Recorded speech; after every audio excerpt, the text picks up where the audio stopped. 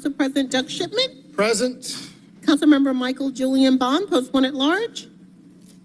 Councilmember Matt Westmoreland, Post 2 at Large. Councilmember Ishe Collins, Post 3 at Large. Councilmember Jason H. Winston, District 1. Here. Councilmember Amir Faroki, District 2. Councilmember Byron D. Amos, District 3. Here. Councilmember Jason Dozer, District 4. Here. Councilmember Liliana Baccheri, District 5. Here. Councilmember Alex Vaughn, District 6. Councilmember Howard Shook, District 7. Councilmember Mary Norwood, District 8. Councilmember Dustin Hillis, District 9. Councilmember Andrea L. Boone, District 10. Councilmember Marcy Collier Overstreet, District 11. Present. Councilmember Antonia Lewis, District 12. Present. We have 10 members present for a quorum, Mr. President. Thank you. Councilmember Faroki has joined us. Next, we'll move to the adoption of the agenda. The agenda was sent out ahead of time. If there are no changes or updates to the agenda, I would entertain a motion to adopt. Moved by Councilmember Juan, seconded by Councilmember Bakhtiari. Any discussion on the motion to adopt the agenda? We can do this via unanimous consent without objection. Any objection to the motion to adopt the agenda? Madam Clerk, please sound the count on the unanimous consent. 11 yeas, 0 nays. 11 yeas, 0 nays. The motion to adopt the agenda passes. Next, I have to say it is a personal honor to call forward the Reverend Robert Franklin, former president of Morehouse College, to give our invocation today, and my former professor at Emory University. It is a pleasure to have you here with us, Reverend Franklin.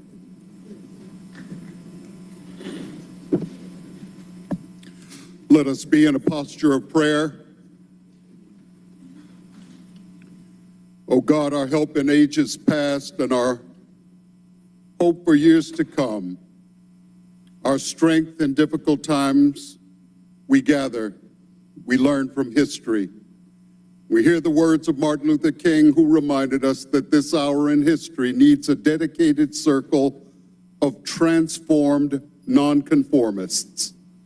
Saving our world from pending doom will come not from a well-adjusted majority, but from the creative maladjustment of a transformed minority.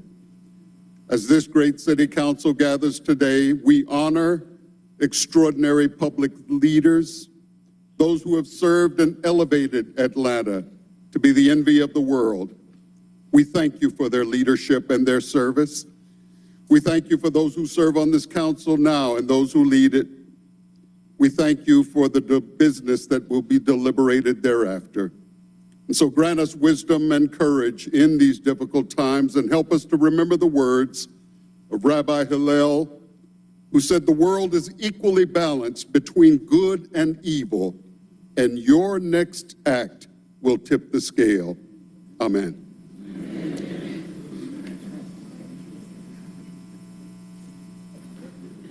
As we remain in a posture of reflection, I would ask if my colleagues have any remembrances or names they want to bring forward. Councilmember Dozier.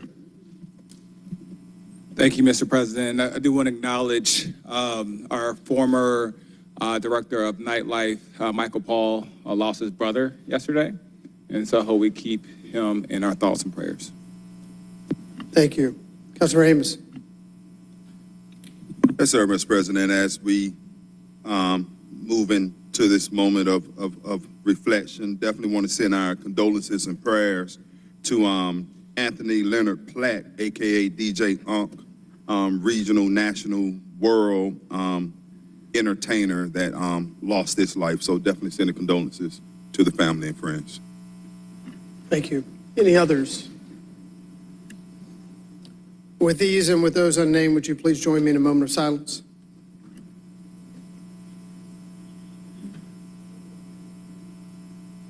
Thank you. Would you please join me in the Pledge of Allegiance? I pledge allegiance to the flag of the United States of America and to the republic for which it stands, one nation, under God, indivisible, with liberty and justice for all. This time it is my pleasure to ask Councilmember Boone to come forward and all of the many who are here to honor Caesar Mitchell Jr. to come forward and join us on the dais.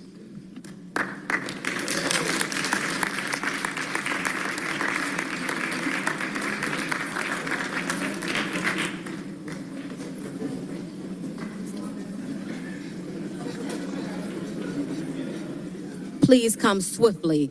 Will all those that are here to honor the Honorable Caesar C. Mitchell, Esquire, please come forward.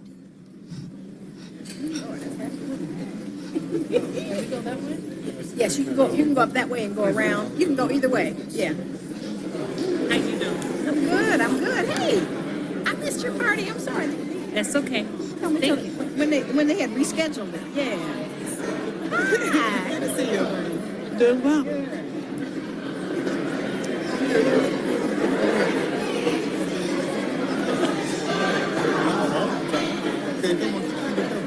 See how you doing? Seeing you later? Okay.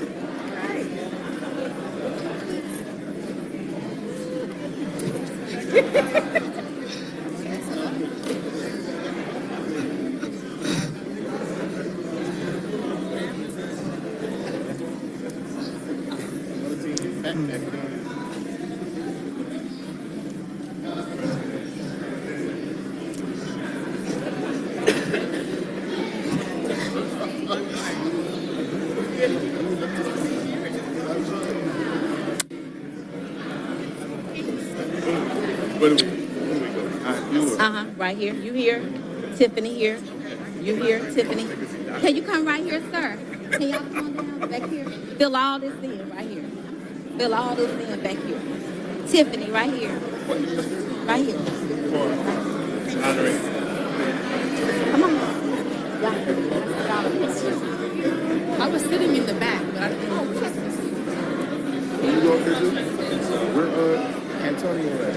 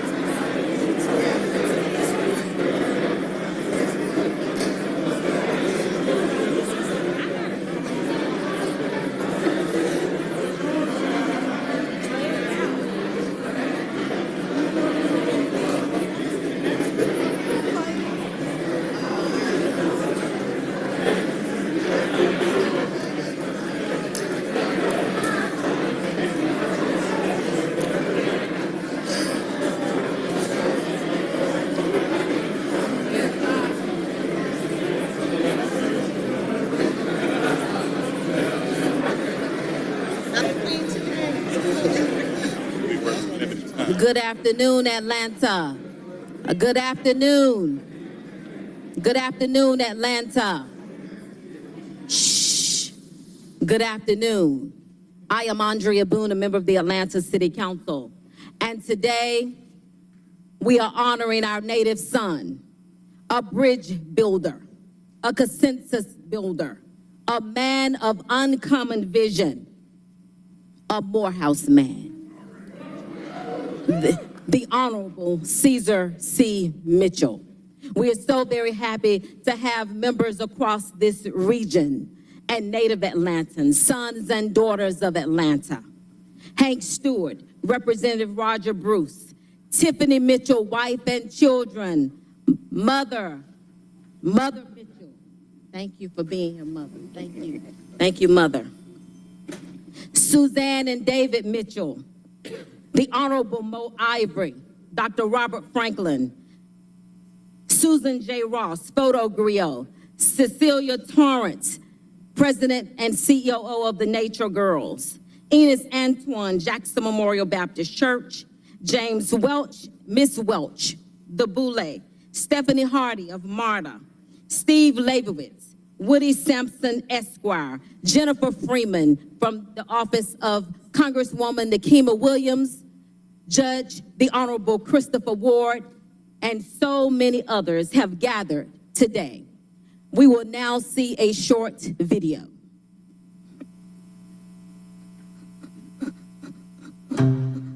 Atlanta thrives on strong leadership. and Caesar Mitchell has been a driving force in its progress. From Benjamin E. Mays High to Morehouse and UGA Law, and his accomplished professional career, he has led with integrity, intelligence, and a deep commitment to his community. My experience with Caesar Mitchell goes way back, as they would say. I've known Caesar over 40 years. We attended the same elementary school for the duration of elementary school. He's a nice fellow. I remember hearing about him playing ball at Mays and in the neighborhood. Not long after becoming an attorney, Caesar knew that he belonged in public service so that he could bring his expertise to the Atlanta City Council, where he could champion policies that could transform communities. I can remember specifically when he first expressed an interest in politics. And his question to me was, should I run for city council? My reply to him was, run, Caesar, run. Caesar won his election, and his victory allowed him to drive meaningful change in Atlanta through transformative programs that strengthened communities and expanded opportunities. We cannot think about Caesar Mitchell's impact on the city of Atlanta without mentioning the College Prep Series. The College Prep Series was an item that Caesar came up with that, in a nutshell, was giving a opportunity for a free SAT or ACT practice test. He partnered with the Scholarship Academy and a number of other nonprofits to bring in Atlanta Public Schools high school students to expose them to the SAT, ACT, all for free. Caesar really understood the fact that tests don't measure how smart you are, they measure how prepared you are. As city council president, he actually formed a lot of committees and a lot of programs. One of the programs he did from a neighborhood perspective was around the Back to Business conference, and that actually gave an opportunity for business people from all walks of life, from nonprofit to profit, to kind of get together, exchange ideas, and to kind of grow their business. So he partnered with the SBA and kind of really provided a lot of resources to people.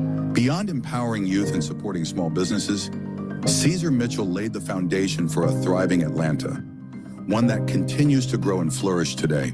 After the Beltline TAD appointment, which was a volunteer role, I then had the opportunity to join a group called the Atlanta Development Authority. And Caesar had something to do with that. And in fact, Caesar and I worked on establishing 4 of the city's commercial corridor TADs. So 20 years ago, this was a financing tool to help make certain parts of the city that didn't attract significant investment better. Fast forward 20 years and you can see the Beltline TAD, the Stadium Neighborhoods TAD, Campbellton Road, Metropolitan Parkway. Those are all phenomenally performing now and encouraging developments in parts of town that wouldn't otherwise get that type of development. Caesar Mitchell is a son of Atlanta. He's had a huge impact on Atlanta. I think Caesar ranks among the elite of attorneys in the city of Atlanta. I have known Caesar a long, long time. As a baby lawyer, when my wife had to teach him the ropes, my wife Sherry, in the real estate world, I saw him rise through the council and then to become the president, and now he's a colleague of mine at Denton's. What can you say about Caesar? He's bright, he's charming, he's personable, he's smart, he's a star. Caesar, you have worked so hard, really for your entire life in service to the city of Atlanta. You are a son of the city. We're proud of you. We're proud of the leadership that you have exhibited thus far, and we know that you'll still have great things to accomplish as a leader here in Atlanta, both on the legal side, the business side, and on the public policy side. Caesar Mitchell, thank you for helping to build the Atlanta we are all proud of.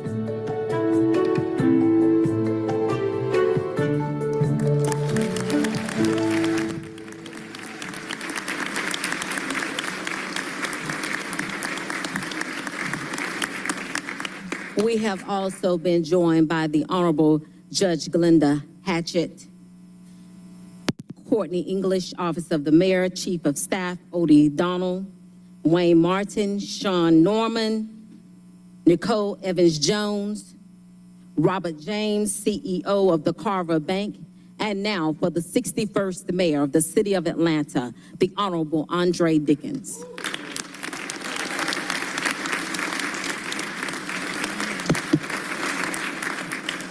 Councilwoman Boone, thank you for bringing us all together today. To Council President Shipman and all the members of the Atlanta City Council, all of these elected officials, both past and present, and to all of these leaders that are here, we're all here for you, Caesar Mitchell. We're all here for you, and one of the reasons we're here for you is because you've always been here for us. You have been a leader amongst leaders. Look at all these leaders of some, variety of capacities up here and out there that are all leading constituencies, organizations, firms, businesses, etc., and they look to you for guidance. And they have looked to you for guidance for decades, for years. Even as a Mays High student, I heard of Caesar Mitchell. I came in 9th grade, they mentioned about 4 or 5 people, and Caesar Mitchell was one of them, and I didn't know who he was. I got the little Caesar, which is David Mitchell. But not only do you embody leadership, and you sound like leadership with that booming voice, your heart is a servant leadership. And you've done that over and over and over again throughout your career, whether here at the Atlanta City Council or here as the council president, or the numerous times you've shown up for communities across Atlanta. Everybody looks up to you, Caesar, and we're thankful for you and all that you do. You set a good example as a family man, as a lawyer, as a fraternity brother, for whether it's, I saw quite a few Omegas in here, for y'all, for that fraternity. Also for us as members of the Boulay together, and just on and on and on, Caesar. I'm thankful for your guidance. When I first got to City Council, the very first day, I had to introduce legislation about something, and I was nervous and couldn't get it right and all this stuff. And then he said, we voted on it. He was like, "Welcome to the NFL, the big leagues, Andre. It's the big leagues." I was like, "Okay, all right, big brother." But you got me straight, you got me going, and I'm just so proud of you. I'm thankful that we're giving you these flowers right now because of what you've done. Your name rings out, and we want to honor you so that everybody, young people, everybody gets to know there's a man named Caesar Mitchell Jr. in this city, and he's giving his heart every day. So keep doing it, Caesar.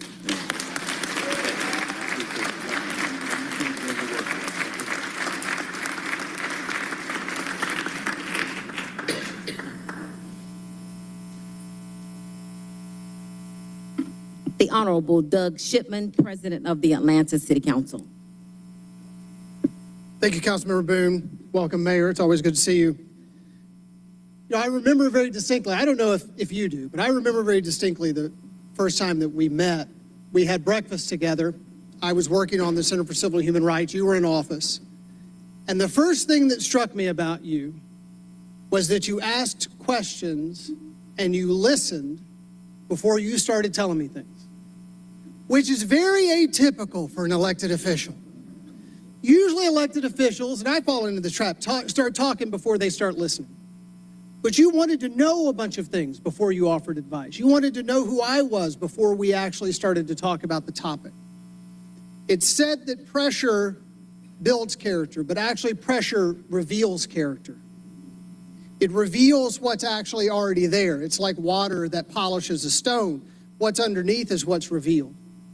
And Caesar Mitchell, you have always had a heart that cares. You have shown that in your office service. You have shown that in your personal relationships. And now the entire community is showing you what that heart looks like on display. Thank you, former President Mitchell.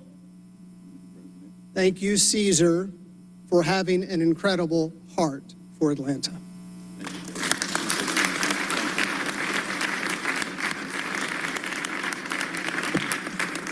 And now Mr. Wayne Martin. Today is very special to me. It's a full circle moment. I was watching Caesar earlier as he was rubbing his son, we affectionately know him as CC, he's rubbing his head. And I thought about when I first met you. Maynard Jackson had just died, very suddenly and tragically to me, who was interning for him that summer. And I felt like I was just starting to find my way. And then I lose Maynard. I had wonderful parents, but there were certain journeys that they couldn't necessarily help me on. And I felt like Maynard was sort of this bridge in my life to help me get to where I was supposed to go. But I met you at the wake, and we had a conversation, and you said, call me if you need anything. I graduated a year later, and I called you to help me get another job, but you hired me to work in your office. When I got another job out of your office, I called you to say, hey, I need a recommendation out of your office so I can go make money, and you responded to that call. That's a true story. I got another job in the future, and I called Caesar again, and he helped me get there. I don't know if you see a recurring theme, but Caesar answers the call. He's answered the call to public service. He's answered the call to being a phenomenal father to his 3 children and to the thousands of other children's lives that he's impacted across the city. And he's answered the call to serving others with all that he has and all that he is. So today we answer the call to serve you. We salute you, sir. Congratulations. And we celebrate you for the many more years of success to come in your life. Thank you.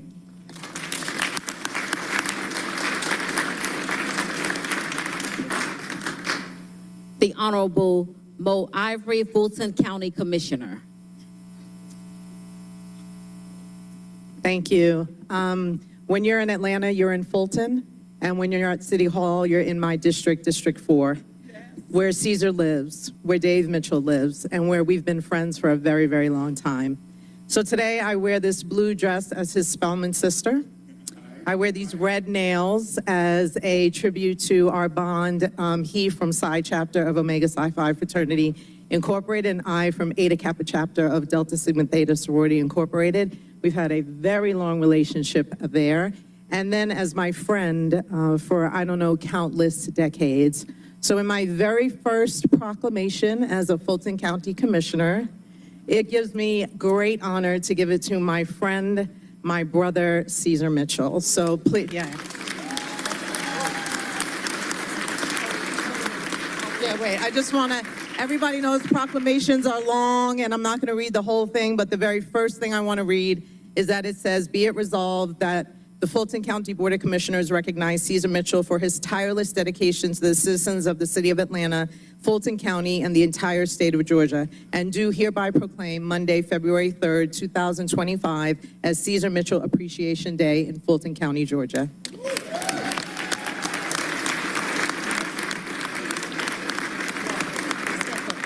Step up right here.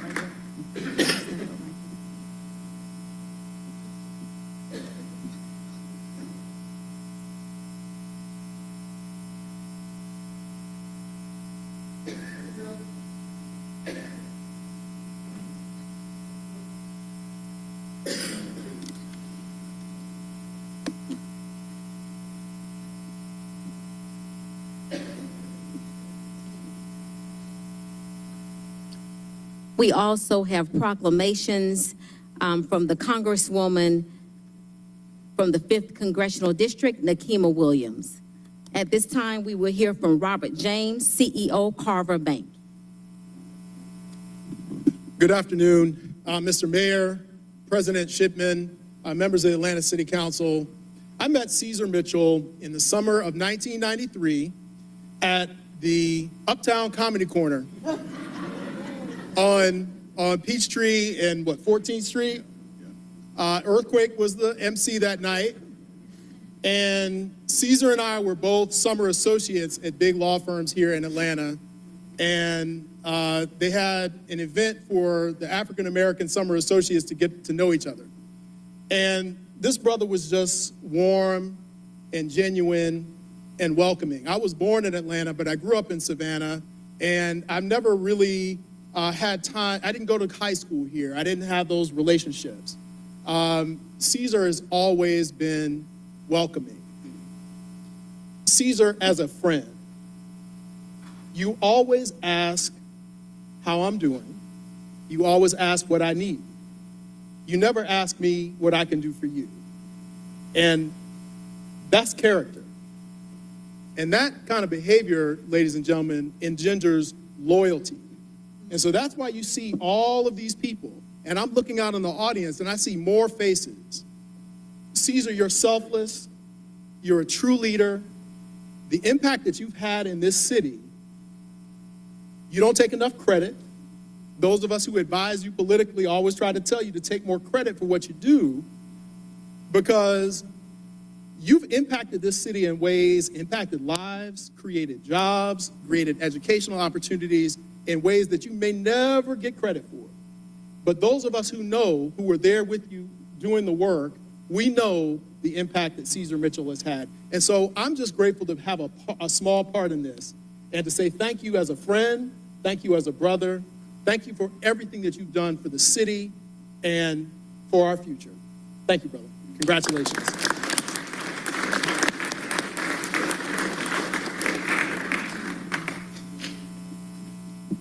We have also been joined by Representative Billy Mitchell and the Honorable Commissioner Marvin S. Arrington, Jr.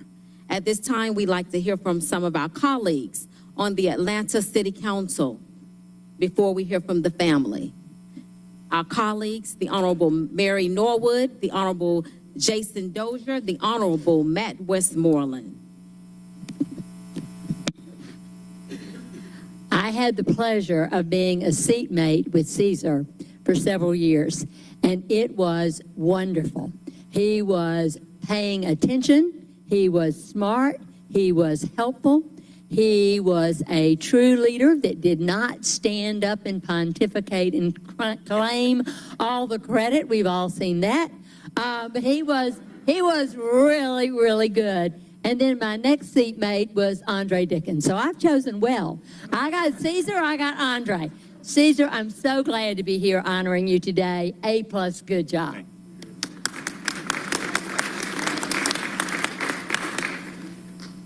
So Caesar lives in District 4. We're going to let his council member, Jason Dozier, the Honorable Jason Dozier of District 4, come next, followed by Matt Westmoreland and Amir Faroqi.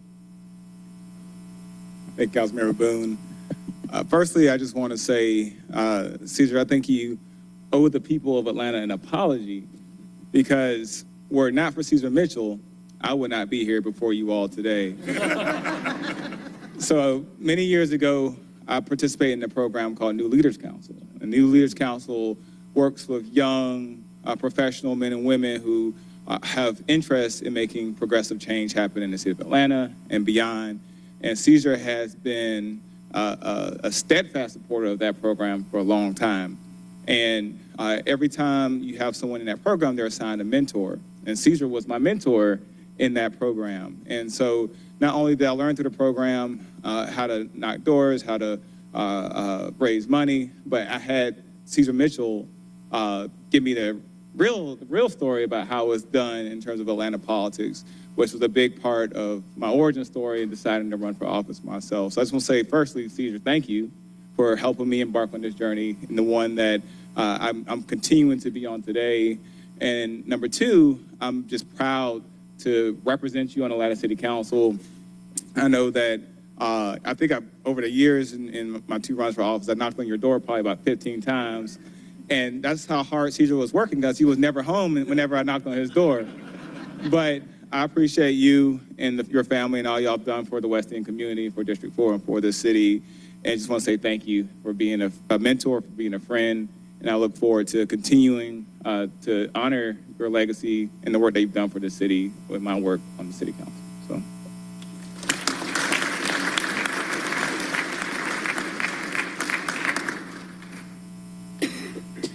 Got many stories. I'm going to share 3 quick ones. Much like the mayor, when I was a freshman in high school, I was sitting in a room at Georgia Tech on National Youth Service Day, and you came in and spoke to a group of high school students about having just embarked on a career in public service. It's the first time I ever met a member of the Atlanta City Council, and 19 years later, due to your guidance and mentorship and friendship and advice, support, and counsel, now I get to sit in the seat next to the one that you held in this room the day we met. If you fast forward, I have a very vivid memory of standing next to you on the table in the Maynard Jackson High School cafeteria during one of your many SAT prep programs, which just influenced over its existence thousands of the APS students that are so dear to so many of us in this room who are graduates of that school system. And third is that every single time I think about economic development on Campbellton Road and Martin Luther King and the Stadium TAD and along Hollowell, I think of you because you wrote that piece of legislation, which is helping thoughtfully bring economic development to parts of Atlanta that have not seen it in far too long. And that is a legacy that continues to exist far long after you have left this room, and is just one of the many pieces of really meaningful legislation and change that you've brought to Atlanta. So finally, whether it's the east side or the west side Mitchells, I feel like a adopted member of your family, and I'm incredibly grateful for all of your support over the years.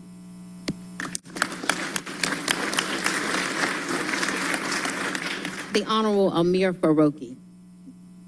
Thank you, Madam Chair, Madam Councilwoman. Look, I, like many others, have had a career that's shaped in part by Caesar. I met you probably around the time of my first run for office in 2009 when I was a naive, really 30-year-old, and you gave me more than the time of day. You gave me advice and counsel and patience, and I look back on it now and I realize, I wanted to be a public servant like you were a public servant. And I say that because we're at a time when we need public servants like Caesar, at a time of ego and divisiveness and yelling and shouting. Caesar is the antithesis of that and is a model of what it means to be a great public servant. And I carry that close to my heart. I think there's a Turkish poet whose name I forget, but he says, in the wind, the mountain is still, or in the storm, the mountain is still. And I think of you in that way, in that kind of calm, steady, thoughtful, able to get above the noise and think about the greater good. And it is a model that we should all be following. It's one I carry as a model for myself. And I just want to thank you for your leadership, both while you're in office, but also beyond. It doesn't matter what your station in life is. You've been there to hold out a hand and pull up folks alongside you, not for your benefit or their benefit, but for the benefit of the community. And so we're very grateful for you, your wisdom, and your mentorship for so many. And this city and state is better for Caesar Mitchell. So thank you. Yeah.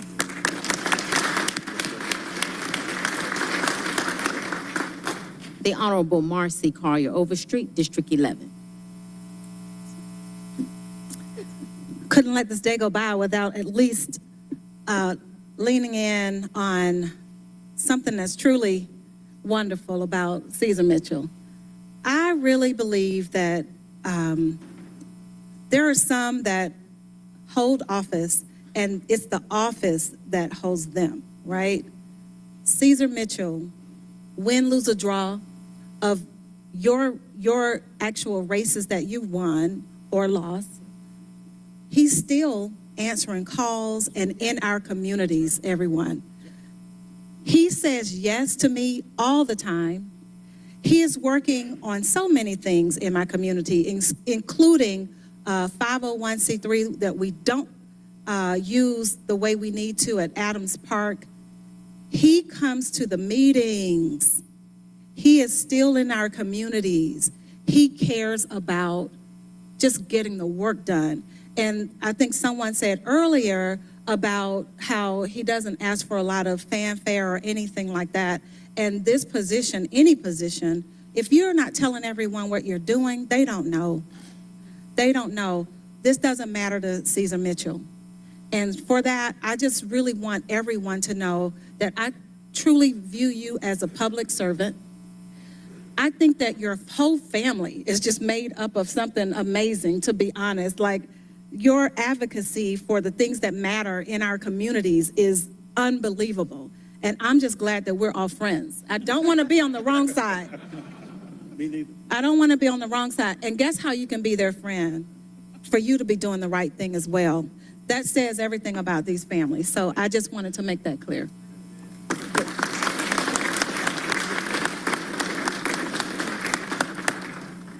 Dr. Robert Michael Franklin, former president, Morehouse College.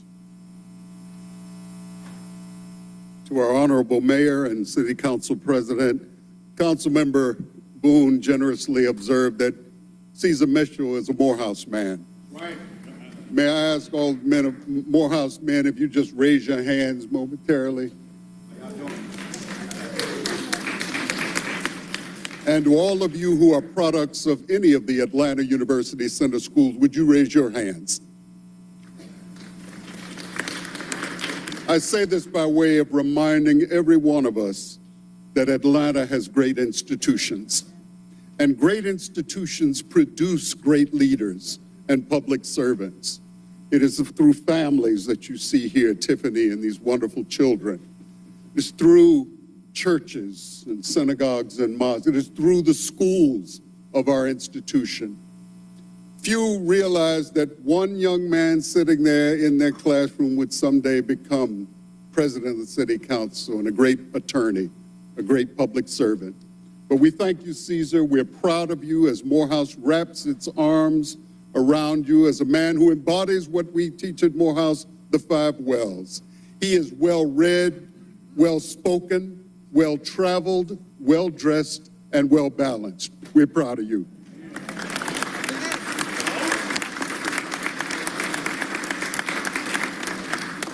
Again, let's give it up for Caesar's mother.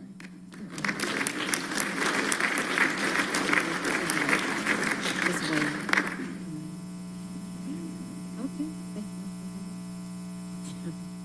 And now our First Lady, Tiffany. Let's give it up for Tiffany and the kids.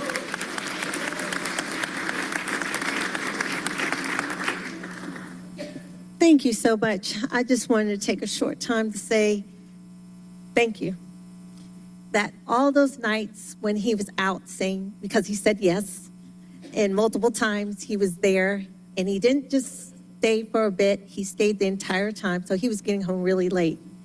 And my children now get a chance to see the appreciation for those late nights and those saying yes and stepping up. And he's done this all throughout his life because he started real young. Addie Sloan taught him. And from there, stories from his mother, of his father, taught him. So it's nothing for him to give of service because it's in his DNA. And part of that is the fabric interwoven into the special city of Atlanta that keeps it going. So thank you, Atlanta. Thank you.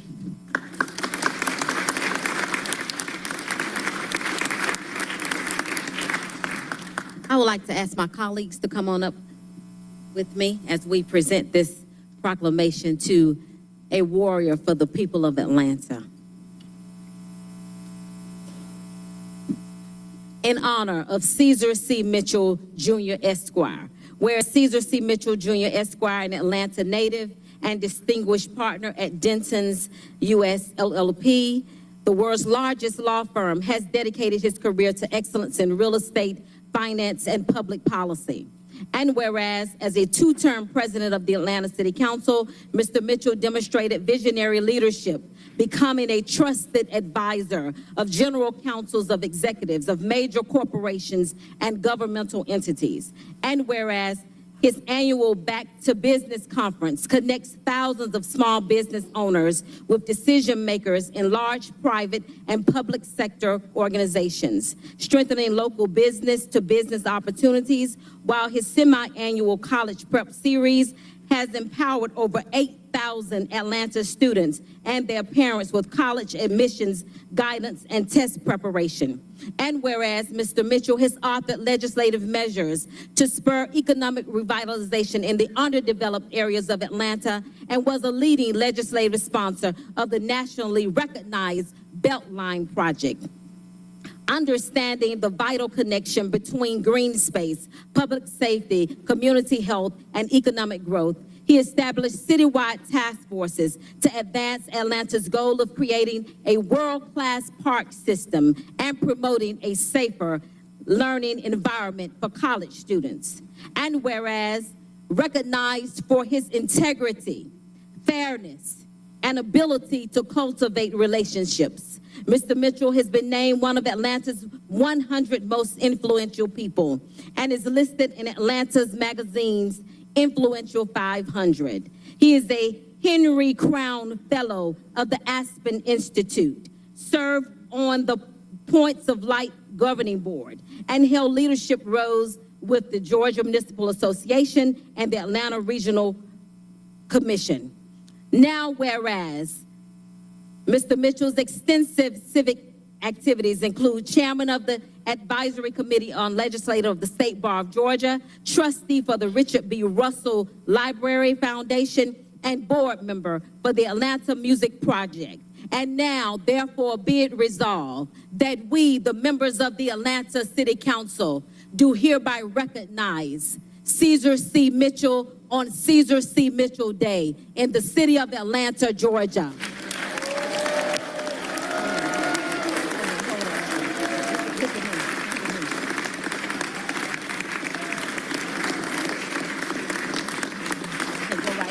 Go right here. And on behalf of the thousands of people in the city of Atlanta, this is just a small token. Thank you, Caesar C. Mitchell.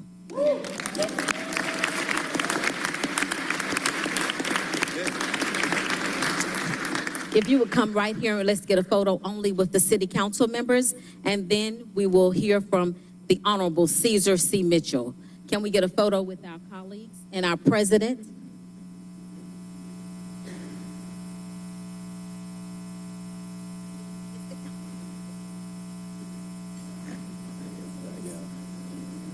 I know. Where's the proclamation?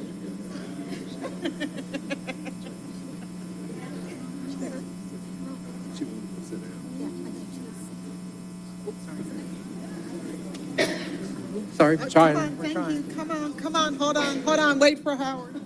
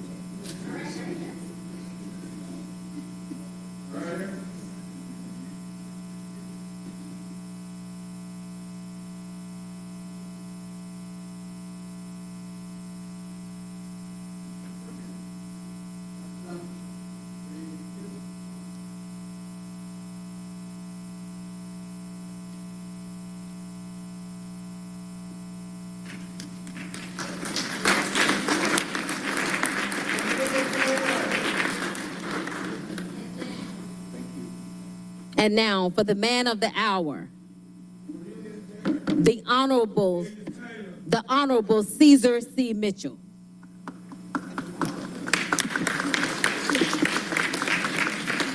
Well, Mayor Dickens, President Shipman, to the members of the Atlanta City Council, Andrea Boone. Andrea Boone.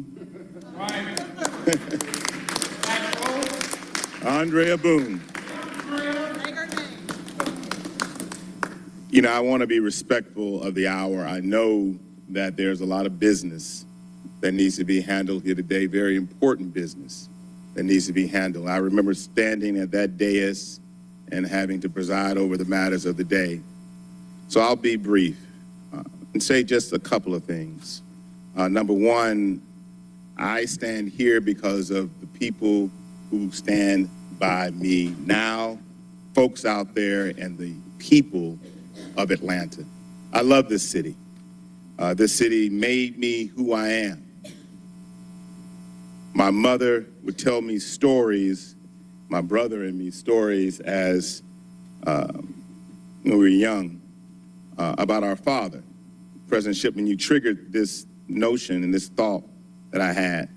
I came here to serve, and I came here to do the best I could to make the city a better place and to improve the lives of Atlanta citizens in any way that I could.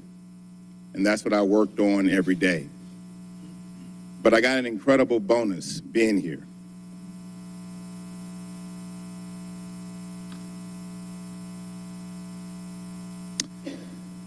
Doug Shipman said that call me Caesar C. Mitchell, Jr. My father, me and David's father, passed when we were 9 and 10 years old. He was an Atlanta police officer and an ordained minister. Had I not taken this journey in public service, I never would have gotten to know him and to know the work that he did before me and before my brother here at City Hall, in the streets of this city, pushing the notions of community policing, treating people with respect. He carried indeed a gun, but also a Bible. And that's who he was. And so as my mom would tell us these crazy stories about my father, who was the founder of the Afro-American Patrolmen's League, who spent god-awful time in the community. He would ride around in this baby blue Pinto, and every now and again he would take David and me, and we'd learn about Powell, we'd learn about different parts of the city. Little did we know, David and I, little did we know that he would be gone in a few short years. But my journey here was an opportunity to get to know him. And I hope I did not waste the opportunity to serve the people of Atlanta in a way that he did. And so I am here because I just want to express my gratitude. And when I say I'm here because I want to express my gratitude, it took Andrea a long time to get me to agree to even come down and receive a proclamation. She says 2 years. But at some moment in time, you have to thank the people who put you where you are. And so I'm here to express gratitude to the people of Atlanta, gratitude to my team. I mean, when I talk about my team, they suffered me, candidly. When I think about all the hours we spent, Renee, Jim Elgar, Kathy Murray, I'm gonna miss names, Preston Harden, Michelle, Wayne, so Jennifer, so many of us. I mean, we would come to a moment in time when a lot of talking had been done. A lot of talking in City Hall, a lot of talking in the community, and what we would say to ourselves is, it's just time to do something. And so what I will say to the members of the City Council, what I will say to the members of the administration, and what I would say to the people here who are here as citizens, whether you're advocating for an issue that's dear to you or dear to your family or dear to the community or dear to the city. We're at a moment in time where we certainly have to speak truth to power, but we are also in a moment where we have to do truth to power. So let's remember that as we move forward. I'm incredibly grateful. I thank God, and I'm so glad that my mom is here, wherever she is right now. She went to sit down. She did not spare the rod as we grew up. And I'm thankful for her, and I'm thankful to all of you. Thank you, Andrea. Thank you to the members of the council. Thank you for loving me in spite of me. God bless you. Love you.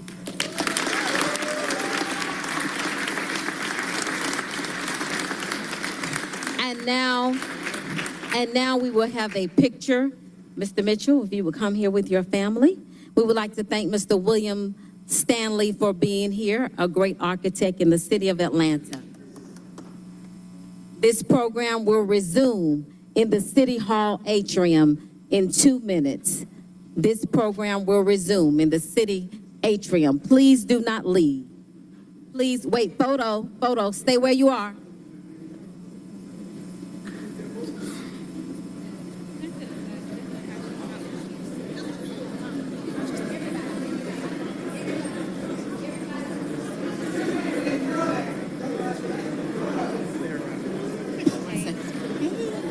Okay. Okay, well, shh, shh, shh. Picture. Please stay where you are and take a photo. Look straight into the photo. Please look straight into the photo. Shh. If you would turn around and look. Sue, are we ready? Photo, 1, 2, 3.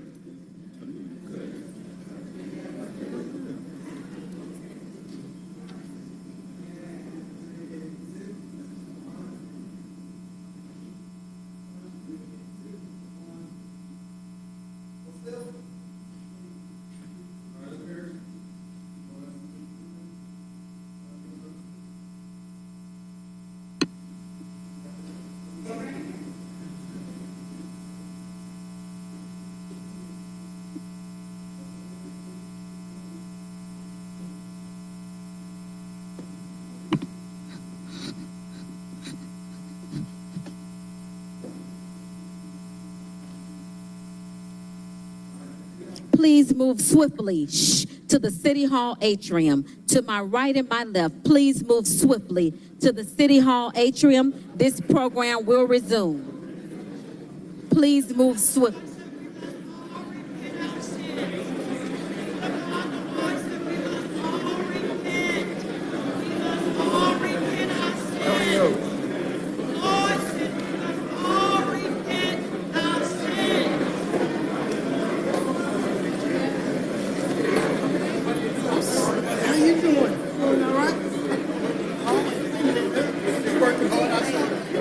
Yeah, I'm trying. I'm day at a time. I'm day at a time.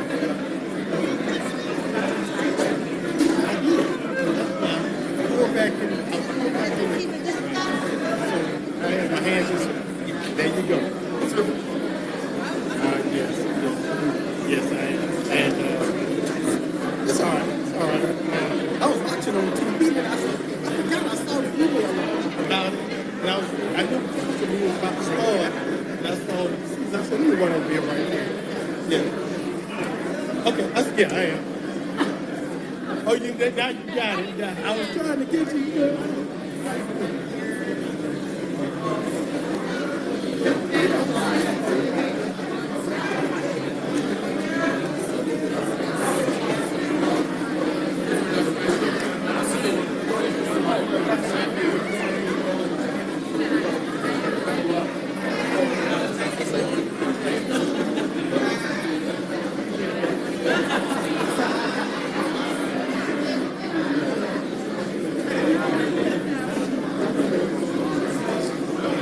Will everyone please move to the City Hall atrium? Please move to the City Hall atrium swiftly. City Hall atrium swiftly. Shh. Please move to the City Hall atrium.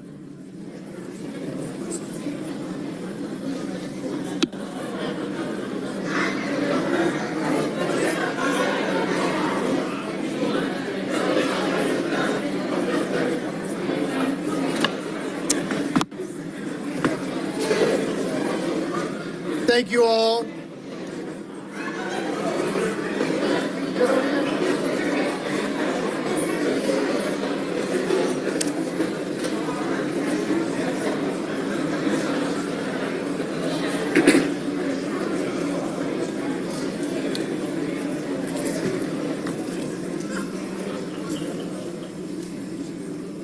Thank you all very much. Next, I would like to invite Councilmember Michael Julian Bond forward, and all of those who are here to celebrate the life and legacy of Ben Howard to join us on the dais.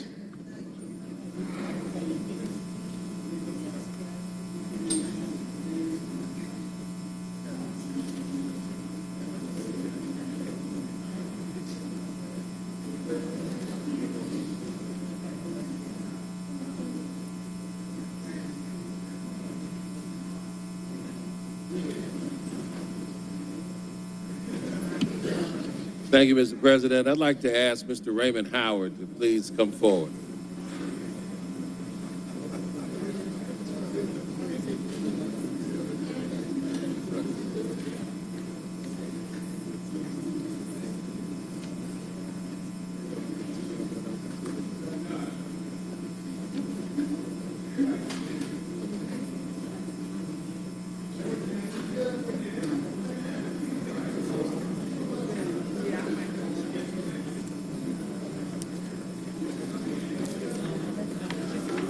Mr. Howard?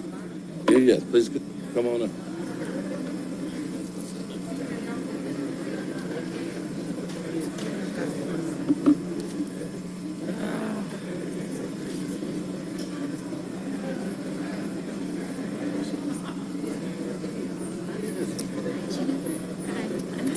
How you doing? Yes, I just wanted to come and speak. I'm well. Good to see you. I'm looking forward to next year. Yes. Oh, this year, actually, right? It's October.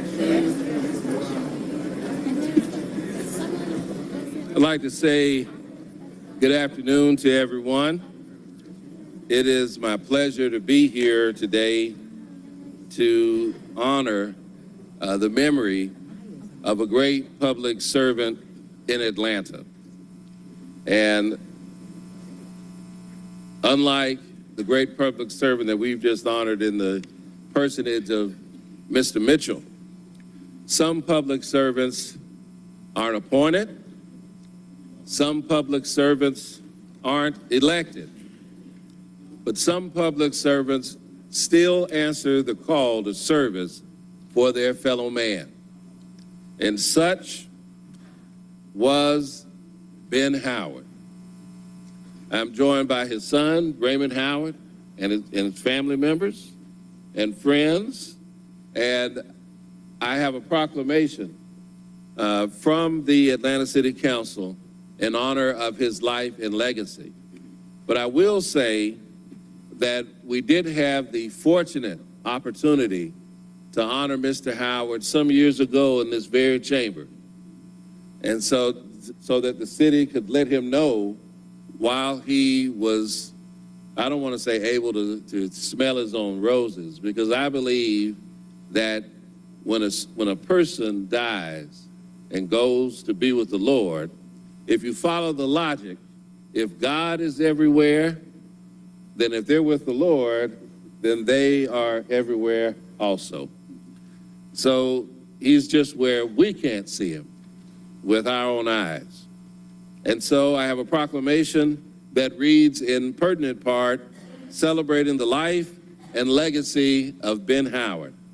Whereas Ben Howard, a lifelong advocate for social justice, equality, and workers' rights, has passed away, leaving behind a legacy of profound service, impactful leadership, and unwavering commitment to creating a better world. Born with a calling to serve his community and country, Ben was a proud veteran of the United States Army, serving honorably during the Korean conflict before earning a bachelor's degree from California State College in Los Angeles and a master's degree from the University of California at Irvine. Whereas Ben Howard's career was as dynamic as his passions. During his time in the aerospace industry with North American Rockwell, he served as a union steward, founded a Black Workers Alliance, and played a key role in organizing the first employee civic rights strikes in Los Angeles during the 1960s. His dedication to justice extended beyond the workplace, where he championed labor and civil rights through successful grievances, complaints, and litigation. Whereas Ben Howard's commitment to justice and equality was evident in his service on boards of the American Civil Liberties Union of Southern California, the Legal Aid Foundation of Los Angeles Advisory Committee, and his active involvement with the NAACP in Jackson, Mississippi. And whereas upon retiring in Atlanta in 1997, Ben Howard began a new chapter as a senior advocate. He held leadership roles in the Fulton County Commission on Elderly Affairs, the Council on Aging, and AARP. He was an active member of the Neighborhood Planning Unit R and a tremendous civic organizations enriching the lives of many Atlantans and beyond. And whereas Ben Howard was an active participant in meetings with the Atlanta City Council and its committees advancing tirelessly for affordable housing, transparency, public engagement, His commitment to progress extended to his involvement with groups such as the Policy Advocacy Information Network, Georgia Stand Up, East Point Naturally Occurring Retirement Communities, among many, many others. And whereas Ben Howard is survived by his children, grandchildren, and great-grandchildren, all of whom continue his legacy of service and success.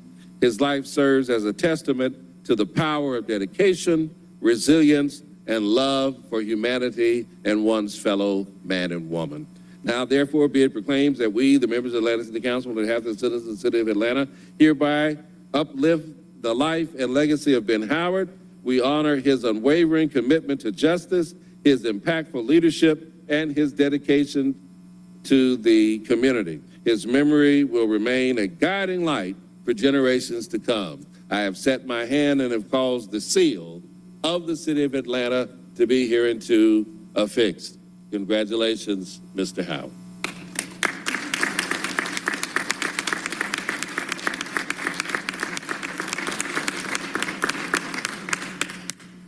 Mr. Raymond Howard. I want to say thank you to the City of Atlanta and also to the council and the members of all the agencies who he has befriended. And those who know him know that there was some sarcasm in that statement. Thank you for keeping my dad alive, keeping him interactive and active. Thank you for participating in his legacy. And most of all, thank you for keeping his memory alive and honoring him. I greatly appreciate all those who are here and aren't here who have spent the many decades that he has spent in this city. And I'm appreciative of the time that you spent to let him speak and to hear him and the changes that have come from his presence as an advocate, as a friend, as a troublemaker at times, and a peacemaker most of the time, if not all of the time. Thank you very much.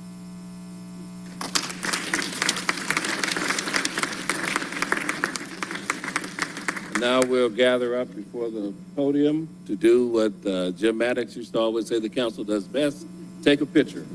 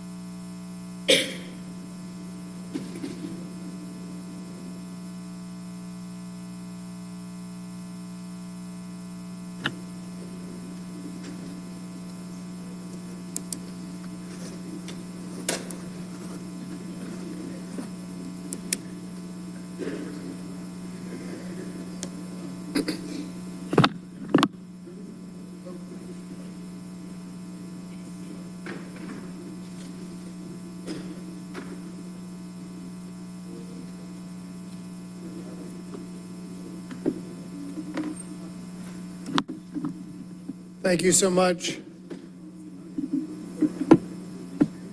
Next, I'd like to ask Councilmember Jason Dozier to come forward, and all of those who are here for the recognition of West End Development, Carl Barnes and Handy Johnson, to join us on the dais.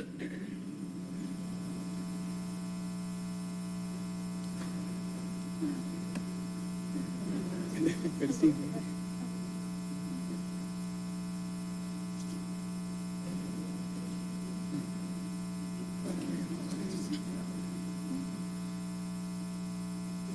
Come on, lady. Come on, lady. Y'all have to leave her, doesn't it? Yeah. Come on up, come on up.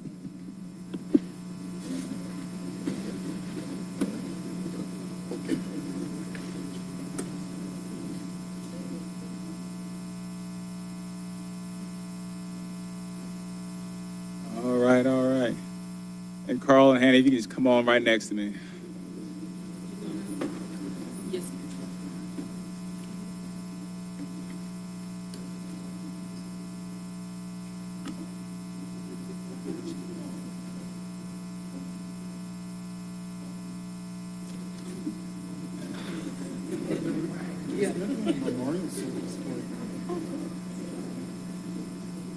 Come on up.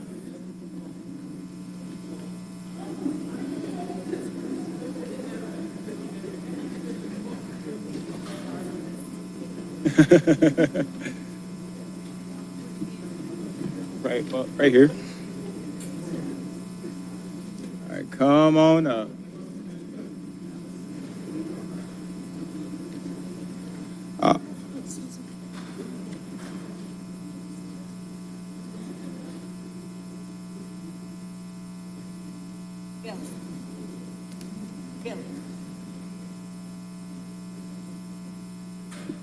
All right. Good afternoon, y'all. I'm Councilmember Jason Dozier. I represent District 4 on Atlanta City Council. And what's most important today is that I represent the West End community on Atlanta City Council as well. And so I have a button here that says West End, talk it up. This was gifted to me by Ms. Janet Sykes. I don't know where she might have landed, but today is such a remarkable day here in the city of Atlanta because all day we've been talking up the West End. We did the wonderful proclamation for Caesar Mitchell, who lives in the West End community. And today we get to honor Mr. Handy Johnson and Mr. Carl Webster Barnes for their contributions to the West End community over the last several decades.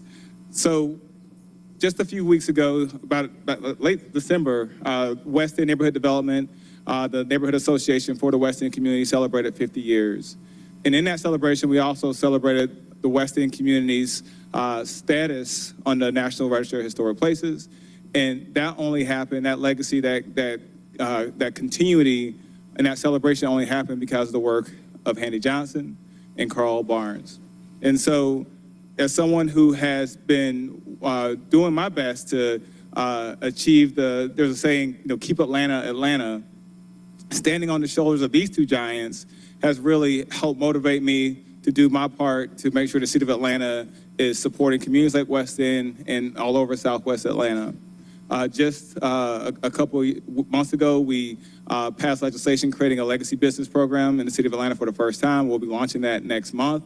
And that work only happened because of the work that these two gentlemen put in to ensure that businesses and residents and neighbors and community institutions stood the test of time. If you go to West End, you see businesses that have been there for 50 years. You see neighborhood centers that have been there for decades. You see residents who've been here for several decades as well. And it's important that we honor that legacy. And it's important that the city of Atlanta honors that legacy as well. And so we wanted to make sure that we bring West End to the front so that you all know what work has gone in to make our city the city that it is today.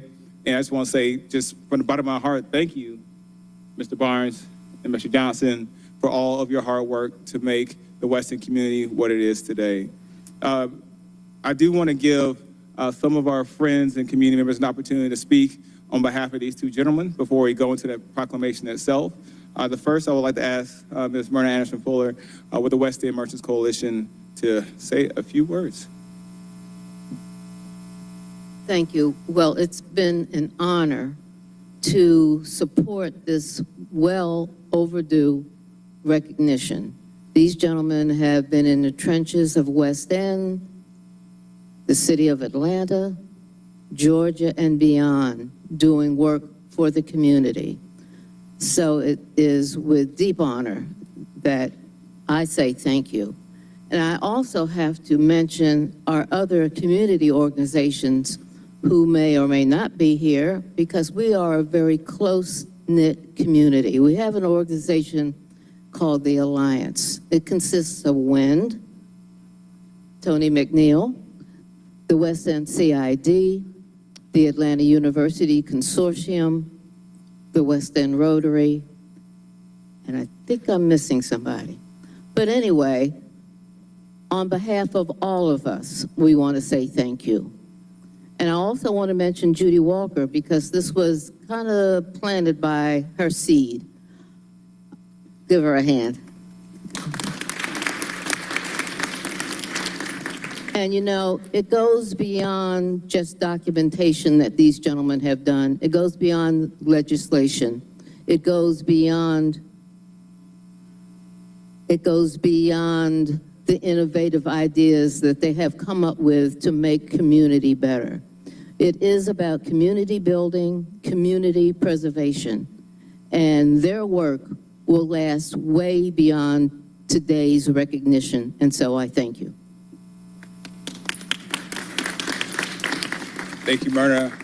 I've also invited Terry Ross, where'd you go, Terry, to say some words on behalf of Neighborhood Planning Unit T. Thank you, Councilman Dozier. And most of all, thank you, Handy. Thank you, Carl.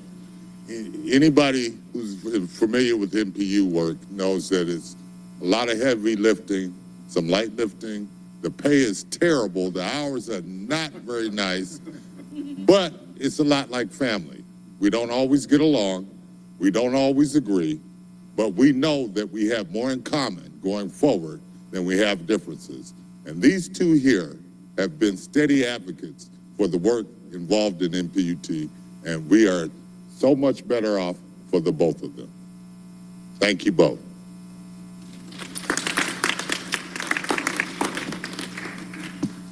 Thank you, Terry. So for our first proclamation, I'm going to read off the proclamation for Handy Johnson Jr. And if you could stand next to me. So first thing I'll say before I read off the proclamation, Mr. Johnson is a native son of South Carolina. My family is from South Carolina as well. I don't think we're kin. However, you know, as a first generation Atlantan, I've leaned heavily on my South Carolina roots in terms of making me the man I am today. And so I'm very proud that, you know, you're a fellow veteran. You've done so much for not just our communities, but for our country. And so I just want to say thank you for your service and thank you for all you've done for our communities. Thank you, guys.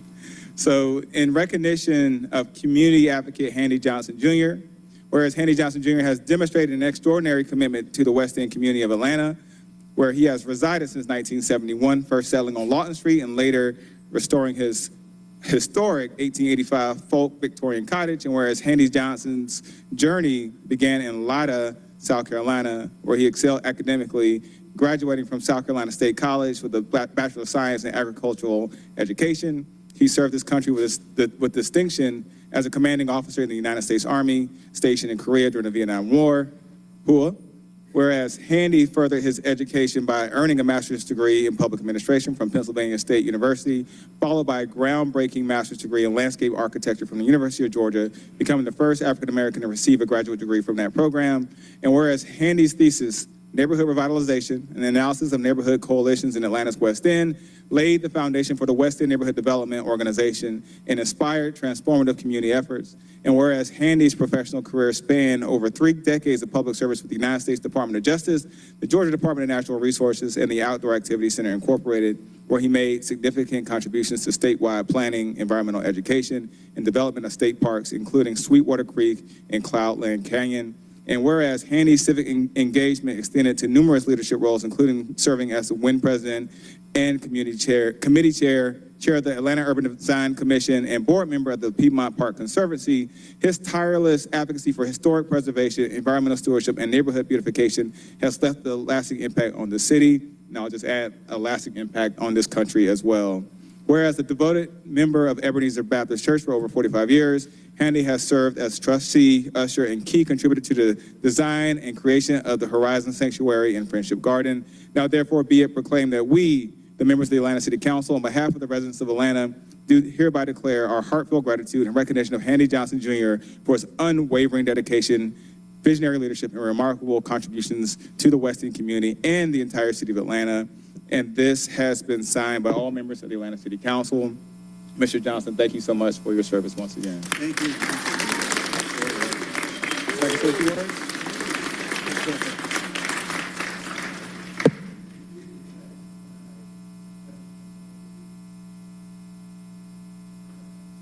But just falling in love with an old neighborhood and an old house and carrying on a life that has made such a difference in our inner city. Thank you all for being here, and may God bless and keep each of you. Bye-bye.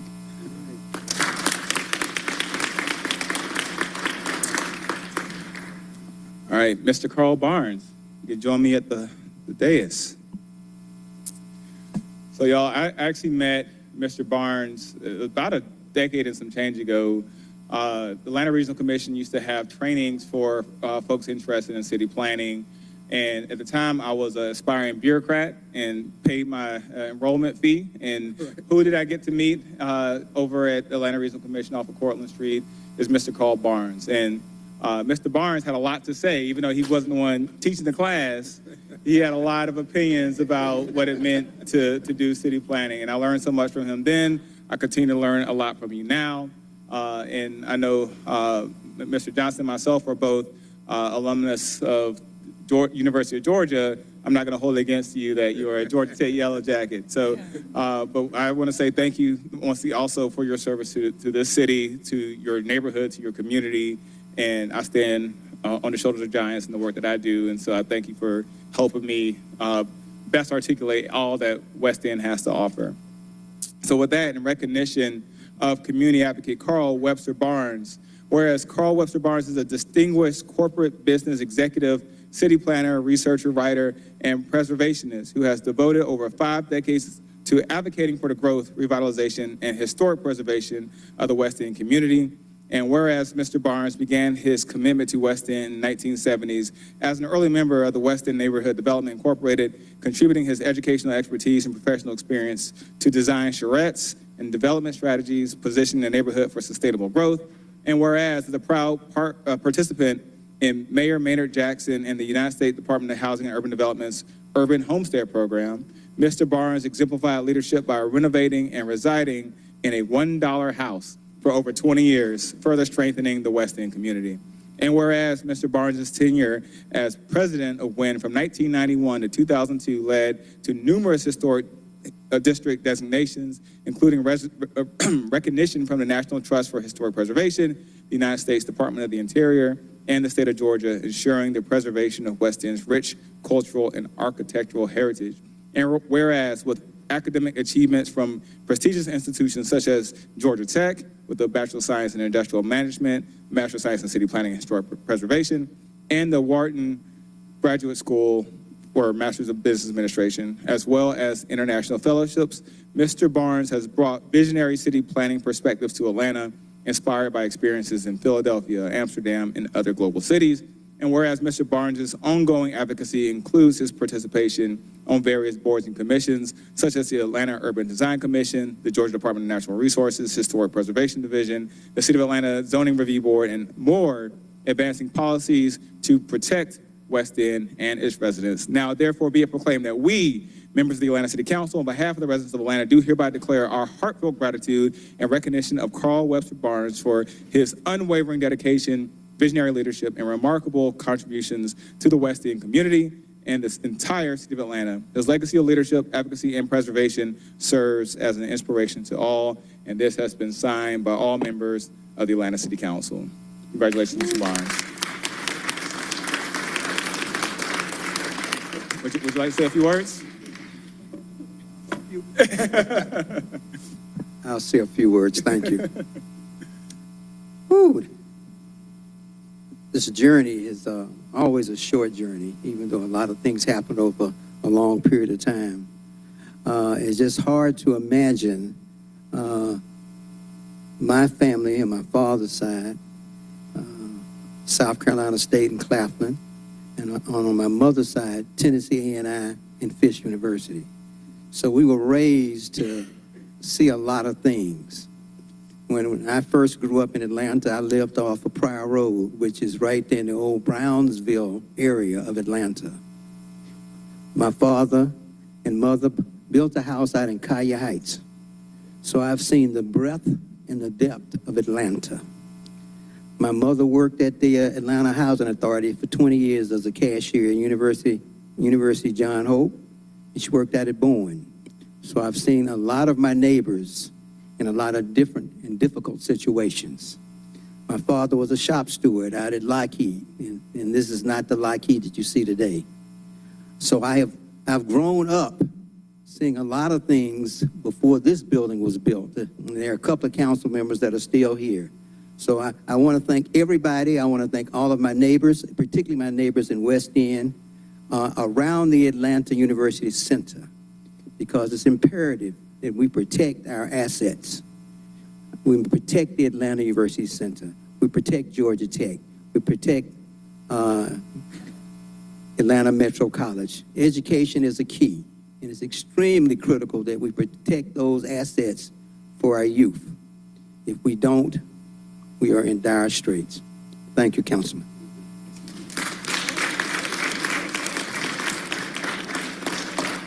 Now, before we take a picture, one thing I do want to say, just for the folks in the room and the folks watching at home, just look at everyone up here on this, behind this dais to celebrate these two wonderful individuals. This is the West End community that we all know and love.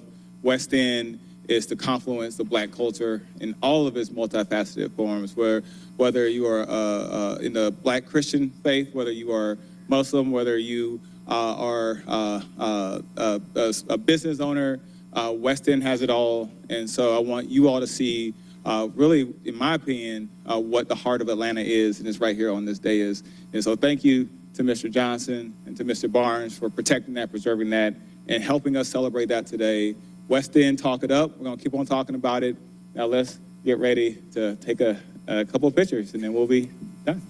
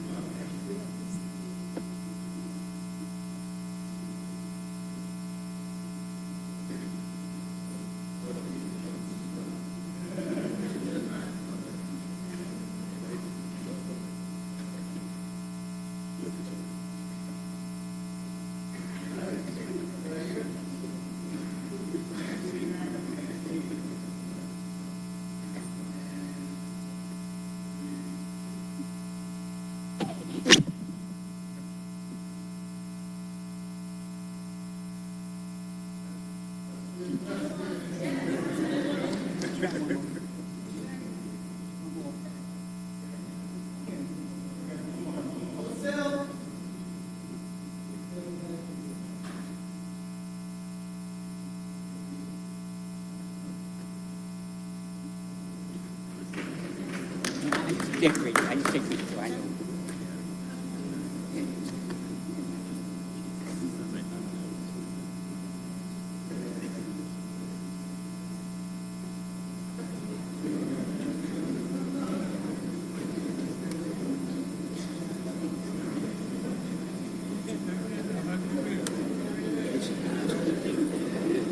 How you doing? Ebenezer, enjoy your design every Sunday. How's it been?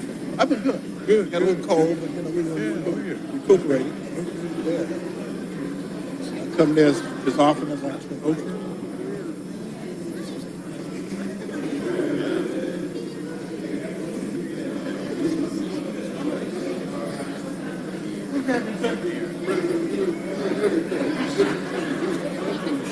Okay.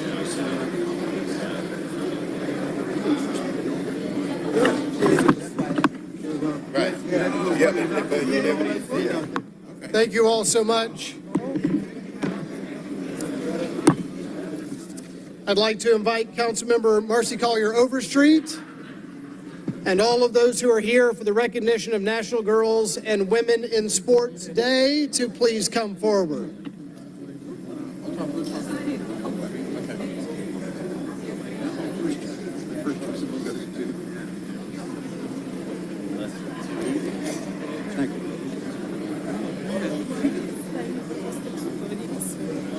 Yeah. I have this though. Oh.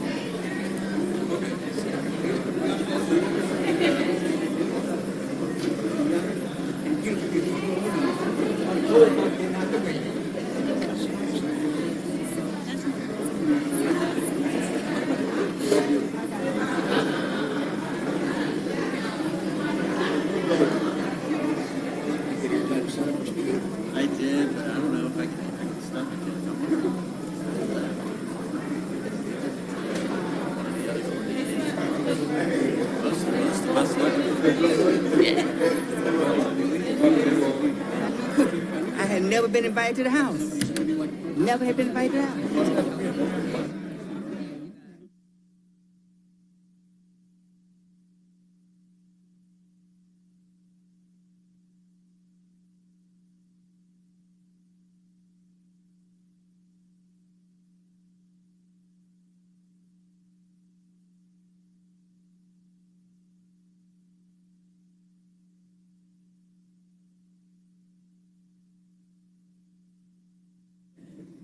Okay, well, we'll get started.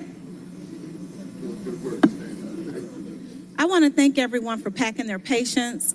This is our last proclamation of the day, but certainly not the least important. I am extremely proud to be presiding over this proclamation. It means so much to me that you all are allowing me to do this today. Let's talk about why it's important for us to recognize National Girls and Women's in Sports Day, and especially our Atlanta's own volleyball team, Love. It's important because when we recognize women, we're continuing to support the girls in sports, ensuring that they have the resources, the mentorship, and the platform to achieve their potential. It's really that simple. Everyone knows when a woman is involved, it makes everything better. That's a fact. You don't have to look that up. It's a fact. So just take our word for it because we know. And also by celebrating today, we're supporting the organization. This organization is certainly worthy of our support. This is the volleyball team. It's Love. This is the City of Atlanta's volleyball team, and this is the City of Atlanta's commitment to make sure that they know that they're supported and that we see them and that we will be here for them. I want to make sure that we are speaking to a couple key people here first, and then I will read the proclamation. Our first speaker is going to be Kim Kitchen. She is the Chief Operating Officer of Youth Clubs at League One Volleyball.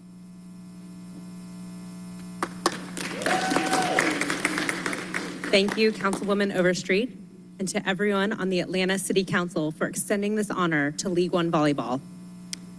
As Councilwoman Overstreet mentioned, my name is Kim Kitchens. I'm a proud Atlanta resident and Chief Operating Officer for Youth Clubs at League One Volleyball, or as we call it, Love.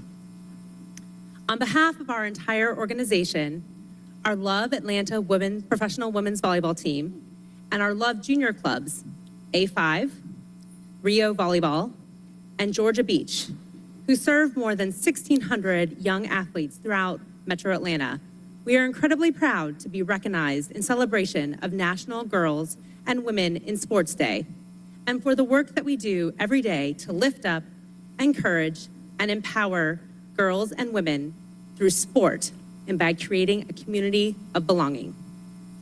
The idea behind Love is championing athletes through their entire volleyball journey.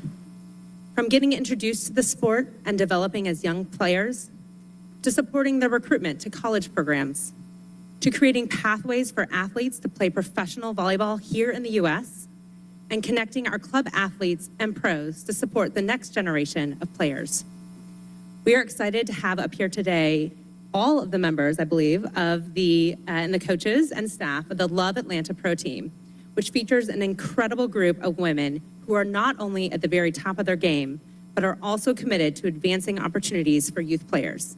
They're also currently ranked #1 in our league. Two I want to recognize. First is Sugar Hill native Tia Jimerson. She is an alum of one of our youth volleyball clubs, A5 Gwinnett, and Tia is now living her dreams of playing professionally in the U.S., right here at home.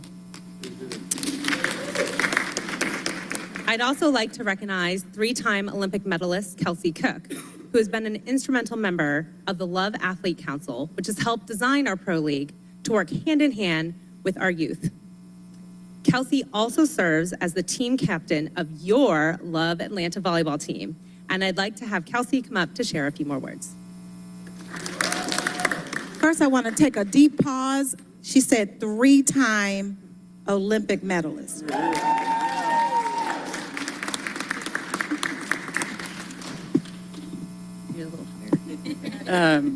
Thank you again for this incredible honor. I know on behalf of our team, we're honored to be here today. If anybody wants to come watch some incredible volleyball and watch all these amazing women compete, we play our next home game is February 21st at the Gateway Arena, and we'd love to have all the support.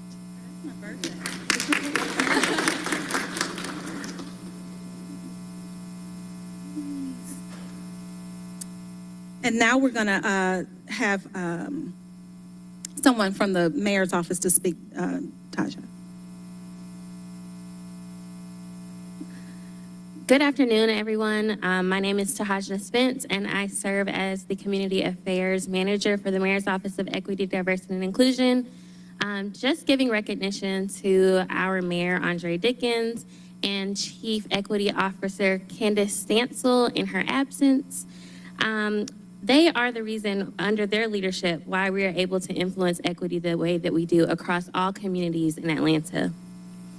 As Councilmember Overstreet mentioned, one of Modi's commitments is to advance equity for women and girls by breaking down systemic barriers and expanding opportunities. We achieve this through initiatives like the Mayor's Women of Atlanta Advisory Council, and sports is one of the unique ways that we get to accomplish this work. Our partnership with League One Volleyball aligns with Modi's efforts to ensure women have equitable access to opportunities that thrive in historically male-dominated spaces. And so I just want to give a special shout out to Malik Lewis here. She connected with us at our International Day of the Girls celebration this past October, and we immediately hit the ground running, talking about ways that we can engage with the community here in Atlanta, and also shared some of Love's work with our youth here by hosting their volleyball camps with the Department of Parks and Recs. Today, I would just like to say thank you, and thank you, Monique, for this partnership. Congratulations. Do I have any colleagues that would like to speak? Want to make sure that I don't overlook my colleagues. Okay, so seeing none, we've been speaking all day. I know they're all spoken out. Well, we have Councilmember Mary Norwood. I am not a volleyball player. You can see that pretty clearly. But I am in such awe of all you ladies for doing this great work and for being so excellent in your field. So go women. Thank you. And also the Honorable Michael Julian Bond. Just want to thank Councilwoman Marcy Overstreet for highlighting this fantastic team. Let's give them another round of applause for everything that they do. And just quickly and briefly, as a father of 2 daughters who played sports all while they were coming up, it is important for us to highlight women in sports and that we need to support them at every level, at every level. Some of the most dramatic and exciting games that I ever witnessed were my daughters participating in volleyball, participating in basketball, and other sports. And so it is valuable. It serves as a great example to other young women across our country, and it is absolutely needed. So we just want to salute you and thank you for what you've done, and congratulations. And thank you, Councilwoman Overstreet. So here, oh, wonderful. We're going to bring pins for for everyone, actually, council pins. And here, my daughter also found a lot of confidence in being on travel volleyball while she was in middle school. But even with my 3 to 5 inch heels on, she is my height. So it didn't work out for us, but I am strongly a big advocate of what you do. It's so much fun and so good for our communities, 100%. The mental aspect of it is a whole nother conversation in itself, the confidence that sports, women in sports bring about, and just, I really do believe women make everything better. So I'll just say that again. But let me read the actual proclamation, and then we'll take our picture, and then we will get about the other business of the People's House. Proclamation. In recognition of the national, I got to get the font that I can actually read. I'm not going to tell you. My birthday, like I said, is on the 21st, but these eyes go quickly. Recognizing National Girls and Women in Sports Day and Love Atlanta. Whereas National Girls and Women in Sports is a celebration observed annually on the first Wednesday in February to honor the accomplishments and contributions of girls and women in sports. And whereas NGWSD was established in 1987 to acknowledge the significant impact of female athletes, coaches, and administrators in breaking barriers, creating opportunities, and promoting gender equity in athletics. Whereas through the efforts of athletics, advocates, and organizations, girls and women have made tremendous strides in gaining access to sports, leading to improved physical and mental health, leadership development, and career opportunities. And whereas the City of Atlanta's Mayor's Office of Equity, Diversity, and Inclusion recognizes the importance of promoting opportunities for girls and women in sports as a means of empowering resilience and community building, and believes that such efforts align with the goals of the Mayor's Women of Atlanta Advisory Council, which champions gender equality, opportunity, and inclusivity for all women in the city. Whereas the Mayor's Office of Equity, Diversity, and Inclusion supports initiatives that promote inclusion, participation, and leadership for women in all sectors. Whereas the City of Atlanta is committed to continuing its efforts to uplift and support women and girls in sports, ensuring that the next generation has the resources, mentorship, and platform to achieve their dreams and break new barriers in athletics.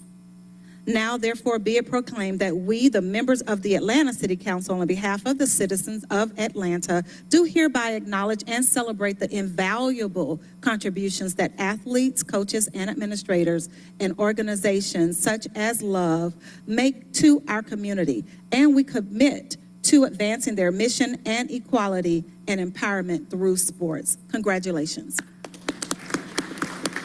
Let's all move forward and take a picture.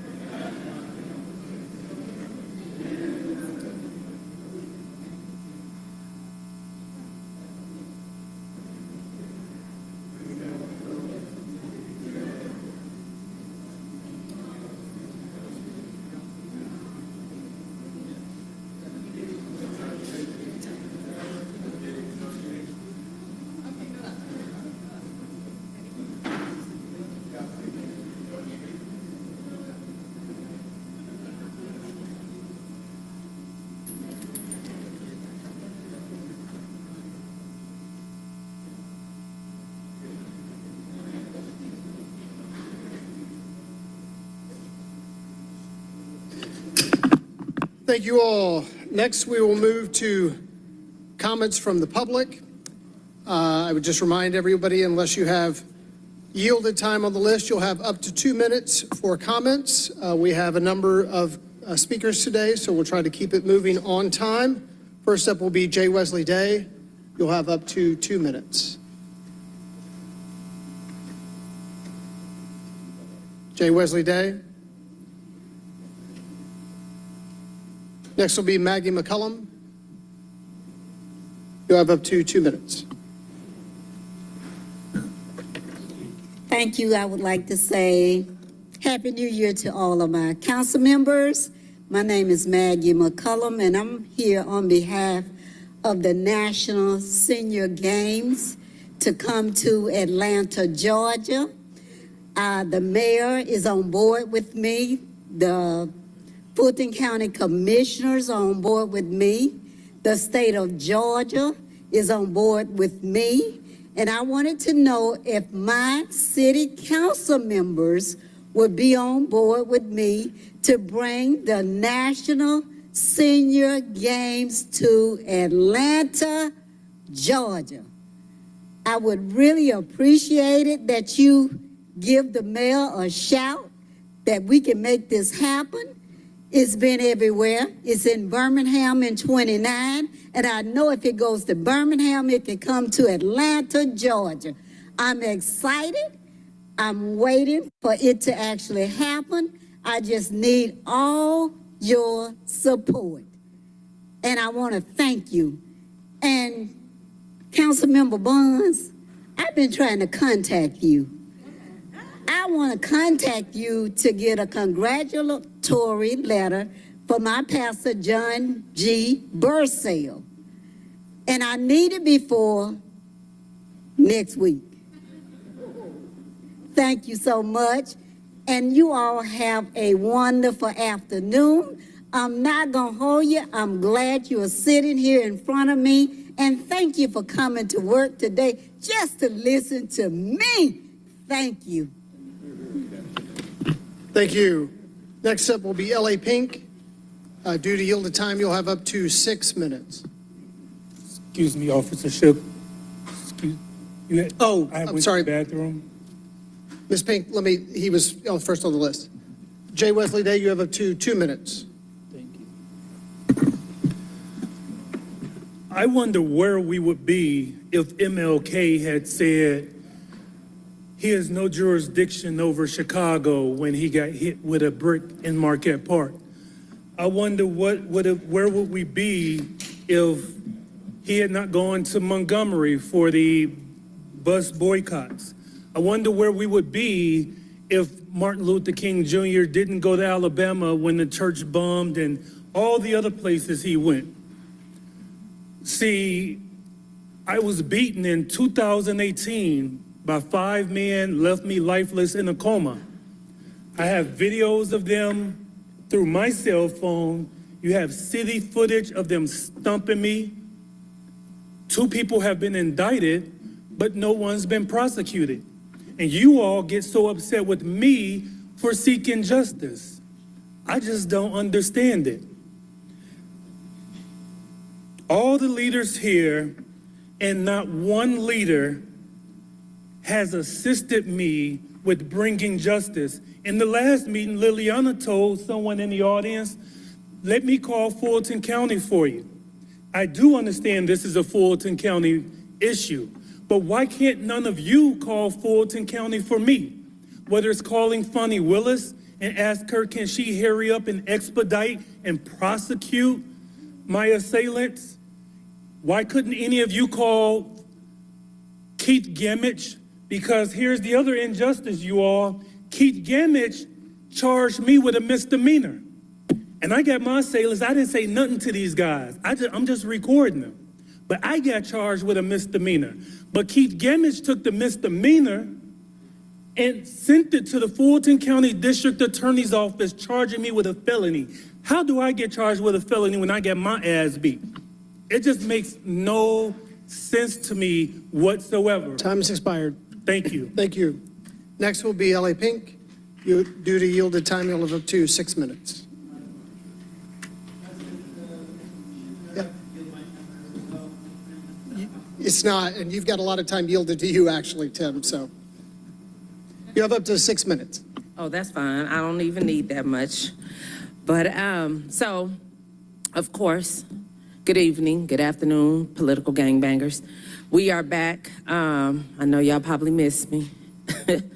However the case may be, we stood outside today, and I have brought several homeless before this incident and today, just to talk about the situation that continues to happen. If you guys know, and if you've done some background on me, homeless is a lifestyle for me, not a situation, not an event, not something that we do during Martin Luther King holidays or any of that. This is something that I have even experienced, homeless, feeding the homeless, and now we stand here today with someone that their life have been taken. I fed Mr. Cornelius, clothed him. So this hits a little bit different with me. This is not just me coming down here to see the grandstand of things that took place today. But you guys, these people need homes. Let's get to the real deal of what's really going on right here in Atlanta. These people need real food. They need real love. They don't need a publicity stunt. They don't need a church opening up their doors only when it's funeral time. They need a church to open up their doors to help house them, to help put them somewhere where they need to be. The mental health, there's different levels of homelessness. Everybody is not on the street on drugs. Everybody is not on homeless because they can't stay off drugs. Some of them have mental health issues and don't know how to get off the streets. But it's our job to be on foot instead of sitting up here giving proclamations. You know what took that man so long, proclamations? Because there's so much corruption. You don't know even who to accept the proclamation from no more. I get calls all the time, I want to give you an award. I don't want it. You know why? Because I can't even trust who's giving me an award. I can't even trust that you are doing the work that I'm doing for you to award me for what I do.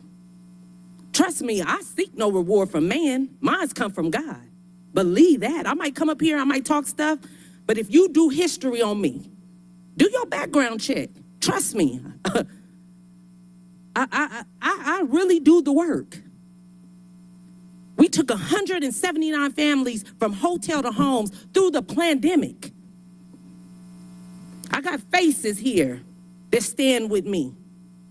We feed them every Sunday, right here across the street from the courthouse, at a church that should be open 24/7. You guys got to wake up and get up out these seats. Some of you are in the streets. I'm not those, let me tell you something, if the shoe fit, wear it. Whenever I'm up here talking, if the shoe fit, wear it. If don't force your feet into it because I ain't even talking to you. But 90% of the time when I'm talking to somebody up there that ain't doing the work. And if I call your name, then that means I done already did research on you. That means I done already did a background check on you. That means I already done got a call on you. I'm not gonna call your name for nothing. Anybody know if I say your name, that means I done got a call. That means somebody talking about you. So while y'all allowing legacies to be moved and talked about, let your legacy be that you've been in these streets, that we don't have to continue to come down here and tell you how to do your job, tell you how to spend your money, and stop spending taxpayer dollars on your own organizations. I don't never come down here begging y'all for one dime. Y'all could do research. I ain't never came down here and asked y'all for nothing. You know why? It's because I refuse to get in bed with you. Thank you. Next will be Margie McLeod. You'll have up to 2 minutes.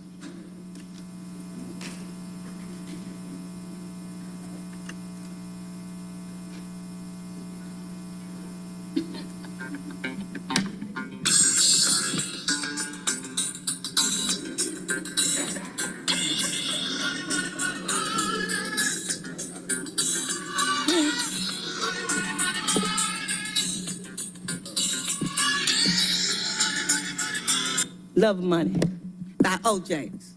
I come down here again and again. saying the same thing. We need to put a cap on this rent. We got rent control. That's what we need. That's your solution. And I get tired and tired and tired. You tell me you can't do it. Oh, you're the state saying now, oh, we're going to support rent control. You should have did it last year. It's not going to get no better. It's getting worse. I could told you. I told you. Learn from L.A. Didn't I tell y'all that? Guess what? We're in the same position. And L.A. wait till the last minute to put a cap on the rent. The people gone now. This is what we have to do. If you don't, rent constantly go, say 3%, 2%, whatever, do something. If you can't figure it out, get lawyers that got brains that could figure this out. What you say what Georgia can't do, because you say you don't want to be lawsuit. But if you don't do it, Shay, you ran on this, okay? I'm calling you out, so you got to do it. I don't want to say, no, I can't do it. I don't want to hear that no more, because people's crying, they hurting, and it's in your backyard. Rome, Georgia also bringing people here. Other counties bringing people here, because everybody got problems with homeless, even New York. But I tell New York, you better stay up there because they got resources. When you come in here, you be shocked. That's what I'm just saying. Please, please, here I go again. I'm going to be here. Somebody else going to take my place also. The people are going to make y'all do this. And they're tired of saying, I can't do it. We don't have the law. Governor, you told me. So I want to make sure the state got to do it in the city. If the city, hey, the mayor. Remember when Trump told the mayor in L.A., use your executive order. Use your Time has expired. Use your power, because you got it. You could do it. Stop telling me what you can't do. Now, you tell me what you can't do, I can't vote for you. Have a blessed day. Thank you. Next will be Sadiqa McLean.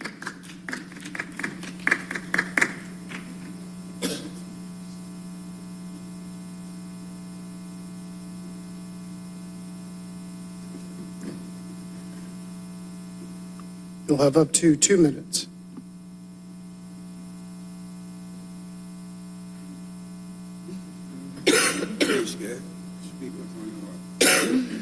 My name is Sadiqa McLean, and I've been homeless for a year and a half.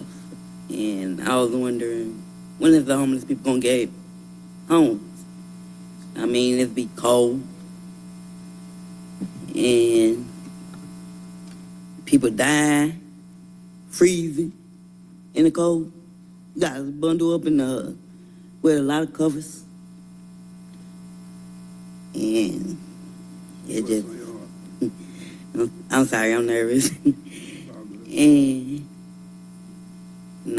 or at least give us a closer restroom to use it, so that we gotta use it outside.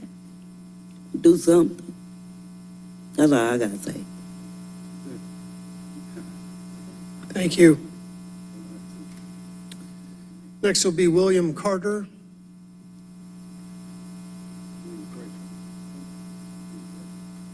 William Carter.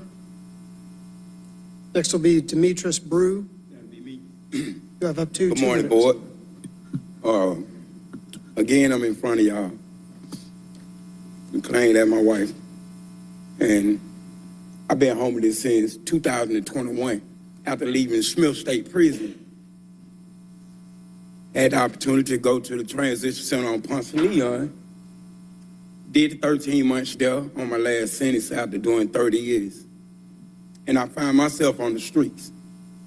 And the things that I had not seen just outside this building, I ain't talking about nowhere else. I don't know nothing about nowhere else.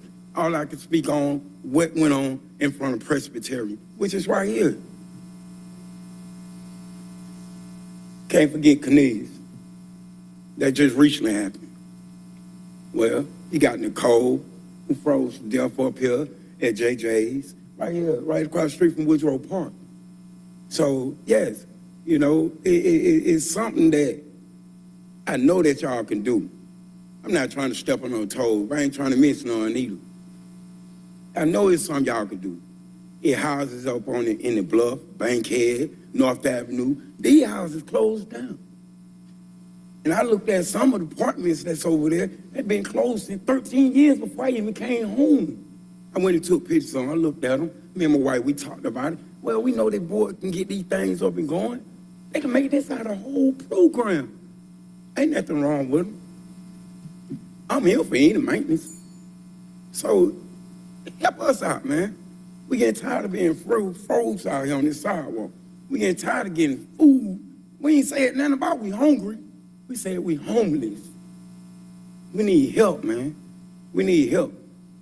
And the brothers and the sisters that I'm looking at, man, I know y'all got that P, man, to make it happen. Please make it happen, man. Because it messed up that these folks out here like this, man. I might have got on whatever, but this come from somebody else that love me. Time has expired. Y'all tighten up, man. I love y'all, man. Thank you. Next will be DeJuan Robinson.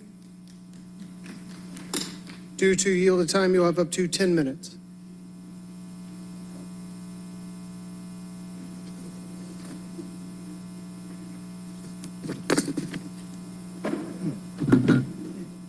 Before we start, can we get a moment of silence for Mr. Eric Terrell? He's another street activist that passed away. And also a moment of silence for Mr. Taylor, who was laid to rest today. I come here today, guys. This is very serious today. I think this is going to change a lot, what I got to say today.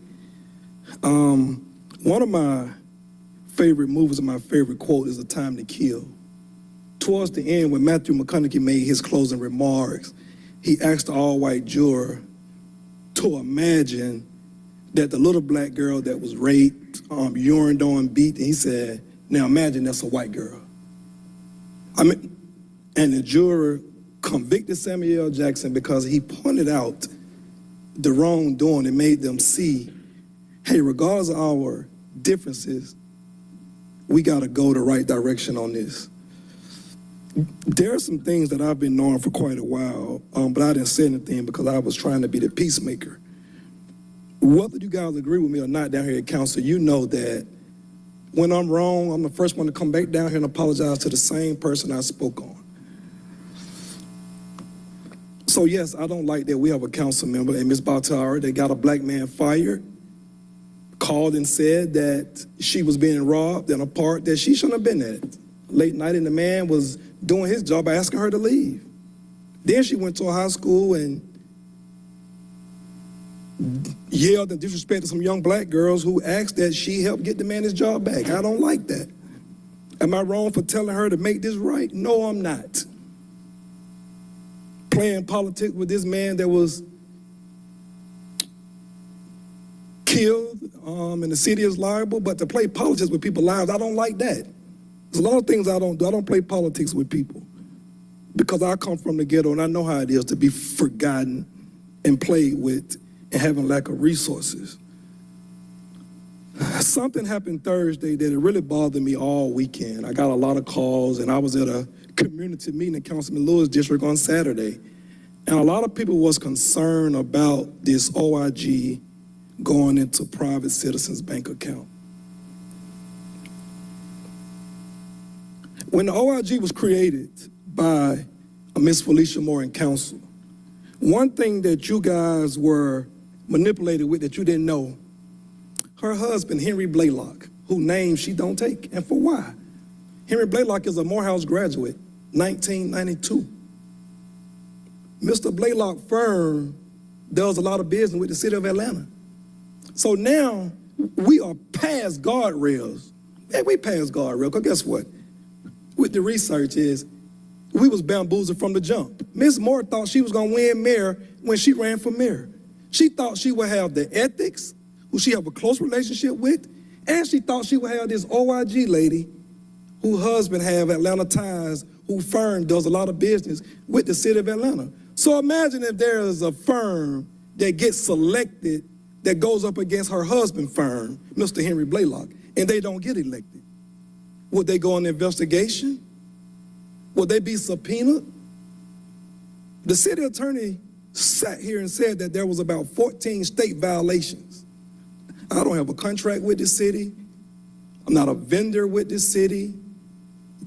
She said the investigation was closed. When Councilman Lewis asked her, why would you go in a private citizen bank account? She said the investigation is closed. then why would my bank account be put out there and gone into and looked into? For what reason? As a private citizen, I don't care if you don't like what I say and I've said something about your friends or you personally. I'm a super voter in this town. I've run for office. I'm a taxpayer. I'm a native son. Are you guys gonna really sit here and let her go in my bank account as a private citizen? Some of you guys live in a glass house and you might be afraid of that she might go into you. I don't live in a glass house, man. I come here and talk all the trash I want. Can't nobody say they ever paid me to speak on something. Can't nobody say that. I am not compromised. I speak from the convictions of my heart, Mr. Shook. And to have me being investigated with, because I might be friends with the two ladies that was clear, Miss Quinn and Miss Amber Epps, fine women. I too know that I can go up there and if my stuff ain't right, Mr. Robinson, you got to come back, man. You got to have your I's dotted and T's crossed. See, here's the thing about me. I'm okay with an honest no. I just want to get that honest no. I don't want to run around and be lied to. I can deal with an honest no, but guess what? We can get it right. When Mercasine Reed hired me at the workforce, this is no lie. I didn't miss a day of work for 3 years, and Miss Boone helped get me over there as well. You know why I didn't miss a day, Mr. Shook? Because the mayor called Miss Deborah Lum and said, I'm sending DeJuan Robinson over there. I thought I was representing him. So why play games and miss a day at work? No. It's gonna look bad on you. That's the type of character I have. I would never ask nobody to do nothing illegal. We ain't got to. We ain't got to. We can do it the right way and get it done. We got enough relationships in Atlanta where we can get it done.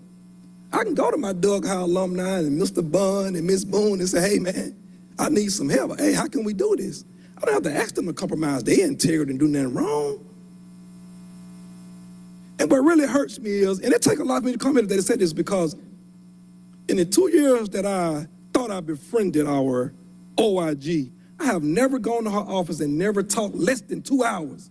Never talked less than 2 hours. I asked her, I said, hey, I read this report. It said Expediter 1. I think I'm Expediter 1. She never said yes or no. Had plenty of time to tell me. She done investigated me and went into my stuff, never said it. And I just been thinking this whole weekend, man, we're dealing with a woman that has a prosecutor mentality. I think we've been hoodwinked with her husband having some type of conflict with his firm doing business with the city, and we hired her as an OIG, and we didn't even look into the subpoena power because we had a city council president that wanted to be mayor and didn't care about, at the time, how they did Mayor Cassine Reed at the time. They didn't care about it. And it allowed us to be open and hoodwinked. Now, the city is on the hook for potential lawsuits from a private citizen bank account being going into, violate my Privacy Act. I think that we're beyond guardrails, but I'm okay with guardrails. I'm saying at this point, because we've been lied to about who her husband is and the firm they work for, and the back channel talks that got her here, I think we need to scratch the OIG and start over. Not saying we don't need it because, you know what I'm saying, we know we need the corruption and all that, right? But we need to scratch it and start over because we've been hoodwinked and lied to. And then we put the right guardrails in because this is serious, man. I think it was 56 subpoenas that were turned in. Who knows what other private citizen that it was, whose bank account she's going into. Now, we know that she's going in some of you guys' bank account. They can't just produce it because you're council members. We know this. We know this. And we know some of us might not be operating from 100% ethics. Ask yourself, if she looked into my life and my bank account or my spouse's or whomever else, wherever the money may be going to, if there's a situation, am I okay with this? Am I okay with this?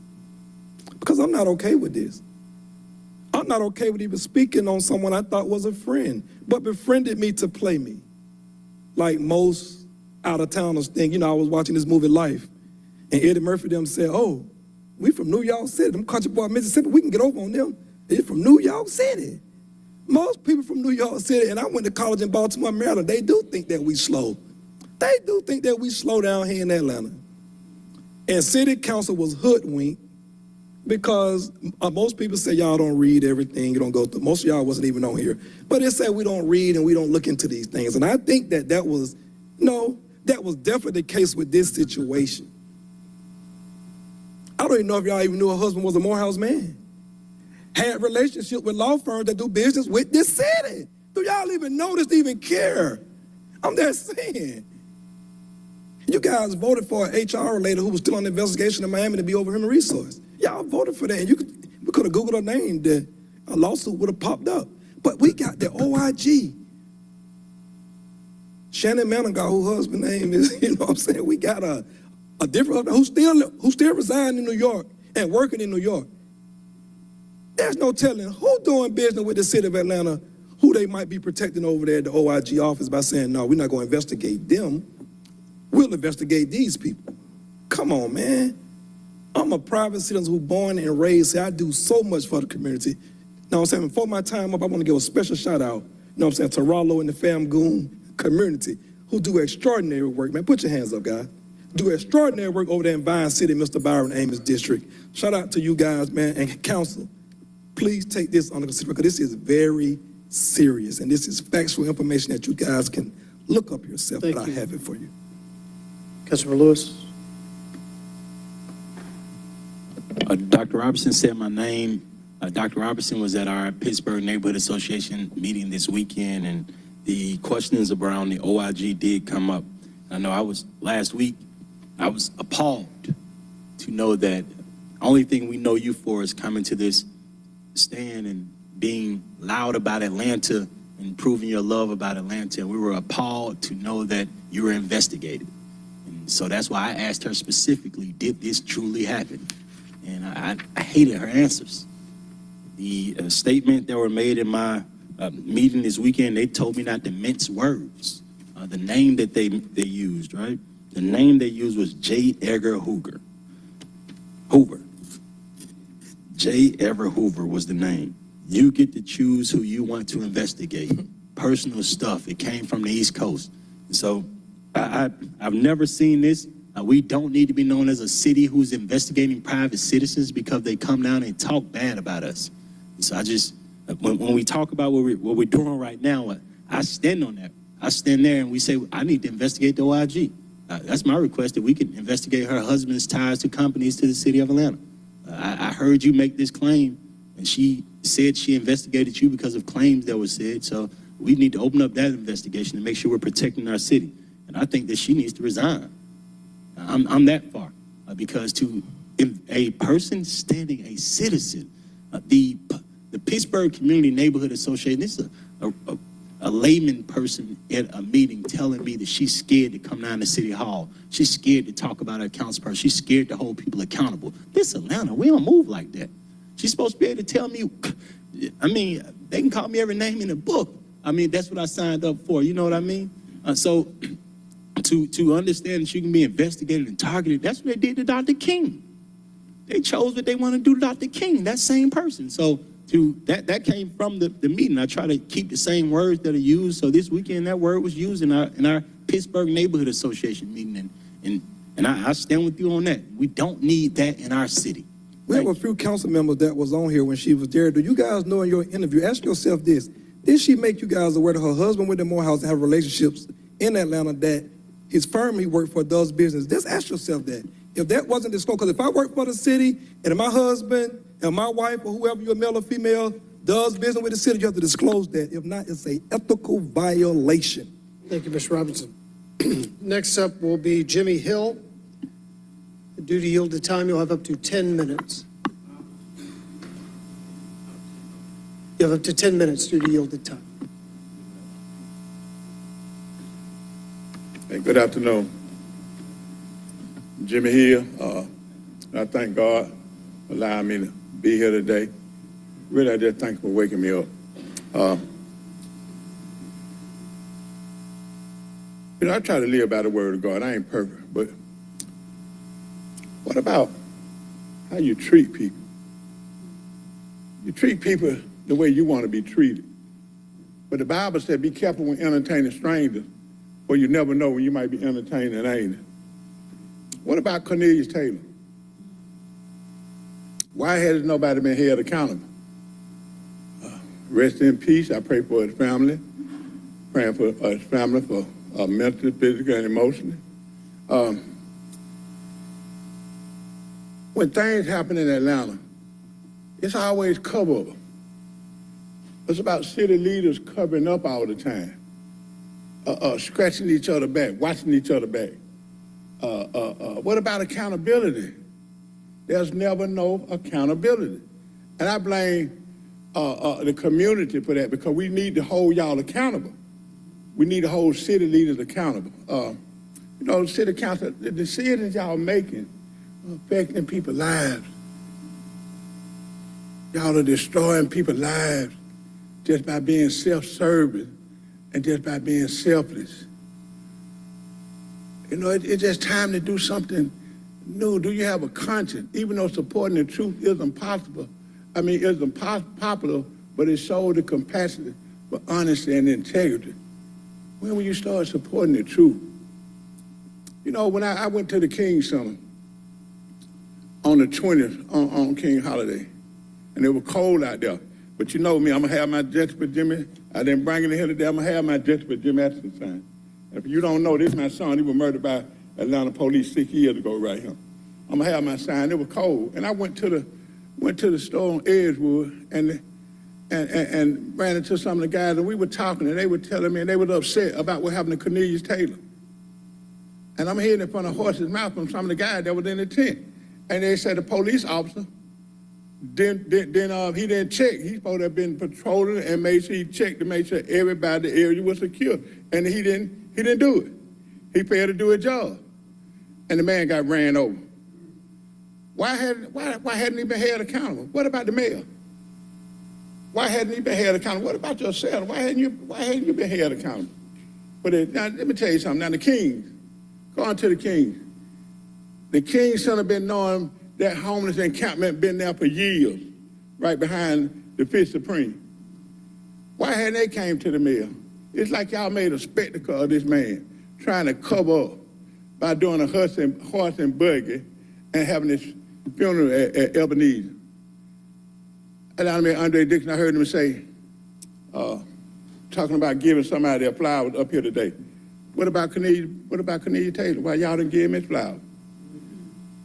What about the rest of the homeless encampment? Why haven't y'all given their flowers? Give them people somewhere to stay. Put them in a program, do something. Come on, stop taking that money and wasting it trying to make Atlanta a beautiful city. A city too busy to hate. Yeah, a city too busy to hate to do the right thing. And that's what Atlanta's been about. And it's about accountability. It's about accountability. That's what it's about. It's about accountability. We have to start holding, and not just the home, in these communities. Y'all are making decisions that are affecting these communities. You know, I remember several years ago when y'all said y'all didn't have enough funds and closed down the YMCA over in Thomasville because Atlanta City Council, they didn't have, but you got enough funds to do everything else. And so, and I was just looking at the children faces when they said, this is our home away from home. Where else we gonna go? Now, I wanna know how many of them children done got murdered in the streets. I wanna know how many of them children done got on drugs. I wanna know how many of them children out here wandering around looking for love in all the wrong places. Come on now, y'all gotta do better with the decision making. You gotta do better with the decision making. Now, I'm gonna say this about my son, Jim Atchison. January the 22nd, 2025, it was 6 years. My son done been murdered. Now, I don't need you to speak because you're not going to do that no way, so I've been fighting for my son. You know, wrong is wrong, no matter who said it or who does it. So we wait on the judge to make his decision, the federal judge, to make his decision on whether this case is going to be dismissed or either put in front of a federal jury, even though this case was already indicted. This man was indicted by Fulton County grand jury and charged with felony murder, aggravated assault, and violation. No, why would this case even move to a federal court? Why would a state officer handling a state case, why would this case be allowed to be moved to federal court? Why would the Atlanta Police Department allow this officer, this same officer, 26-year veteran at the time of the murder, with a troubled past, why would they allow him to be moved? Why would they allow him to loan him out to a federal task force? It's so much corruption and everything going on in Atlanta needs to tighten up. And the only way they're going to tighten up, we start holding y'all accountable. Can somebody pass this around? I want you to look at this. So like I said, the decisions you're making that affecting the community. Decisions you're making, so many people out here dealing with mental health problems, walking around. So many people out here in the community with breast cancer, prostate cancer. Some of that money can be used to open up some of these facilities, some of these same facilities that you allowed to close, like these hospitals, these mental health facilities. You know, I say this because I went to Greater Hospital. I had enlarged prostate. Went to Greater Hospital, and they were in a rush to put me out, discharged me. The first day I went, they put the catheter in wrong, and I was bleeding. And that's those pictures what I just passed around. And I was bleeding. And I told them I put them on, they put it in wrong. And guess what?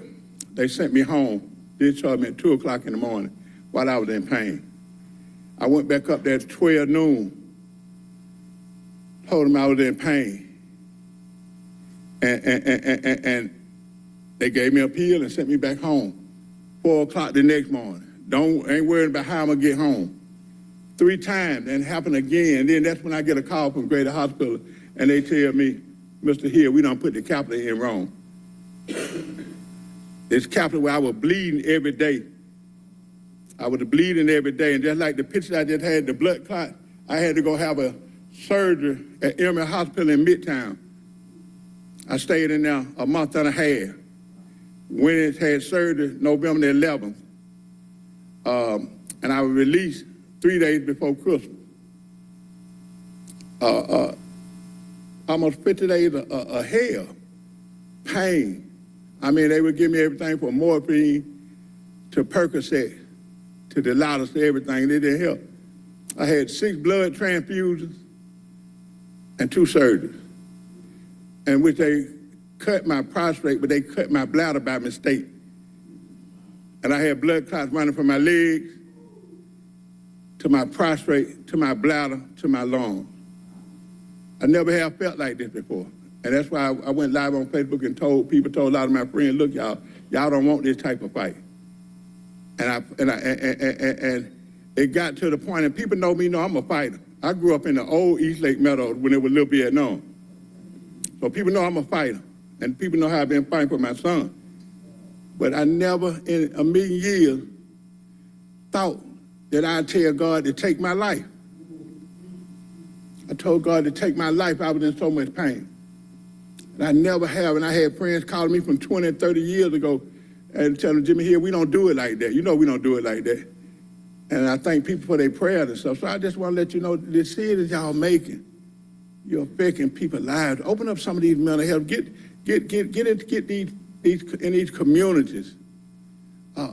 Even I seen a report the other day about women after a year they give birth, a lot of women die. And most of them is black women. You know, you have to do something, educate. Come on, y'all. Y'all can do better than what y'all doing. You can do better than what y'all doing. And you got to do better than what y'all doing. It's about time to hold each other accountable. You know, it's just about this. Atlanta made itself into what the have or the have not. If you have or you have not, the have scratch each other back. The have watch each other back. All this corruption and stuff going on. Come on now, you just treat people the way you want to be treated. I'm out of here. Thank you. Next will be Ken Roebling. You'll have up to 2 minutes.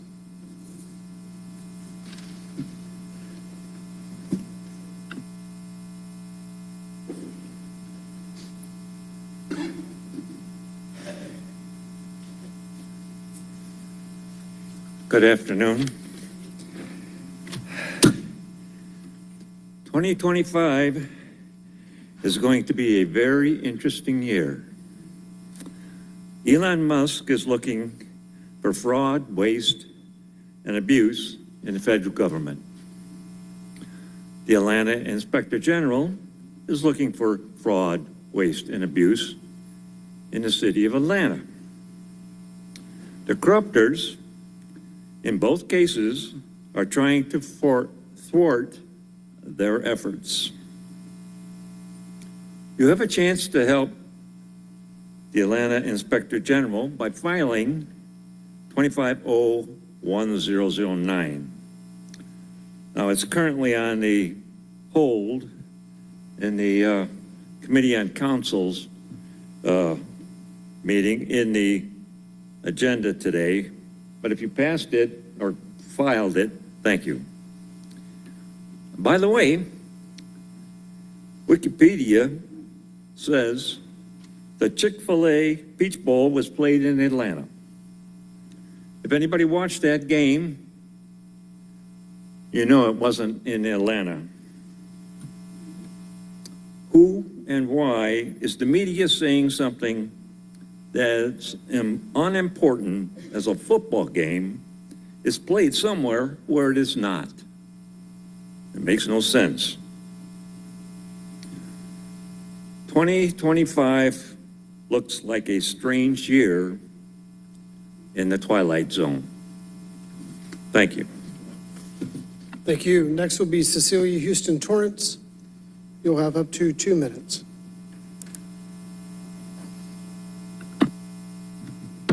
Good afternoon, President Chipman and the esteemed members of the Atlanta City Council. I'm Cecilia Houston Torrance, and I was appointed to the Shirley Franklin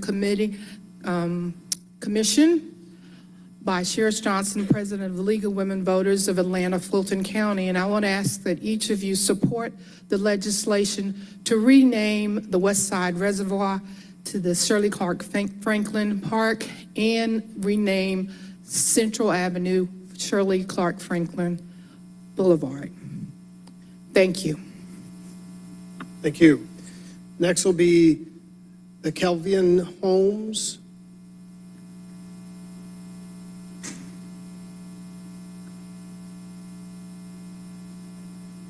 Due to yield of time, you'll have up to 4 minutes.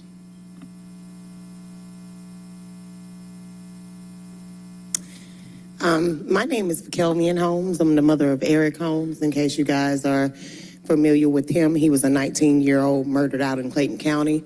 That officer received 7 murder charges for murdering my son, and he walked free like almost every other officer in this state has done. It was Eric Holmes that introduced me to things that were going on in the city of Atlanta, introduced me to the officials in the Capitol that I would have never knew. It was Eric Holmes that got me standing out here today to say that you will roll over someone sleeping in the street just to you will roll over someone sleeping just to beautify your streets. Seeing that happen, it just, even when you guys were up there taking pictures, to people that are out here experiencing this type of brutality, it makes you sick on the stomach. I had a high respect for positions. I thought everyone in these positions actually cared. But when you're looking at a state that has almost zero accountability, when you're looking at officers that are out here charged with 7 murder charges, and when you're looking at individuals that are rolled over while sleeping, someone's gonna have to ask themselves, what are we doing? You guys got to make it matter to you. I never thought it would be my son. I told my children, don't come in this house saying no Black Lives Matter, because I thought everything they said on the media was true, until I realized my son had a conversation with an officer that the media said they had an altercation. Run that videotape back, no altercation. 10 minutes of a conversation for my son to be shot by a man that wasn't even certified to have a gun. How is officers out on the street not even certified to have a gun? I met Mr. Hill in this fight. I seen how he was fighting. I didn't know where I was ending up at downtown. I'm like, it happened in Clayton County, but God knows no matter where I have to go, I realized it was bigger than Eric life. It was only because it was so many lives before Eric that it was allowed to be Eric. If you guys do not make any difference in what is going on with these officers and the things they are getting away with, it's gonna continue to be people. You got to make the lives matter. I was told sometimes it don't matter to y'all until it happened to one of y'all. Don't let it happen. They do not care. Mr. Hill mentioned something about health, and I sit here with a scarf on my head because I can't afford to take care of my health now. I quit my job. I work at a chicken restaurant just to fight for my baby. I said, if I gotta go back to what I used to do as a teenager, versus going back out here working inside of a corporate world, trying to make ends meet, paying property taxes and everything else, and you just kill my child, and I'm just supposed to walk like nothing happened. DA told me, well, I'm not going back up for charges. I watched Chris Carr dispute a case. You guys look up Justice for the Rainbow House. And you guys hold Chris Carr responsible for that. That DA sat over that Rainbow House while those kids were molested. Why is it no charges? See, the problem is we are murdered for things that you say we do. And you guys get to do things in seats that we're paying for, and you just walk like it don't matter. You overlook each other. When I see the things that are overlooked, and I tell you, all I know to do is research all night long. I probably went and pulled every old article I can on everybody. Because I said, if it's good for my son, I want everyone held accountable. I've been at everybody. Marvin, you can ask him, he's probably like, what happened to this little boy, Eric? Everyone may want to know what happened, why she at everyone. I feel like if it's good for us in the streets, it's good for you guys in the seats. Don't let it be us and it can't be you. My son life matter. Jimmy life matter. That man sleeping and rolled over while he was sleeping, his life matter. And until their life matter, then no life will matter. All I say to you guys is care and hold these people responsible. Thank you. Thank you. Next will be Ricky Brown. Due to yield of time, you have up to 8 minutes. Good evening, Council.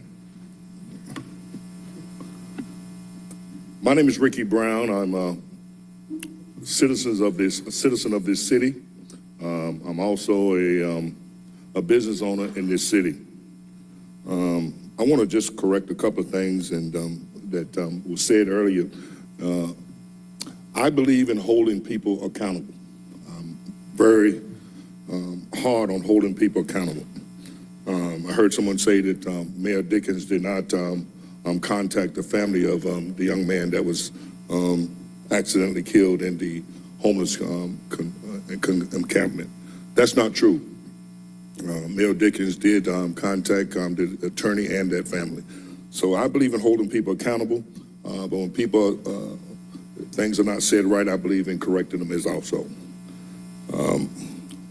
Some of my heroes in this city go all the way back to Hosea Williams. I moved to this city back in the early 80s from a small town in North Carolina. So I consider myself a person that is considered, I say, born and raised here because I've been here so long. Some of my heroes were Hosea Williams and Julian Bond Sr. and Joe Boone and Abernathy, you know, so I go all the way back to those days. I'm here today as a concerned citizen of this city. I sat here in this council on last week, and I heard something, and I heard some things that very disturbed me deeply. When I see the OIG, Inspector General, when she has the power, or taken the power, to go into people's personal bank accounts, citizens' bank accounts. This is an employee of the city of Atlanta, as far as I'm concerned. She worked for me. And to see and hear that she went into people's personal bank accounts was very, very disturbing. If we got a rogue OIG in this city that's doing things like that, then that needs to be dealt with. That needs to be dealt with swiftly. And when I look at, had my office to look up the abuse of office and conflict of interest and ethics of standards. I had my office to look it up. And after reading some of the things in this letter, I'm trying to figure out why this lady's not in handcuffs. I don't believe in holding back when you can go into people's accounts just because you don't like what they say, or because you don't, you feel that you're above, and then on top of that, to overhear her say that if she don't get her way, basically she's gonna burn the city down. Who says that? as an employee of the city, because you don't get your way and people not doing what you want them to do, you decide you want to say that you're going to burn the city down. Well, I say to you, Miss OIG, you're in the wrong city. This is Atlanta, Georgia. This is the city of Dr. Martin Luther King Jr., and we don't play. So if you think you're going to burn that city down, we got a whole lot of water to put it out. And we're going to send you back to New York where you come from. So I say today, this OIG, because of what she has done and the ethical violations that she has violated and violated the citizens' rights of this city, I demand, and I'm pretty sure that a lot of people demand, that this lady needs to be not only fired, resigned, that office needs to be closed until it's reinvestigated. And we need to cut our email off. We need to go through everything and find out how many other citizens' accounts has she went in. That's none of her, my account is none of her business. So I don't think my personal account and anybody's personal account, even council, it's none of their business. And for her to do that is very, very disturbing. You've got people in the city, employees that are running around scared because she's knocking on their doors in the middle of the night, walking up into their offices with camera pens and camera glasses. I mean, she's running around like she's the FBI. I mean, some of these people thought it was an ICE raid the way this woman was running people's houses. So I'm just very, very disturbed on that. And as a citizen of this city and as a voter of this city, I'm demanding her resignation. I'm demanding that we elected you. We elected the 61st mayor of the city of Atlanta, Mayor Andre Dickens. We elected you as city council. And we elected you guys to protect us as citizens of this city. So we're going to hold you accountable to hold her accountable in this city. Nobody's going to burn this city down because there's too many of us in this city, in this room, and we got fire extinguishers. Y'all have a good day. We're demanding that she be fired today and walked out of here. Thank you. Next up will be Dean Broughton.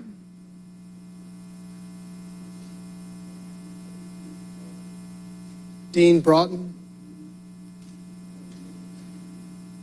Next will be Dr. Robert Franklin. Due to yielded time, you'll have up to 6 minutes. To this honorable council, I rise to support the recommendation of the commission developed to honor Mayor Shirley Clark Franklin, the renaming of a street and a park.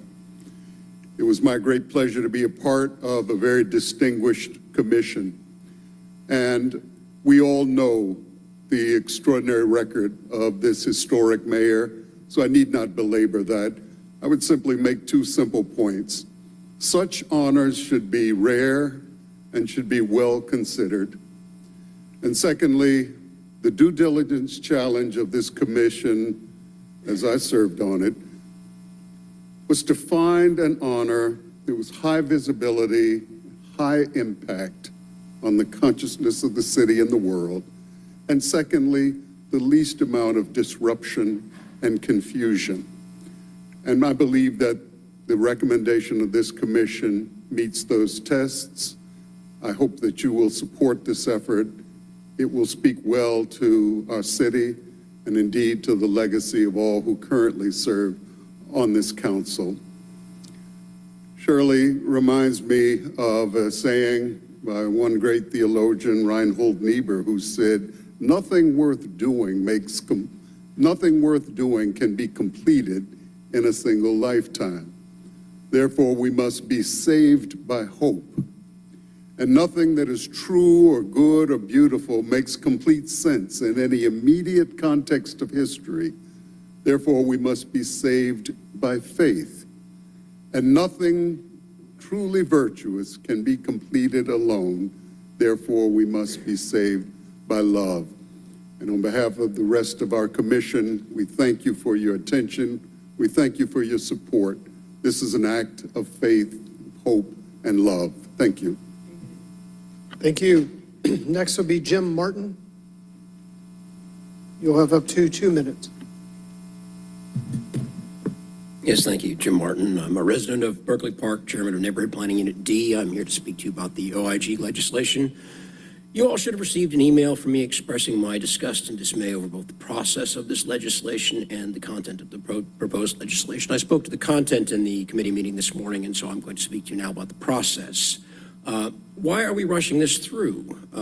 Councilman Shook said that we all agreed there was something here that needed to be fixed. I see nothing here that needs to be fixed. Although this legislation proposes subpoena changes, it was only last week, apparently, the city attorney sought information about actual subpoenas. And the only issue that was revealed by those seems to have been resolved with a brief exchange of communications. No legislation was required. As Councilor Bakhtiari stated this morning, time is needed to inform your constituents about what is going on, and that is going to be difficult to do because of all of the disinformation that is being circulated in the media, by the administration, and by speakers before me at this lectern here today. The number of doors that were knocked on in the middle of the night was 0. You should know that. The number of subpoenas that have been issued for financial records over the entire lifetime of the OIG's office was 48. I know this because I filed an open records request. We don't need to shut down the office and rifle through the filing cabinets to find this out. This is commonly available public information. Why are we rushing this through? The legislation as is formulated seems intended to permit as much corruption, fraud, waste, and abuse as the public is willing to tolerate. Each successive round of public meetings has reduced this and thereby improved the legislation. More public meetings will only make this better. Rushing forward will only make this worse. I admit that in my opinion, the best legislation in this regard is no legislation at all.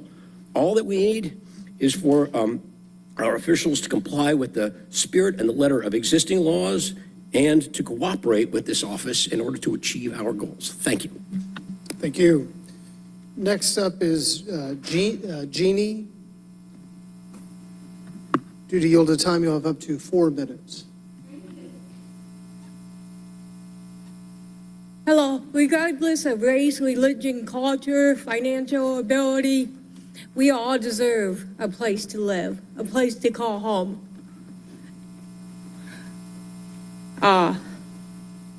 We all deserve to be treated as equal. We shouldn't be laying on the ground, sleeping. We shouldn't be feeling like a wild animal, turned away from multiple shelters. We all deserve respect.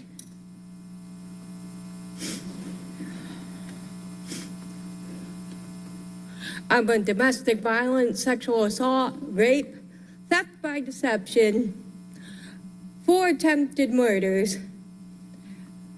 We all need to wake up and realize that it's about love. Bottom line, where is all this money going?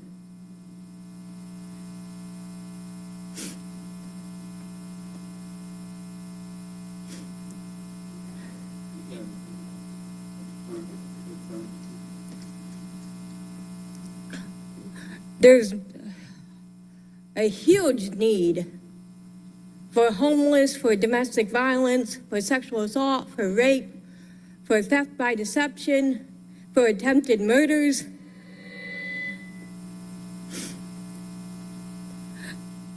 And to have a shower once a week? Come on. Nobody should feel and stink. Nobody should have to go to the nearest tree to pee and to crap.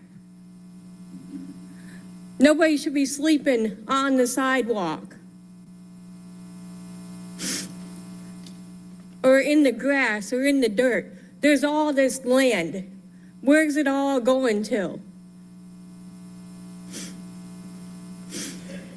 All this land to make this area beautiful. Come on, what about the humans?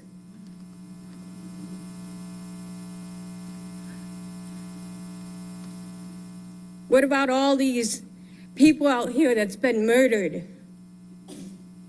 that's been raped, that's been sexually assaulted, that's been everything stolen? You're told to go to a hospital to stay warm. A hospital where you have to have all these tests done.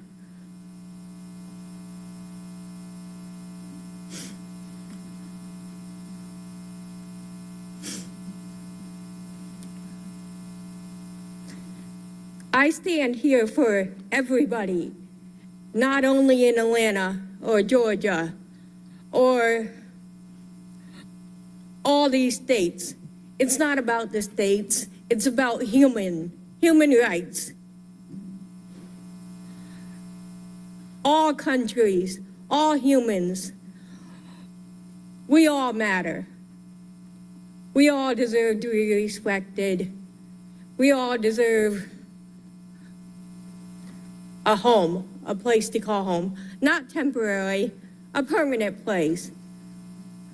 And another thing is I've searched for so many jobs to be turned away. That's sad.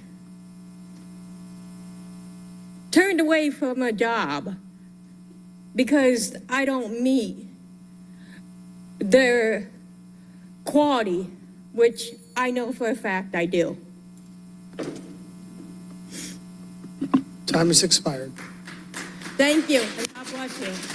Thank you. Next up is Valerie Johnson.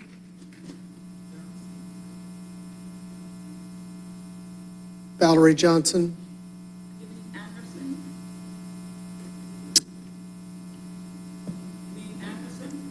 Let me see. It says Johnson with yielded time. But yes, I think it is you, Ms. Anderson. I don't know why it's printed that way. You have up to 6 minutes. All right, thank you. Good afternoon. My name is Valerie Langs Anderson. Wednesday, February 5th, will make 6 months that lawless, drunk Melvin Potter murdered my son. And he has not been held accountable yet in 6 months. As I stated before, the months is going up. That's going to turn into years. And Melvin Potter is still home collecting a check for murdering my son and hasn't been arrested. Has not been arrested, has not been charged, has not been anything since he murdered my son.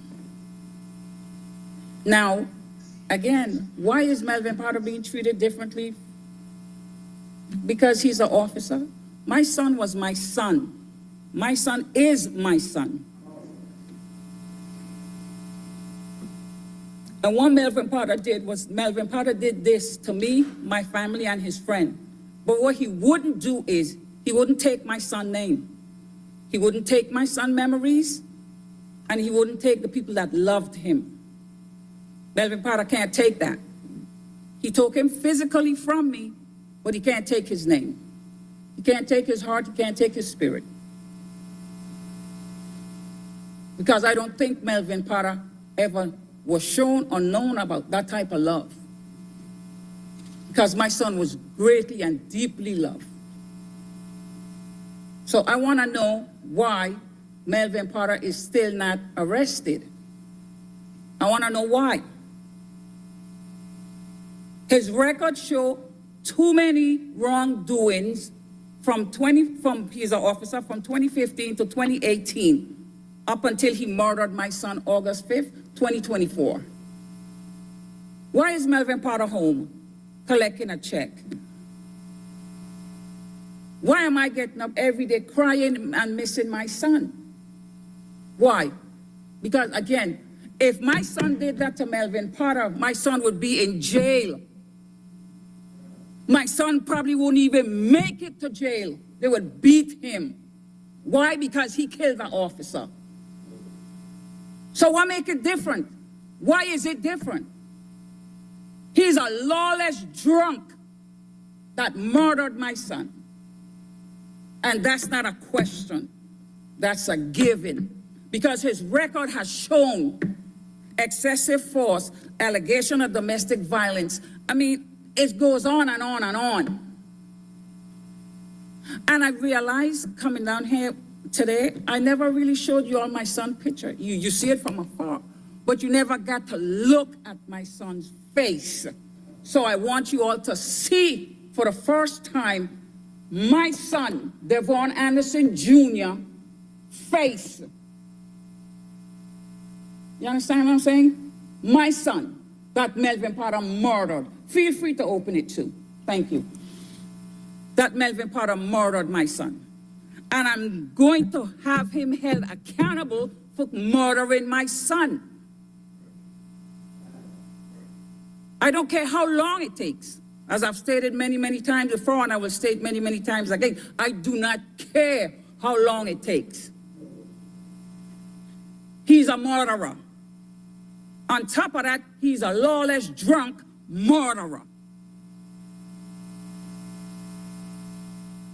He was sworn to protect, not to murder.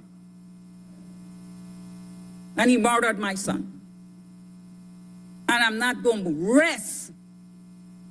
It's sad, it hurt my heart today to hear all the two people that son was murdered. As a parent, how you reconcile with that? How do you? Somebody that was sworn to protect is a murderer, a senseless, drunk murderer. Well, I'm not going to.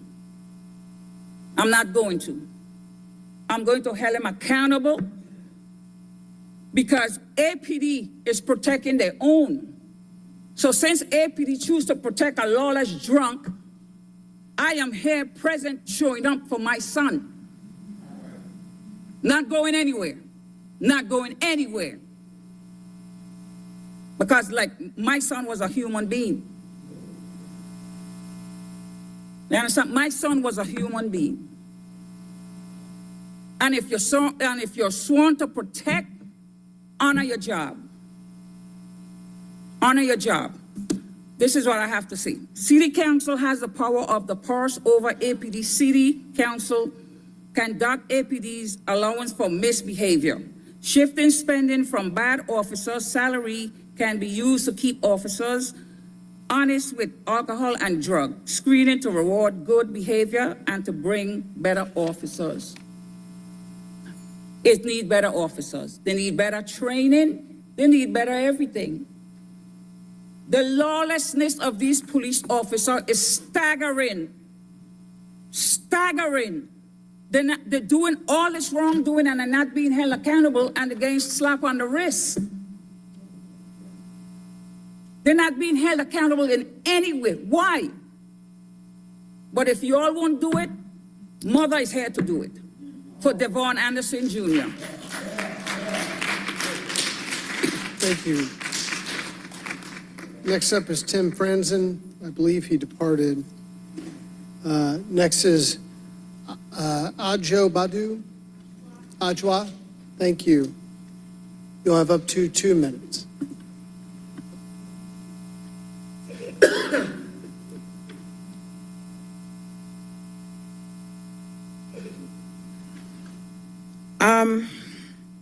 I'm a first-year law student at Georgia State University College of Law, and this is my first time making a public comment with any city council, and I wish I were doing it under better circumstances, and I wish I had a better impression of the city council, but I'll be completely honest, I don't, because I come here with my head covered.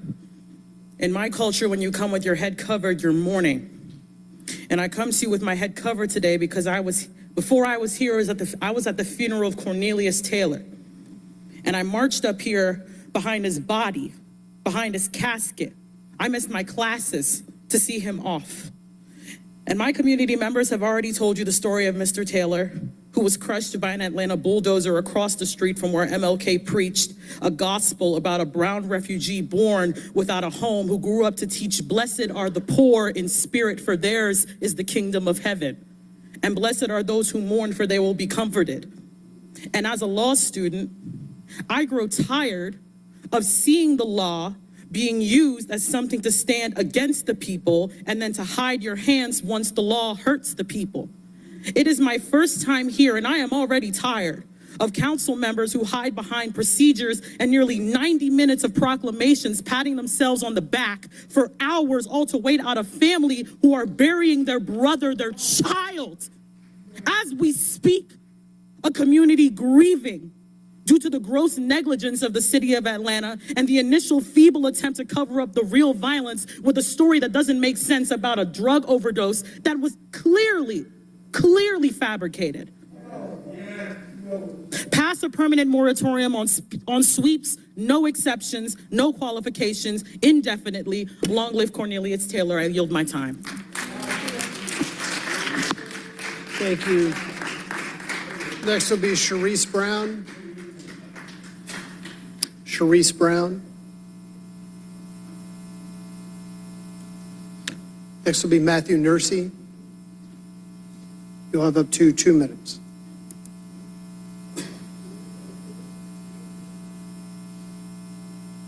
Hello, yes, my name is Matthew Nursey. I'm with the Housing Justice League and the Justice for Cornelius Coalition.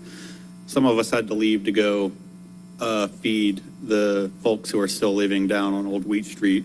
So that's why some of our speakers had to depart a little early. I'm here to ask that we stop the sweeps permanently. No exceptions, no caveats like we won't use the use of heavy machinery and equipment anymore. No. We can't have people going to these encampments and forcing our neighbors out without having a place for them to go. Not temporarily, but permanently. We have to fix this, y'all. And the only way we're gonna do it is by providing housing first, wraparound services next, healthcare, job placement, therapy, whatever's needed. But first we gotta get people into quality, permanent, long-term housing. And it has to be public. This can't be something that we go looking to the private sector to help. I know we love our friends at Invest Atlanta, but this has to be done by the city of Atlanta, okay? And so we need an investment from y'all. This is the moment. It's an opportunity to do right. And as I said before, to chart a new Atlanta way that puts its people first. Because again, as it's been said, just outside this building, we have our neighbors living in tents when they could be living in a home, in a nice apartment.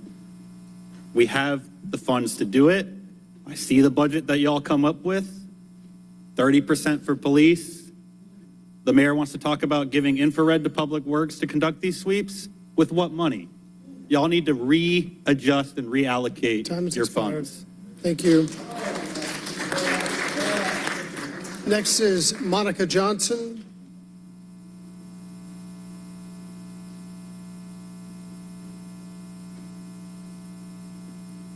You'll have up to 2 minutes.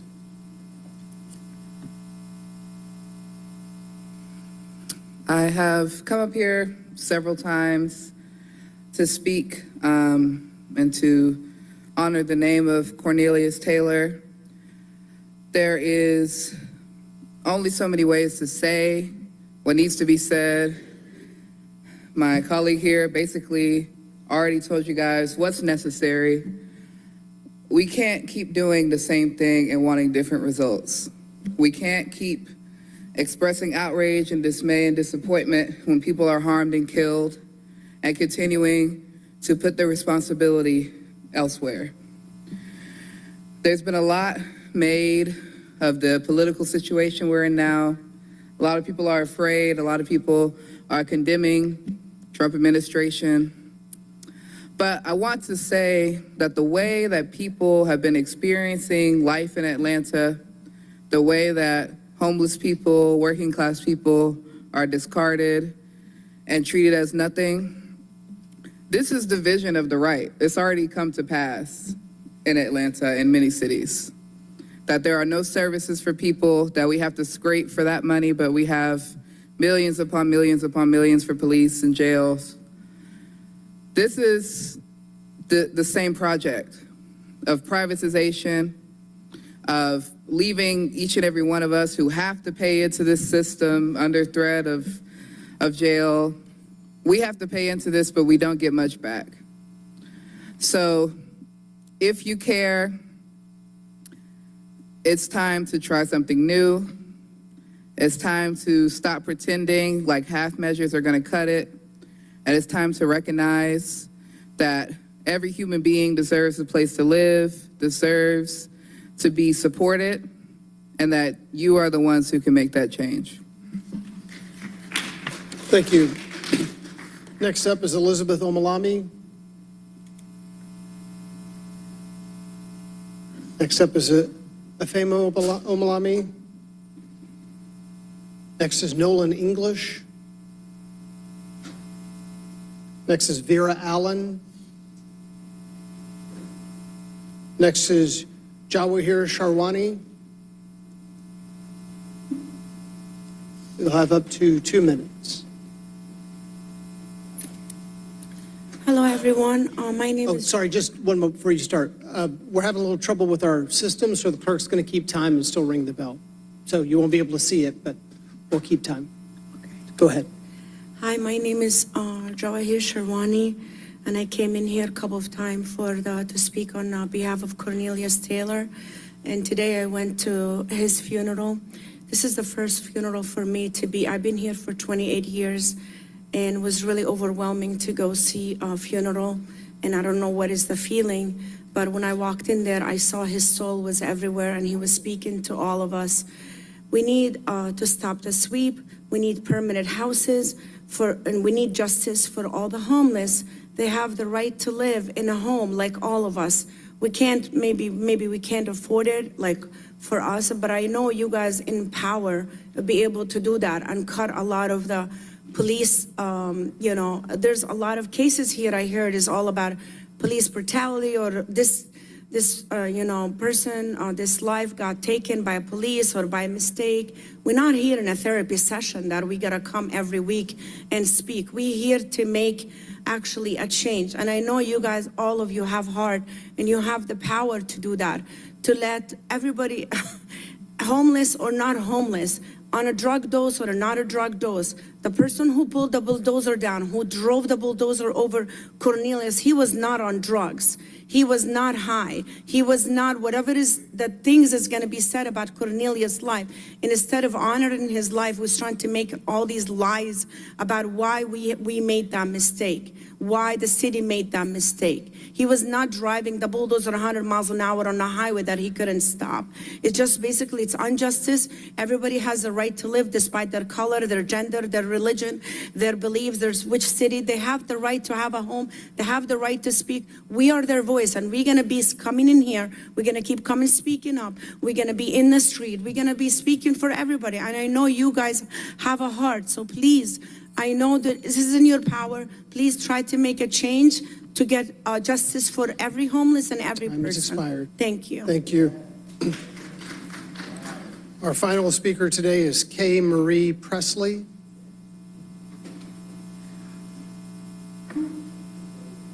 You'll have up to 2 minutes. Yes, good afternoon. My name is Kay Marie Presley. I am the face of Cornelius LaShawn Taylor. 12 years ago, I was homeless. I came to this very city council asking for help, and nobody would help me. I thank God for Ebenezer Baptist Church and Reverend Shannon Jones, because at the time I was able to go to their benevolent fund, and they were able to help me. But I have to say something, and this is what Dr. King says: the ultimate measure of a man is not where he stands in the moment of comfort and convenience, but where he stands in the time of challenges and controversy. This is a very challenging and controversial subject, and it's not going away. We sit and we watch the TV and we are wondering about the airplanes falling, but brace for impact. Brace for impact, because this city is going to have a reckoning because it chooses to ignore homeless people like myself and like Cornelius. So brace for impact. Don't sit around and watch just the television and wonder about the airplanes that are colliding. We have a collision right here in America, where the city council and our government is willing to spend money on wars and to find out if mice in the whatever experiment, but they're not willing to invest in their people. Brace for impact, because we have mothers that are crying out right now that have been dealing with police brutality and their children have been shot. Brace for impact, because this is a bad script that has been written by some malfunctioning, malfeasance director, and it's not going to win any Academy Awards. Brace for impact and do something. Do something. This is why they elected you, and this is why we elect you. Whether you're in New York City or anything, shame on America, shame on the city council itself. Brace for impact, because the problem is not going away. Thank you. Thank you.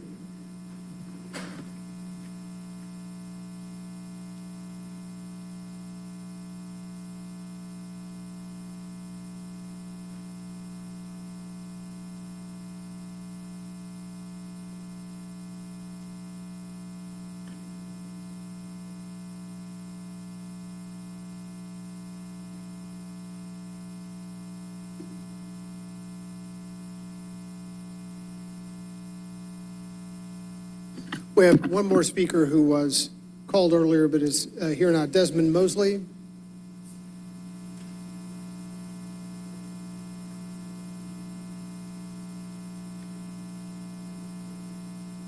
have up to 2 minutes. Hey, how y'all doing? 24. I'll be 25 this year. I've been in Georgia my whole life.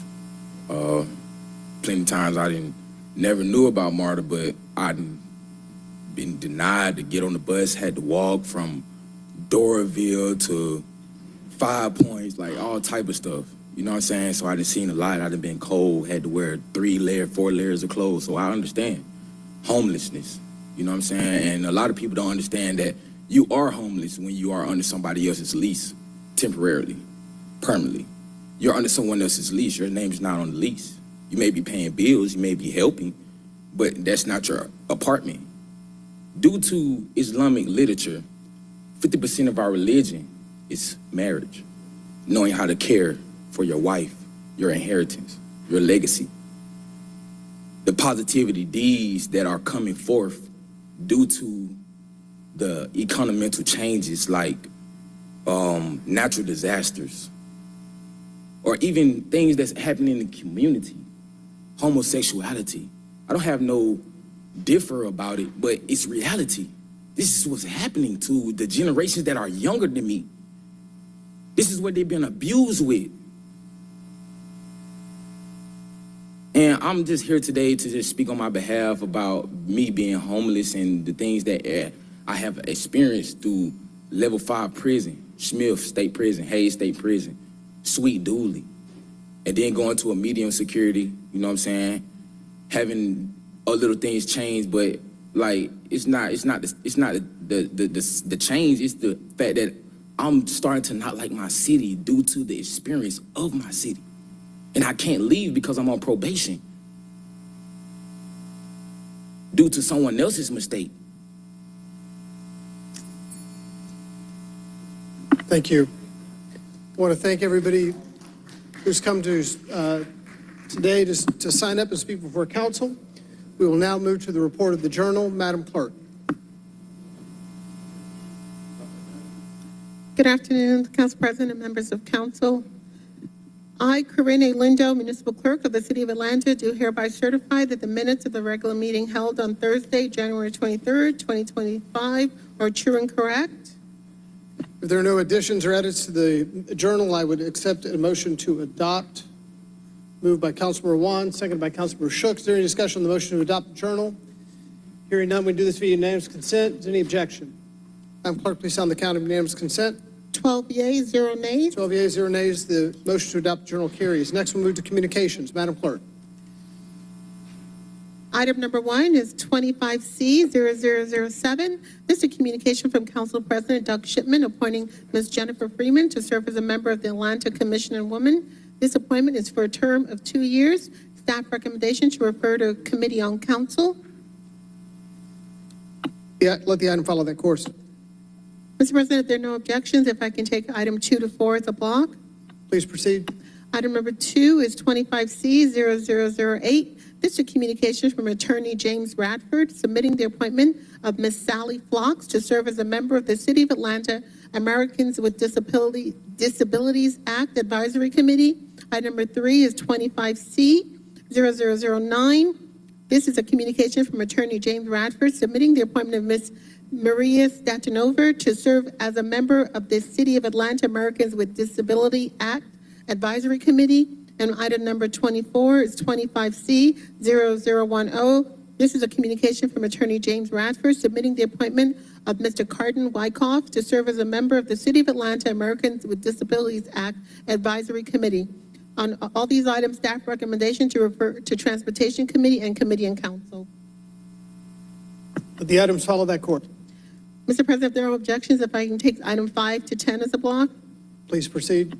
Item number 5 is 25C0011. This is a communication from Mary Shaw, Strategic Benefits Advisors, Inc., submitting the City of Atlanta Firefighters Pension Fund election with results. Identify Mr. Derek Hollander as their representative to serve as a member of the City of Atlanta Defined Benefits Pension Plan Investment Board. This appointment is for a term of 3 years and set to expire December 3rd, 2027. Item number 6 is 25C0012.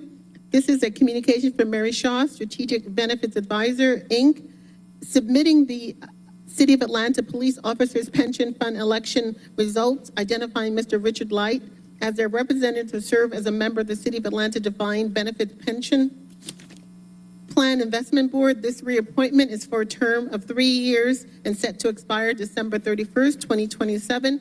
Item number 7 is 25C0013. This is a communication from Mary Shaw, Strategic Benefits Advisor, Inc., submitting the City of Atlanta General Employees Pension Fund election results, identifying Mr. Alfred Berry Jr. as their representative to serve as a member of the City of Atlanta Defined Benefits Pension Plan Investment Board. This reappointment is for a term of 3 years and set to expire December 31st, 2027. Item number 8 is 25C0014. This is a communication from Mary Shaw, Strategic Benefits Advisor, submitting the City of Atlanta Public Schools General Employees Pension Fund election results, identifying Mr. Quentin Hutchings as their representative to serve as a member of the City of Atlanta Defined Benefits Plan Investment Board. This reappointment is for a term of 3 years and set to expire December 31st, 2027. Item number 9 is 25C0015. This is a communication from council members Jason Winston, District 1, Amir Faroki, District 2, Byron Amos, District 3, Jason Dozer, District 4, and Michael Julian Bond, Post 1 at Large, appointing Mr. Matthew Garber to serve as a member of the Artificial Intelligence Committee. Item number 10, 25C0016. This is a communication from Mason Rainey, Vice President of Public Affairs, Technology Association of Georgia, appointing Mr. Larry Williams to serve as a member of the Artificial Intelligence Commission. All those items, Mr. President, staff recommendation to accept and file. Let all those items follow that course. Item number 11 is 25C0017. This is a communication from Council President Doug Shipman, appointing Mr. Leo Borkland to serve as a member of the Beltline Tax Allocation Advisory Committee. This appointment is for a term of 2 years. Staff recommendation to refer to Community Development and Human Services Committee. Okay. And Committee on Council. Let the item follow that course.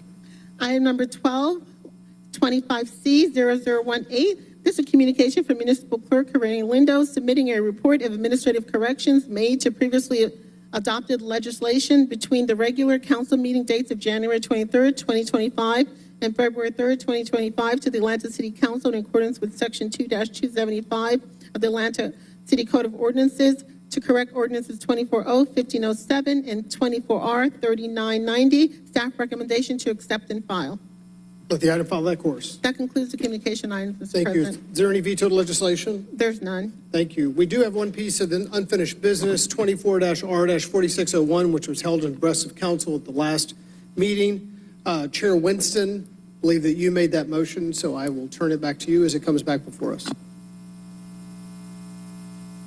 Thank you, Council President. I'm still waiting on one piece of information for a funding stream, if we can still table this for the moment.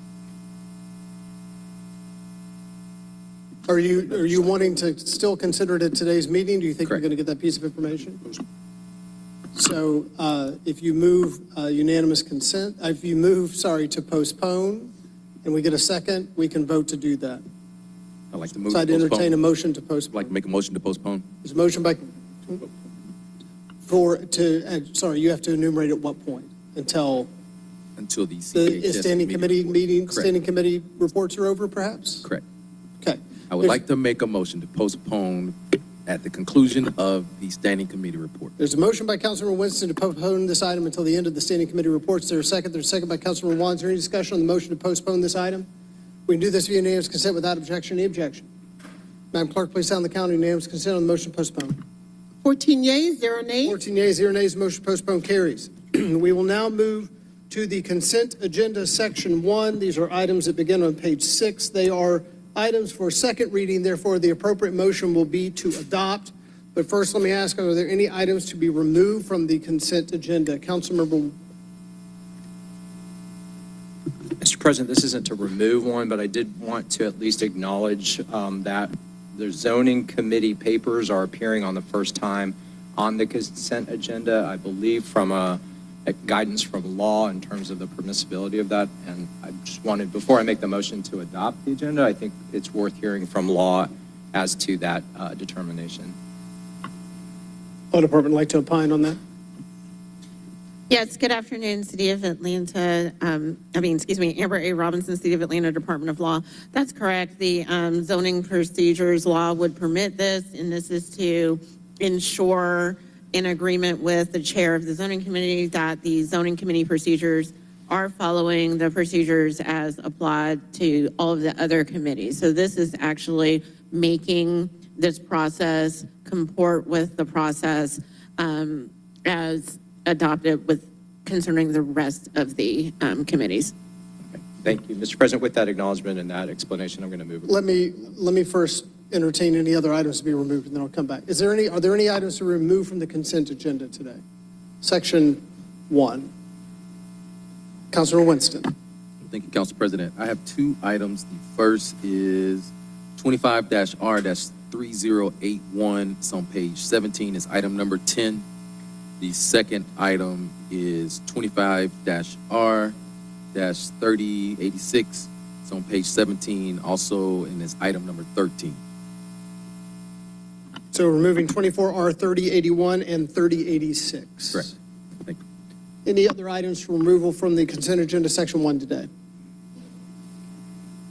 Hearing none, I would entertain a motion to adopt with the two items removed. Moved by Councilmember Juan, seconded by Councilmember Bakhtiari. Any discussion on the motion to adopt the consent agenda, section 1, with two items removed? Hearing none, we'll move to vote. Madam Clerk, please open the vote on the motion to adopt the consent agenda, section 1, with two items removed. The vote is open.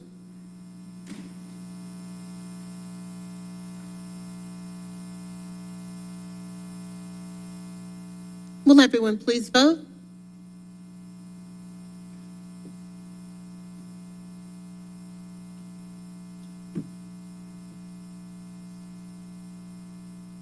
The vote's closed. 13 yeas, 1 nay. 13 yeas, 1 nay. The motion to adopt consent agenda, section 1, with the two items removed carries. Councilmember Hillis. Thank you. I make a motion to move 24-0-1622, item 10 on page 9, post haste to the mayor. There's a motion to move 24-0-1622 post haste. We may have an additional friendly addition. Councilmember Shook. Yes, I would like to add to that, item 17 on page 19. Could you just read the number real quick? 25R 3010. 3010. Thank you. Councilmember Hillis, do you accept the addition to your motion? Yes. So there's a motion by Councilmember Hillis to move two items to the mayor's office post haste, 24-0-1622 and 25R 3010. Is there a second? seconded by Councilmember Juan. Is there any discussion on the motion to move post haste? These two items, we can do this via unanimous consent without objection. Councilmember Dozier, you have an additional one? Yes, Mr. President, my apologies, a little slow on the take today. Wanted to also add item 24-0-1617. 24-R, or O, sorry. O dash, what is it? 24-0-1617. 1617. Councilmember Hillis, would you accept that addition as well?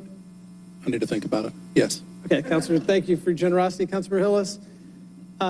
So there's a motion by Councilmember Hillis to move these three items to the mayor's office post haste. Do I still have a second from you, Councilmember Juan? Seconded by Councilmember Juan. Any discussion on the motion to move three items post haste to the mayor's office? We do this unanimous consent without objection. Any objection? Madam Clerk, please sound the count on unanimous consent on the motion to move these three items post haste. 14 yeas, 0 nays. 14 yeas, 0 nays. These three items moved post haste is approved. Next, we will move to the consent agenda section 2. These are items on page 24. They are for first reading. Therefore, the appropriate motion will be to refer. First, let me ask, are there any items to be removed from the consent agenda section 2?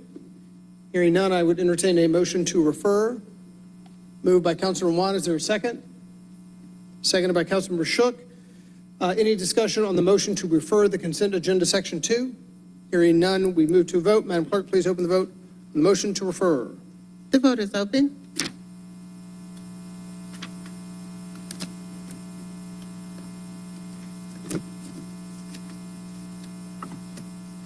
Will everyone please vote?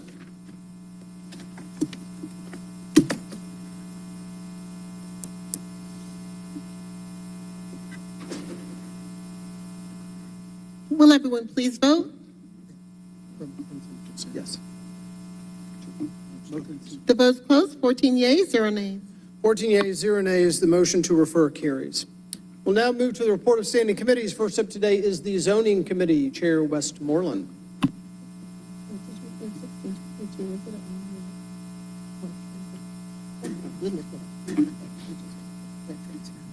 Good afternoon, colleagues. We have two items. One is an ordinance for second read. It's 23-0-17-13 U-2438, 2341 Daniel Road Southwest. This is to ordinance for a special use permit for a personal care home. The recommendation of the committee is to file.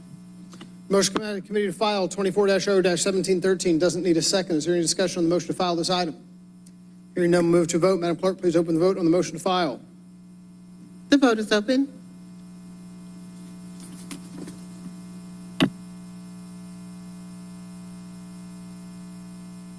Will everyone please vote?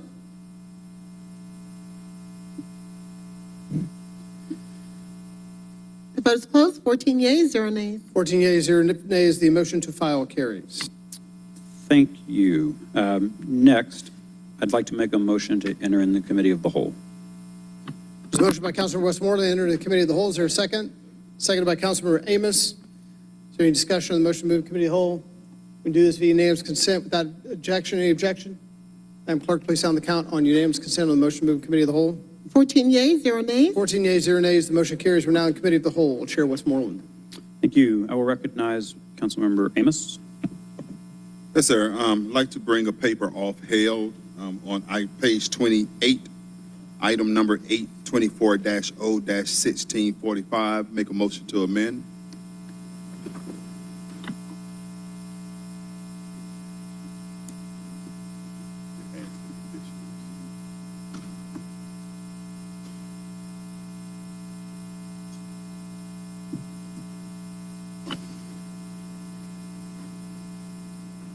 Sorry, restate your motion real quick.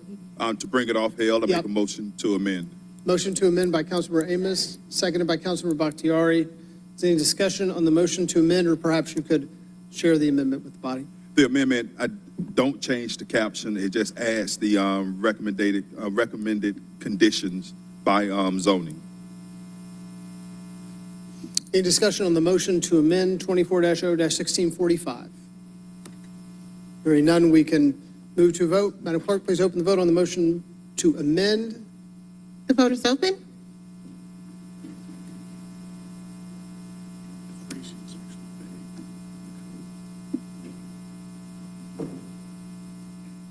Will everyone please vote?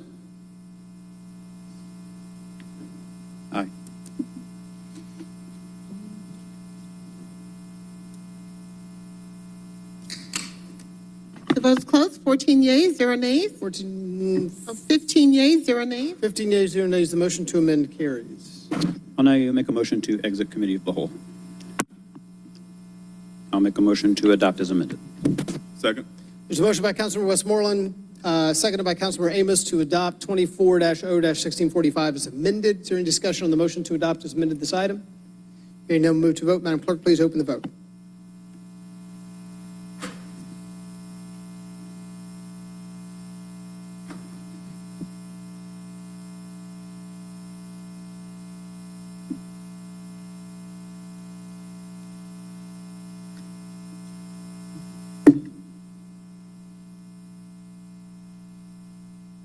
Mr. President, we can take a roll call vote. We're having some system issues.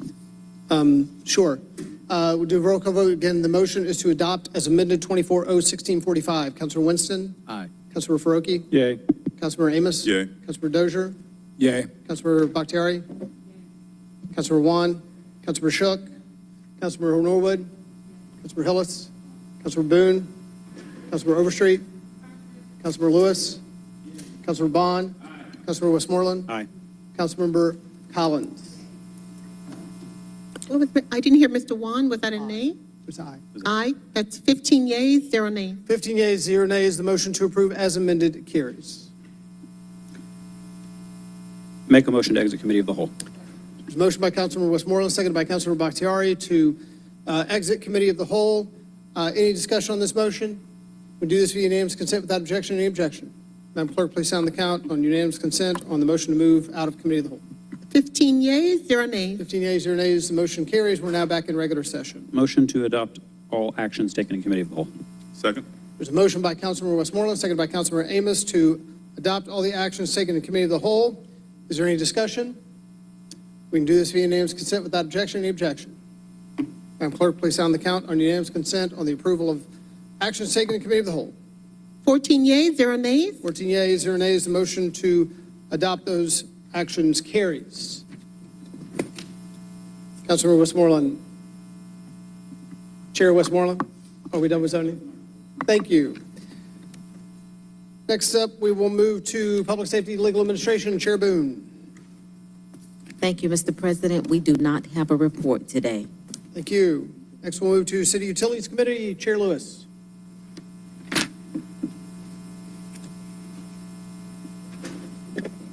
Thank you, Mr. President. We do not have a report today. Thank you. Next, we'll move to CDHS. Chair Winston. Thank you, Council President. Colleagues, we had two items that were removed from the consent agenda. I'd like to make a motion to amend 25-R-3081. This will correct the language and add the word conservancy. There's a motion by Councilor Winston to amend 25-R-3081. Is there a second? Seconded by Councilor Norwood. Is there any discussion on the motion to amend this item? It's believed to add the word conservancy. Is that what you said? Correct. Yes. Hearing none, I'm comfortable doing this via unanimous consent without objection. Any objection to the motion to amend? Madam Clerk, please sound the count unanimous consent on the motion to amend this item. 13 yeas, 0 nays. 13 yeas, 0 nays. The motion to amend carries. Thank you. The next item is 25-R-30.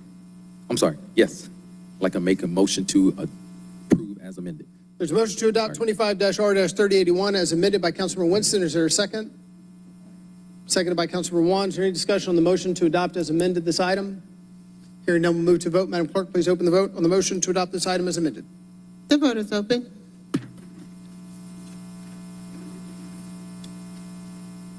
Will everyone please vote?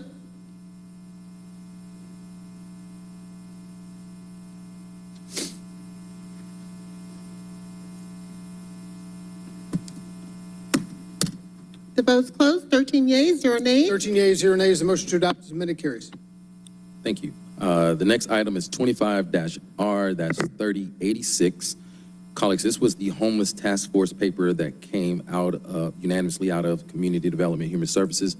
I'd like to make a motion to amend to add 3 additional organizations to the task force. That is American Friends Service Committee, Concerned Black Clergy, and Spark. There's a motion to amend 25-R-3086 by Councilor Winston. Is there a second? Seconded by Councilmember Bakhtiari. Is there any discussion on the motion to amend this item? Again, I'm comfortable doing this via unanimous consent. Any objection to the motion to amend? Madam Clerk, please sound the count on unanimous consent. 13 yeas, 0 nays. 13 yeas, 0 nays. The motion to amend carries. Thank you. I'd like to make a motion to approve as amended. There's a motion by Councilor Winston to adopt 24-R-3086 as amended, seconded by Councilmember Bakhtiari. Is there any discussion on the motion to adopt as amended this item? Hearing none, move to vote. Madam Clerk, please open the vote on the motion to adopt as amended.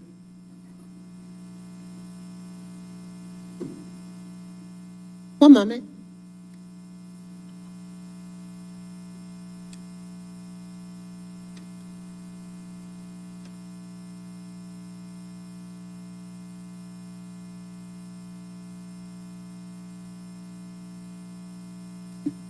The vote is open.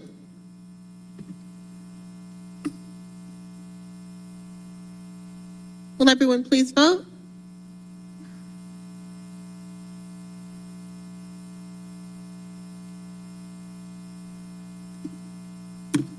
The vote's closed. 14 yeas, 0 nays. 14 yeas, 0 nays. The motion to adopt as amended carries. Thank you. This concludes my report. Thank you. Next up today will be Transportation. Chair Amos.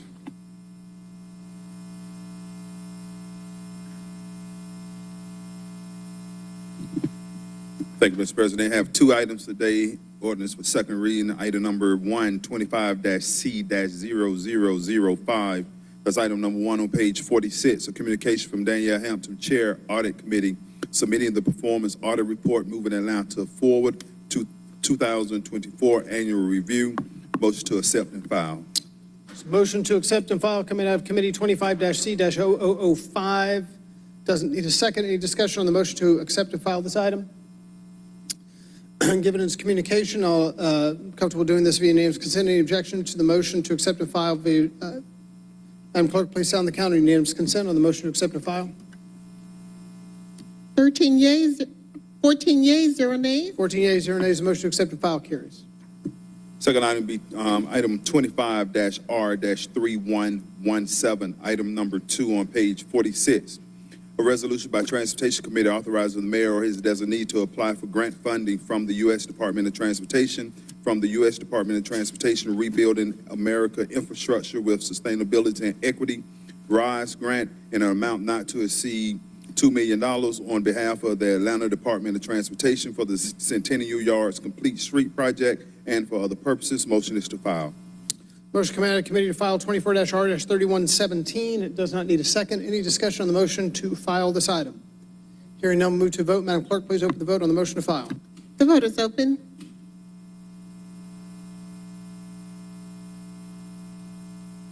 Will everyone please vote?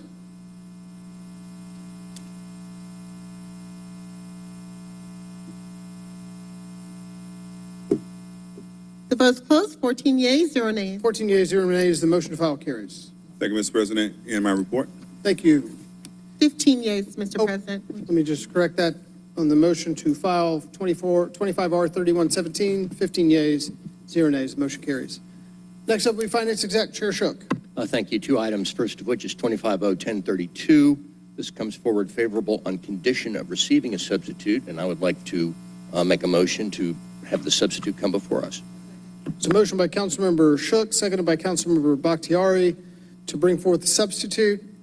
Do you want to read the caption? Yes, let me read the substitute caption. It's different. It's an ordinance by members Westmoreland, Juan, and Bakhtiari is substituted by the Atlanta City Council, authorizing a donation in an amount not to exceed $4,500 to Outfront Theater pursuant to the section of the city charter indicated here and for other purposes. Motions to approve on substitute.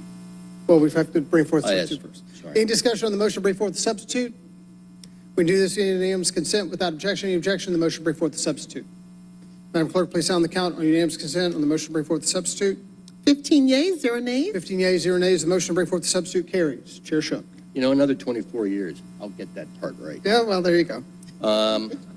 We also need a substitute for I think you need to move to adopt that.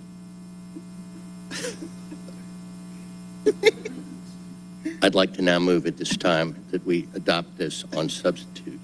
There's a motion by Councilmember Shook, seconded by Councilmember Juan to adopt 25-0-1032 as substituted. Any discussion on the motion to adopt as substituted?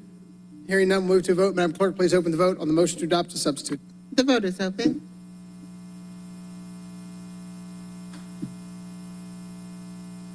Will everyone please vote? The vote's closed. 15 yeas, 0 nays. 15 yeas, 0 nays. The motion to adopt as substitute carries. It's been a long week. 25-0-1038 also comes forward favorable on condition of receiving a substitute. I would like to move to bring that substitute before us. There's a motion by Councilmember Shook, seconded by Councilmember Bakhtiari to bring forth a substitute for 25-0-1038. During discussion on the motion to bring forth the substitute, you want to read the caption as it change? Yes, it's an ordinance by Mr. Amos, a substitute by the Atlanta City Council authorizing a donation in an amount not to exceed $8,348 to the Booker T. Washington School Legacy Foundation, Inc., pursuant to the section of the charter indicated here and for other purposes. Any discussion on the motion to bring forth the substitute? We can do this via unanimous consent without objection. Any objection to the motion to bring forth the substitute? Madam Clerk, please sound the count on unanimous consent. 15 yeas, 0 nays. 15 yeas, 0 nays. The motion to bring forth the substitute carries. Chair Shook. Motion to approve on substitute. There's a motion by Councilmember Shook, seconded by Councilmember Juan to approve 25-0-1038 as substituted. Any discussion on the motion to adopt as substituted? Hearing none, we'll move to a vote. Madam Clerk, please open the vote on the motion to adopt as substituted. The vote is open.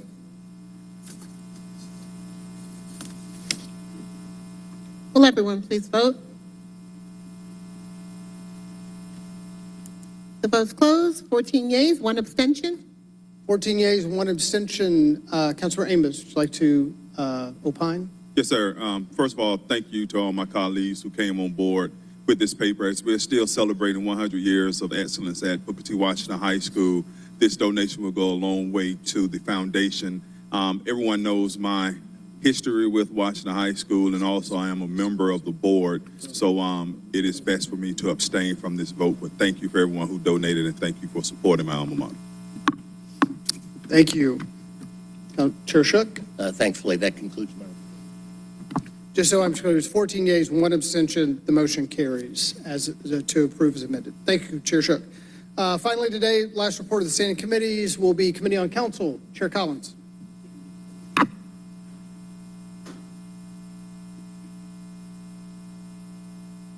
Thank you, President Shipman. We have 2 items on the report today, starting with our communications resolutions. So item 25-R-30891, a resolution by Councilmember Andrea Boone appointing Mr. Christopher Brown to the Atlanta Citizen Review Board for a term of 3 years. Said term to begin upon approval of this resolution and for other purposes, and the recommendation is to adopt.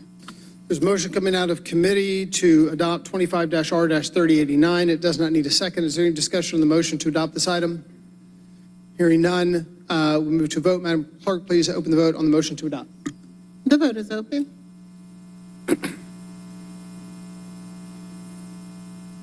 Will everyone please vote?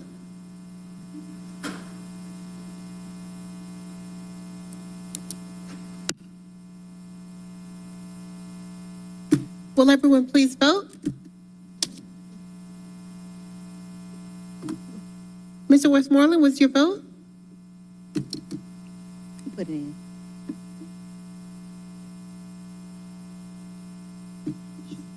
The vote is closed. 14 yeas, 0 nays.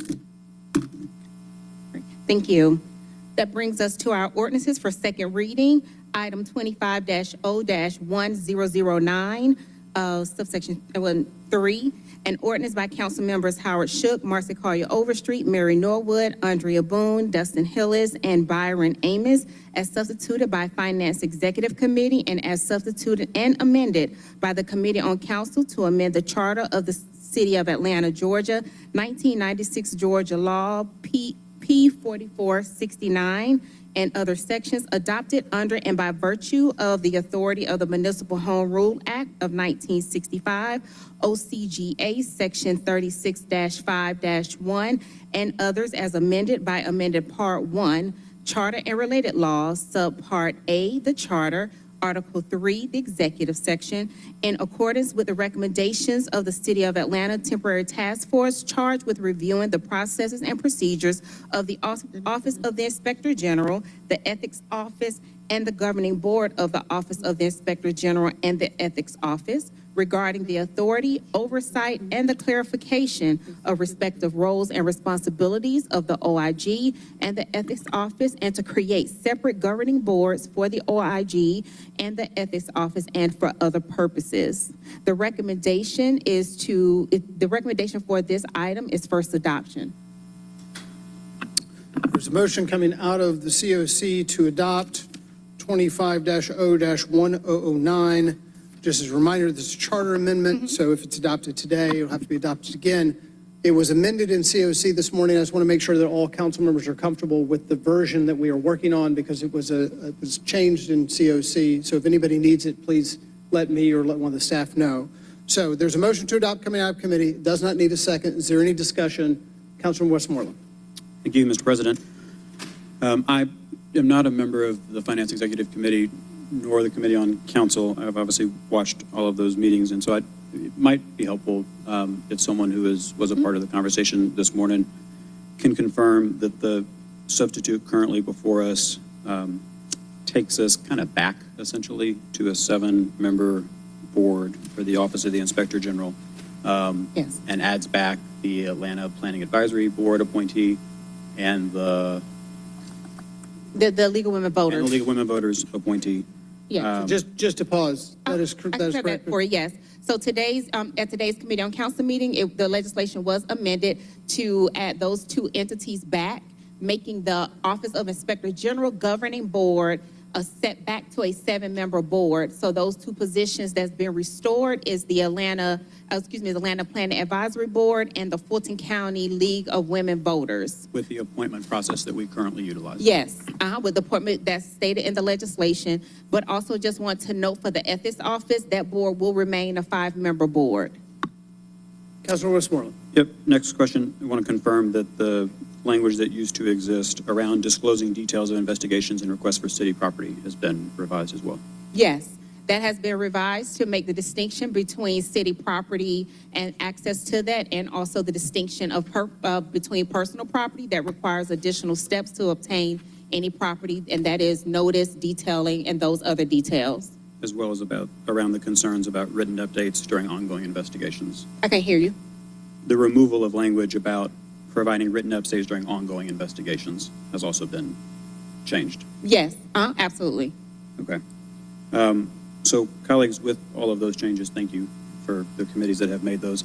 I sent to your email language that have worked with the law department on, and so you can all look at it while we go through it. But in section, I'm going to make a motion to amend section 8101B to delete all of the words in this section that says, and neither the Inspector General nor the deputies, assistants, employees, and personnel assigned to the Office of the Inspector General shall have the powers and abilities of law enforcement officers as defined in state law, including the ability to conduct criminal investigations. So remove that. Amend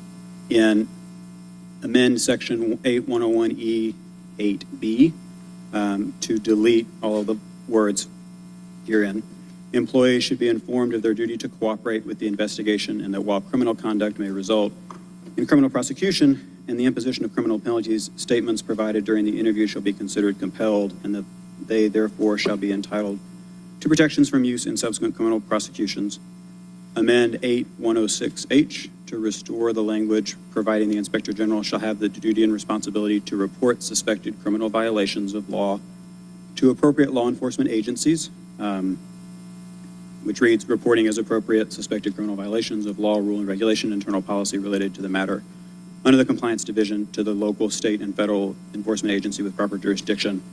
And then finally, in section 9101E8B, to do the same in the ethics section that we did in the IG section that I just read. That states employees should be informed of their duty to cooperate with the investigation, and while criminal conduct may result in criminal prosecution and the imposition of criminal penalties, statements provided during the interview shall be considered compelled, and that therefore shall not be entitled to protections for use in subsequent criminal prosecutions. To strike that. And in 9106A, to restore the language that has existed, reporting as appropriate suspected criminal violations of a law, rule, regulation, or internal policy related to the matter under jurisdiction of the Ethics Office to the local, state, and federal law enforcement agency with proper jurisdiction. That is my amendment. That is your, but I'm sorry. Amendment. What is happening here? So we're entertaining a motion to amend the legislation right now? Yes, there's a motion to amend by All right. Councilmember Westmoreland as outlined, seconded by Councilmember Juan. So let me give everybody a moment and ask, is there any discussion on the motion to amend as outlined by Councilmember Westmoreland? Yes, there is. I do. Councilmember Collins? Yes.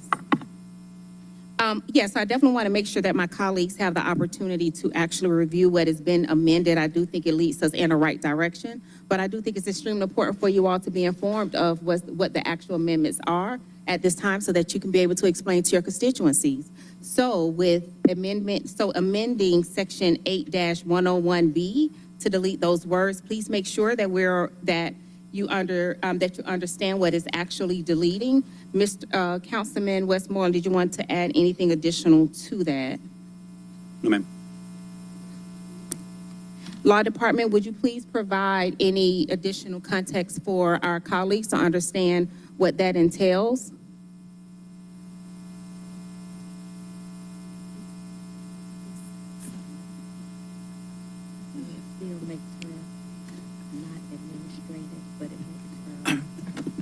Council Member Collins, that just means that we're going to rely on existing law, and we're not going to just, for the purposes of dealing with it in this legislation, since that seemed to have been bothering some people, the proposed amendment won't change the actual status of everything in the state. They don't have law enforcement capabilities, and deleting a specific reference to that will not change that. Any Other discussion on the motion to amend? one more? Yeah, Councilmember Collins, please.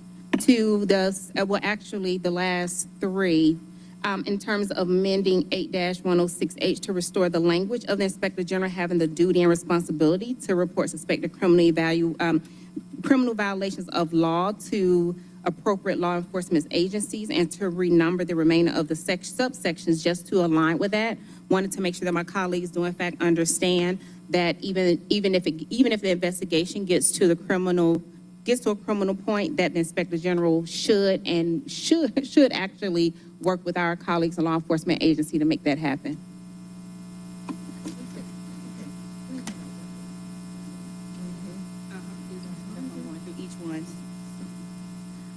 We're good there?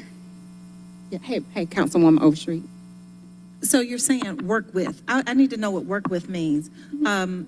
Because from where I sit, once it reaches a criminal case or investigation, that's no longer our purview of our Inspector General. So what do you mean by work with? Yeah, to operate with the appropriate authorities when it gets to the level of a criminal investigation. So if you look at the bottom of the page, restoring the language that says reporting as appropriate suspected criminal violations of a law, rule, regulation, or internal policy related to a matter under the compliance division to the local, state, or federal law enforcement agency with proper jurisdiction.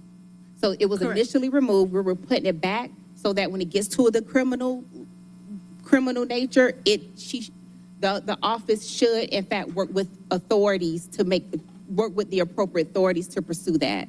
Okay, so I'm fine with that, but I don't think that it is the place of the city's IG to work on anything criminal. Yeah, and that's what we're saying. That's what this is. Okay, we're just putting back that. Absolutely, we're putting that back. It was striked out. We're putting that back in. Correct. To ensure that if it gets to that magnitude, the appropriate authority should be reporting. Reporting as appropriate, not working with.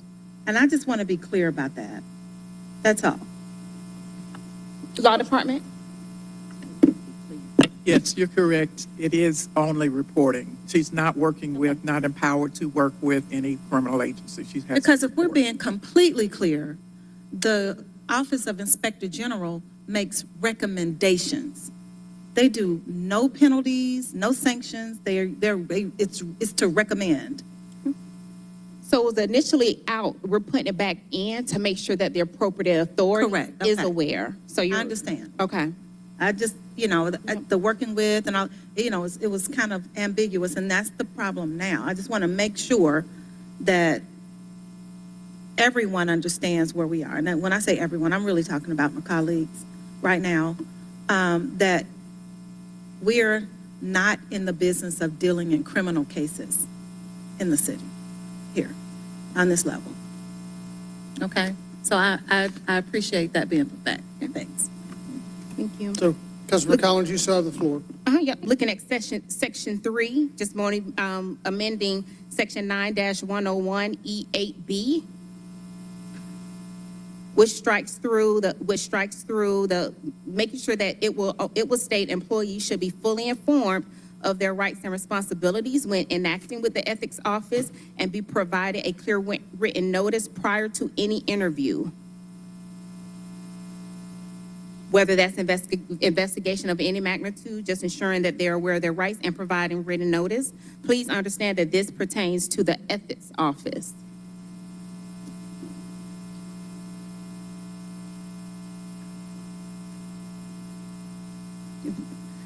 Any questions, thoughts? All right. All right, the last piece, just to understand it, also we'll put that same language that we just discussed with section 8-106H, also in section 9-106, section 8, in terms of reporting any suspected criminal violations to the appropriate law enforcement agencies under the jurisdiction, with the understanding, you guys, that section 9 is the new section that pertains to the ethics office. And well, to make it easier, section 8 pertains to the Office of Inspector General. The new section 9 of this legislation will pertain solely to the ethics office. Councilmember Overstreet. Thank you. So I think that since we are still in the business of amendments, I also want to continue to support our employees by adding another amendment, which I actually have not done yet. And this is to... Councilmember Overstreet, can I just ask that we work through this one, and then happy to entertain another Sure. amendment, just so we're Okay. clear on exactly. This can go up or down. Understood. And then happy to entertain additional amendments, but instead Okay, of getting off thank top. you. Sure. Yep. Other discussion of the amendments offered by Councilmember Westmoreland? Nope, hearing none, we'll move to a vote. Madam Clerk, please open the vote on the motion to amend. The vote is open. Yes.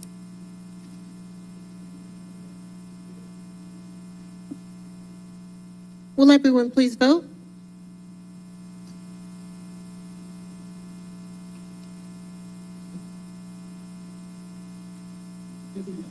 Yeah. I'm gonna come right back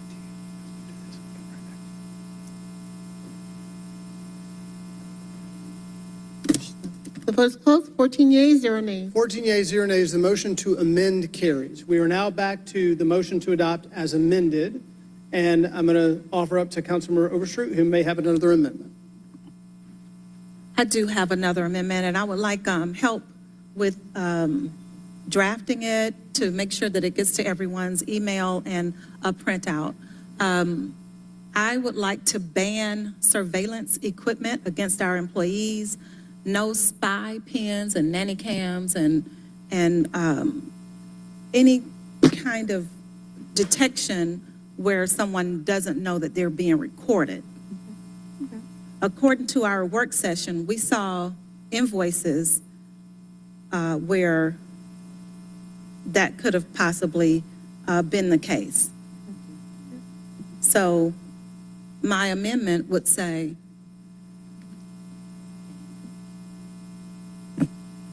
the city of Atlanta would not like to, you help me out with this. Hold on just a second, I'm trying to get it on. Madam City Attorney? Yeah, she's looking over me to side eye. It would be the city of Atlanta prohibits the use of any spy or surveillance equipment from non-policing entities against any employees without their knowledge. So Councilwoman Overstreet, can we capture that on an appropriate amendment form and get it out to get out to all council members to review, and then we'll embed it into the legislation for you? Yes, that'll be great. And I don't mind if it's embedded in, it travels, this is traveling. So I don't mind if it's embedded, I know it comes to FEC, it's probably going to go back to COC, but that is my amendment. Okay. So just for so we can work on procedurally, it. we can wait, we can take care of it now, or, My preference is to take care of it right okay, now. then we need an amendment form, and we need to get out an amendment to the members. While we're waiting, Councilmember Faroki, I yield. Let me make sure do I have a second? I know that sorry, who's got the second? Councilmember Amos, okay. We've got a motion to amend. I know that we're getting the language, but that way we can go ahead and start conversing about it. So is there discussion on the motion to amend offered by Councilmember Overstreet, Councilmember Faroki? Yeah, not on the merits. I think I was going to echo what Councilor Shipman says when we get, and this is to the preference of Councilmember Overstreet. This could also be done in FEC as well. Is that correct? It's going to be in COC. It's going to go back to So just to clarify, when we go through a charter amendment, the first time it's offered, the council president refers it. When it comes back through, there's a motion to refer. Which is today. And wherever the motion to refer that is actually carried, that can refer wherever, but it will be referred back someplace. But that is not my purview, that is now council's purview. Councilmember Overstreet. I would also like to add that several of the council members that have an appetite for this amendment are not on either of those committees. So this may be the right time to do it. Other discussion while we wait for the particular language? Yes. Councilmember Bond? I'm sorry, President Shipman. Councilor Bond. Thank you. Well, while we wait, I'd like to ask a question of the law department. Is that all right? Say it again? While we wait for the Yes. amendment, I'd just like to ask a question of the law department. Please, go ahead. Thank you. Madam City Attorney, I have a question. I have watched the work session. I've heard testimony and comment from the public. I've read many emails that I have gotten that have personally disturbed me greatly about the conduct of the current Inspector General. And so the most disturbing is a repeated theme that I heard today from a private citizen, that their personal banking information was accessed by a current city employee. My question to you is, we have always known that the Inspector General does not have subpoena power, never had subpoena, wasn't contemplated, to have subpoena power. 'Cause I was here and supported the legislation that created the office.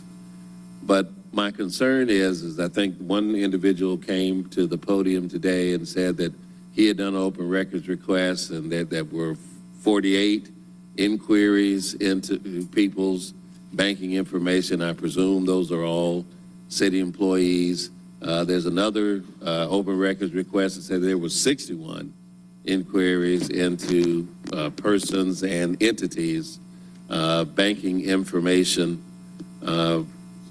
So if we take the high number, that's 61, and I guess my question is, the representation of a city employee, in this case, the current IG, knowing that they don't have subpoena power, by sending a letter to a financial institution or any institution requesting or representing that they are subpoenaing information, is not just a violation of the state banking code, but wouldn't that also constitute fraud on behalf of that employee? I need to clarify one point in the beginning. The Office of Inspector General always had the power to issue subpoenas. The problem from the creation of the legislation that enabled her, the office. The problem was that the subpoenas that were issued for financial institutions did not comply with the law because they have an obligation for you to let somebody know at the same time the subpoena is issued so that they can quash it. So she did have the power to issue subpoenas, and that power has not been altered. We wanted to make certain that the power to issue it is done pursuant to state law. There were violations of state laws with regard to at least, we don't know the total number, but at least about 48 subpoenas issued with the disclosure statement attached and sent to a financial institution. I don't know if I would say that was fraud, because fraud requires you to intentionally try to deceive someone knowingly and willingly and all of that type of thing, but it wasn't it wasn't consistent with the law.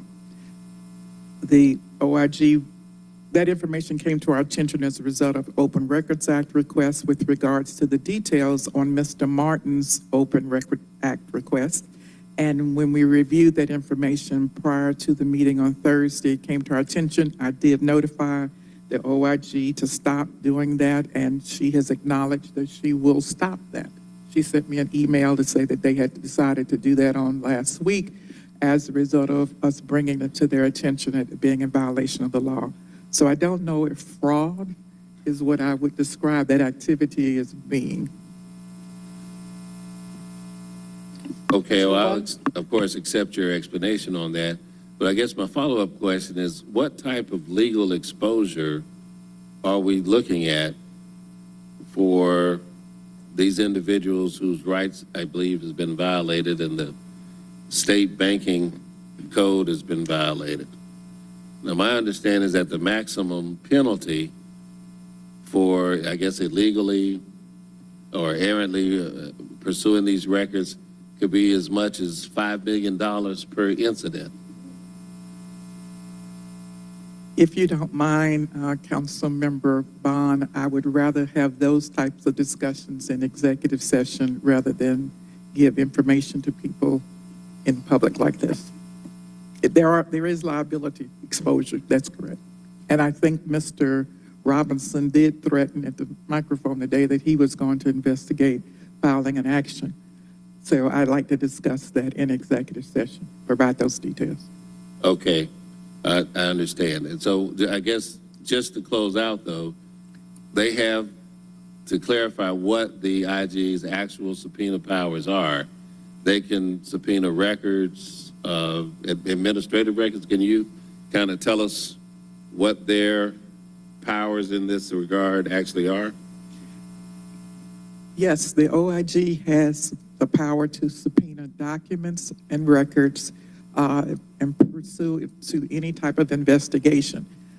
If those documents happen to be financial records, they have to provide notice in advance or simultaneously with the release of the subpoena, but before the financial institution responds, so that the account holder or the customer of the bank is given an opportunity to file a motion to quash. Okay. So thank you for that clarity. And if we end up going at some point into executive session, I would like to have further discussions around this. Because I think this is problematic, you know. Abraham Lincoln once famously said, if you want to know a person's character, give them power. And this individual has been given a lot of power. They have obviously a great legal resume, and coming into this job, they had to have known that there were few and little boundaries of their authority, and they have clearly abused it. And they've abused this office. I think as fiduciaries of the city of Atlanta, not just elected representatives, that we have an obligation to protect the city from any employee who would open us up to gross and exposed liability.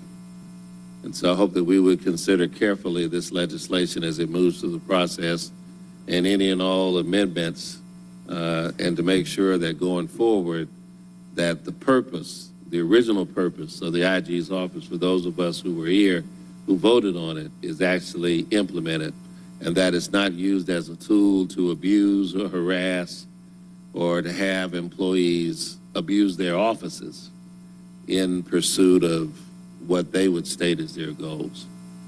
So I'll withdraw. Thank you, Councilmember Bond. Councilmember Lewis. Thank you again, City Attorney. My question was surrounding close to the same thing, just seeing Dr. Robinson and also seeing him at meetings this weekend. Did we hire or did we create a position and put a person in a position that has opened up us for potential lawsuits? I just wanted to make sure I'm clear, and I asked the question to hear from you. I would rather discuss this in executive session. However, the conduct I've already described is in violation of the state banking law.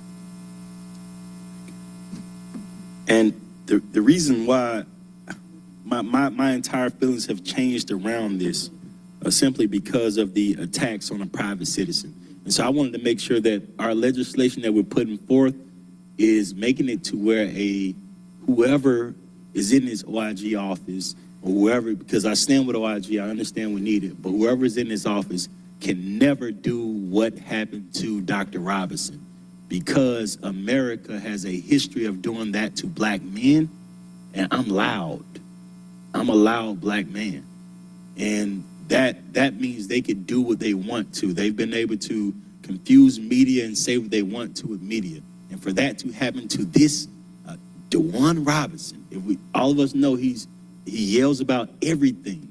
And so I'm a loud black man and I'm nervous. So I want to make sure that the legislation that we put forth, that whatever we're putting forth, that they can't do this. It specifically says you can't attack a citizen, because he felt attacked. So I just want to make sure that the legislation we're putting forth removes that power. The Office of Inspector General only has authority over employees of the city and vendors that work with the city. Thank you. Thank you, President. Thank you, Councilmember Lewis.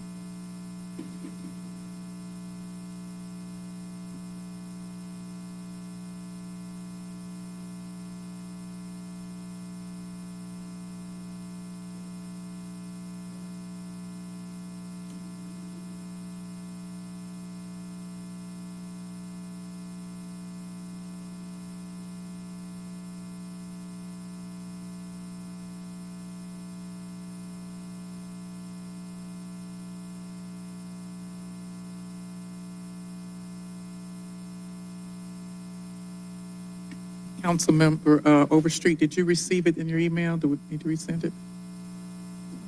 I did, and I'm going over it now. So in the sake of time, I don't mind if we go ahead on and accept the amendments that we've all agreed upon. I will put this amendment in the next committee where it's going next. I can do that. So I would. So just to clarify. So just a second. You're saying every time that I amend it, I would have to go 3 rounds? What are you saying? No, all I'm saying that right now you have a motion to amend on the table. Okay. You could withdraw that motion and obviously put that back into the process in one of the committees that it goes to, because it will be referred back. Or we can go ahead and wait and take up the matter because your amendment is technically on the floor.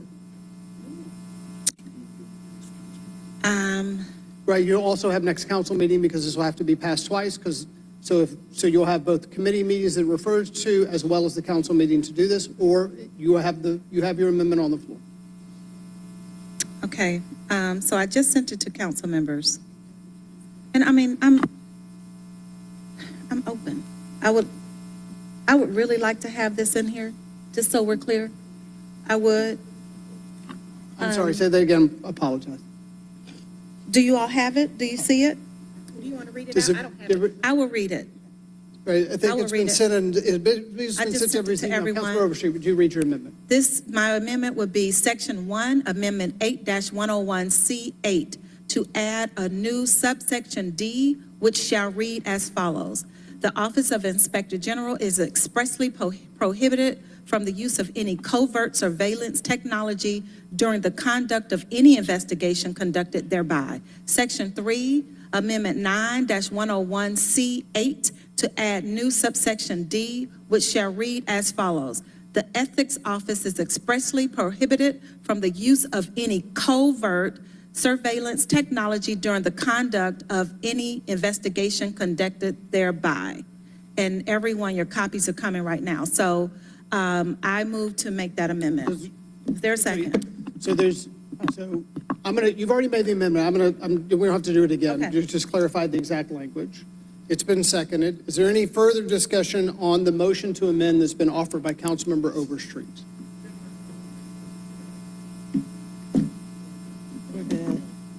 Councilmember Shook.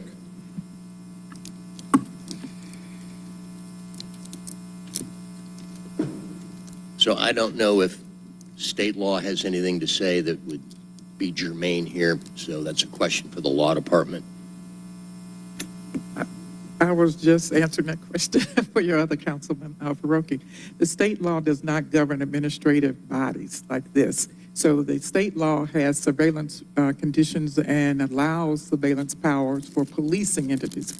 Since you created this entity, you create the powers that the entity, the office has. You're able to say that no one, that office doesn't have the power to surveil people because you are granting the powers. It was not contemplated. It was a power that was just used. You can define it, grant it or not grant it, but it does not violate any state law. Thank you. Other discussion on the motion to amend is offered by Councilmember Overstreet. Hearing none, move to vote. Madam Clerk, please open the vote on the motion to amend.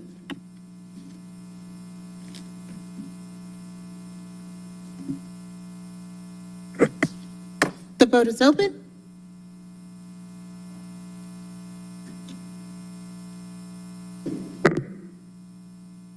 Will everyone please vote?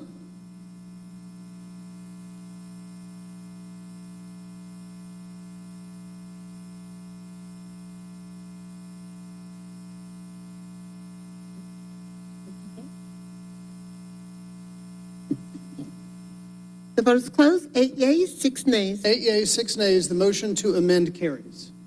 We are now back to the motion to adopt as amended the amendments that came in, as well as Councilmember Westmoreland and Councilmember Overstreet. Any other discussion on the motion to adopt as amended? Councilmember Collins. Nope, just a reminder that this legislation is requires to adoption by the body, and so this item will be referred back to Committee on Council. So, other discussion on the motion to adopt this item as amended?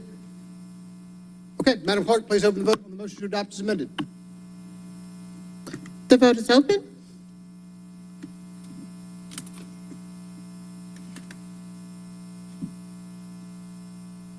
Will everyone please vote?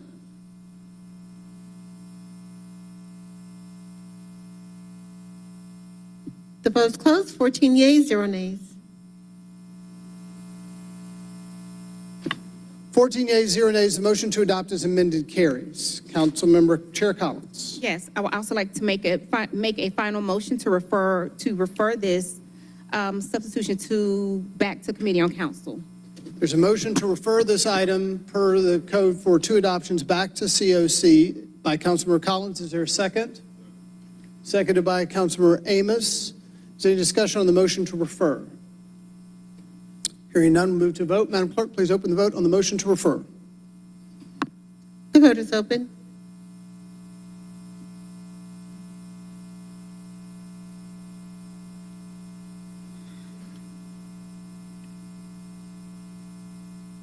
Will everyone please vote?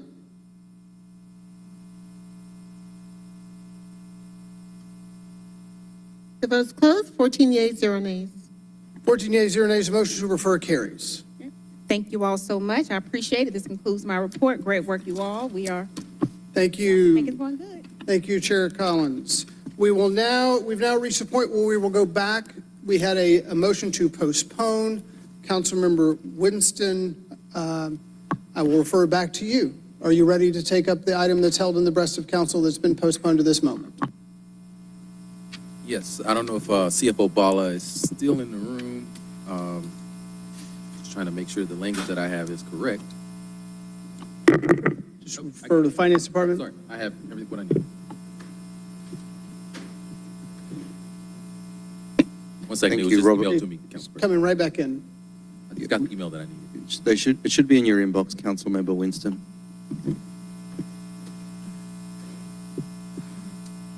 Thank you. I'd like to substitute 24-R4601. It does not change the caption, but I can read it. Let's go ahead and take the motion the second, then you can read. There's a motion to bring forth the substitute by Councilor Winston for 24-R-4601. Is there a second? Seconded by Councilor Juan. Councilor Winston, maybe you want to remind us of the item. Thank you. It's a resolution authorizing the City of Atlanta to donate a total amount not to exceed $1 million and 0 cents to Hope Atlanta, Inc., pursuant to section number listed of the Atlanta Charter to support efforts to prevent displacements, homelessness, and hunger. This corrected the account stream. In discussion on the motion to bring forth the substitute. Hearing none, move to vote. I'm going to because it's fairly straightforward, I'm going to allow this to be without objection, unanimous consent. Any objection to the motion to bring forth the substitute? Madam Clerk, please sound the count. Unanimous consent on the motion to bring forth the substitute.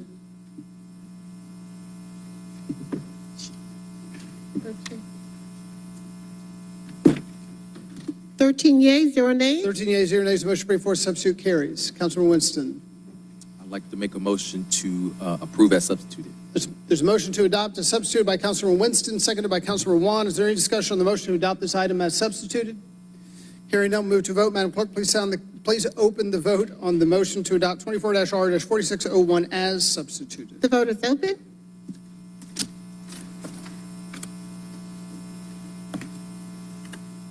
Will everyone please vote?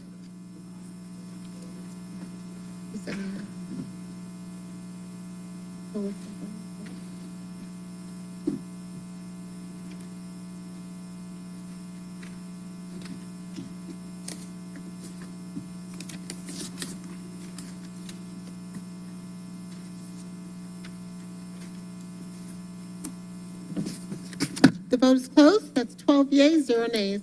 12 yeas, 0 nays, 1 abstention. The motion carries. Councilor Westmoreland, would you like to explain this abstention? Thank you, Mr. President. I serve on the Board of Directors for Hope Atlanta. Thank you. Thank you. I believe that concludes the business for today. We will now move to personal papers. We have 2 items for immediate consideration. First up is Councilmember Amos.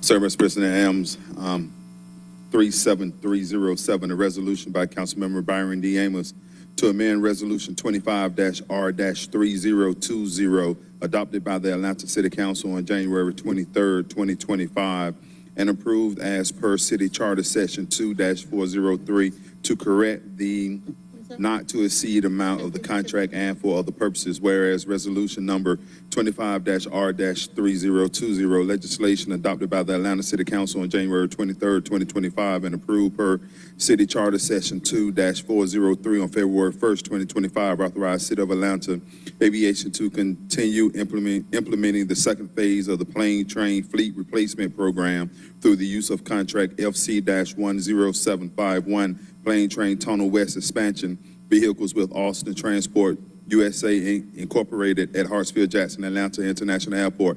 And whereas the caption of the legislation inadvertently had the incorrect funding amount of $13,049,053, and whereas in the desire of the Department of Aviation to amend Resolution 25-R-3020 to correct the not to exceed amount to $13,049,053 $49,513. No, I didn't get anything. Now whereas be it resolved that by the City Council of the City of Atlanta, Georgia, that Resolution 25-R-3020 is amended to correct the not to exceed amount to $13,049,513. Be it finally resolved that all other provisions of Resolution 25-R-3020 remain unchanged. Motion to approve. There's a motion to approve elements 37307 by Councilmember Amos, seconded by Councilmember Bond. Is there any discussion on the motion to approve this item? Hearing none, we'll move to a vote. Madam Clerk, please open the vote on the motion to adopt elements 37307. The vote is open.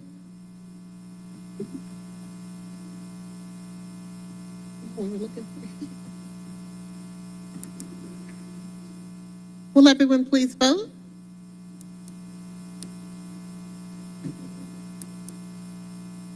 Councilmember Collins, how would you like your vote? Councilmember Collins, how would you like your vote recorded?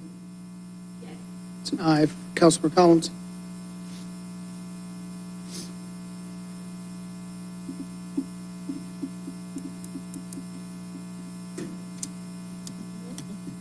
Votes closed. That's 11 yeas, 0. 11 yeas, 0 nays. The motion to adopt carries. Mr. President, make a motion to send this to the mayor's office post haste. There's a motion by Councilmember Amos to send this item post haste. Is there a second?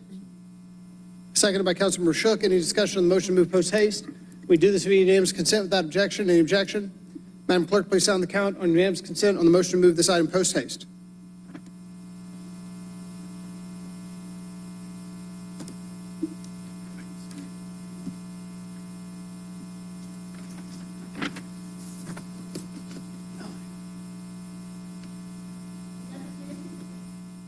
$11 yeas, 0 nays. 11 yeas, 0 nays. The motion to move post haste carries. We have one more immediate consideration. Councilmember Bond.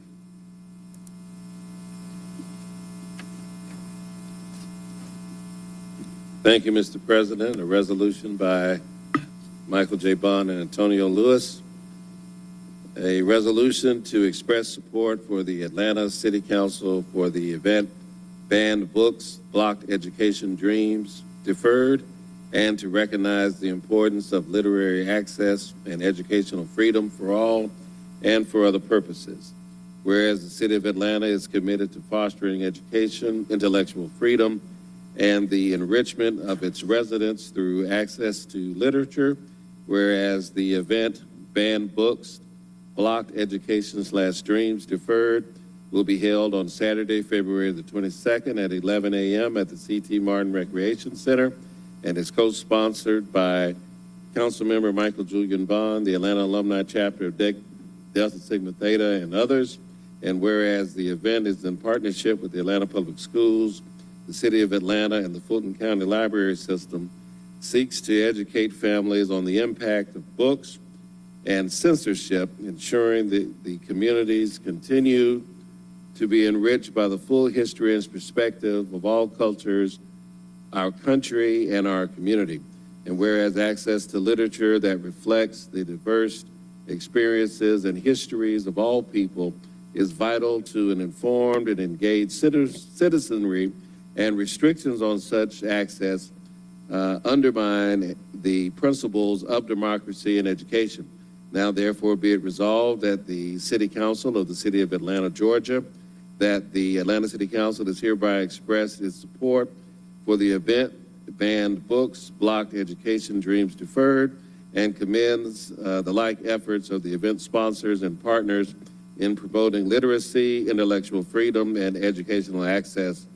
Be it further resolved that the City of Atlanta encourage all residents to read and to engage in discussions on the significance of free access to literature in fostering a well-informed and empowered community.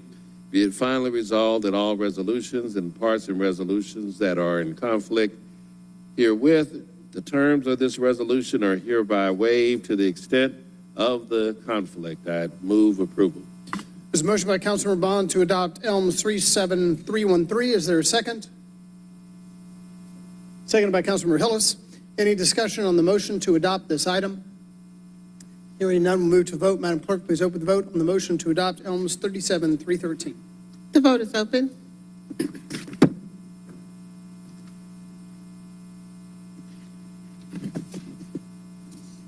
Will everyone please vote?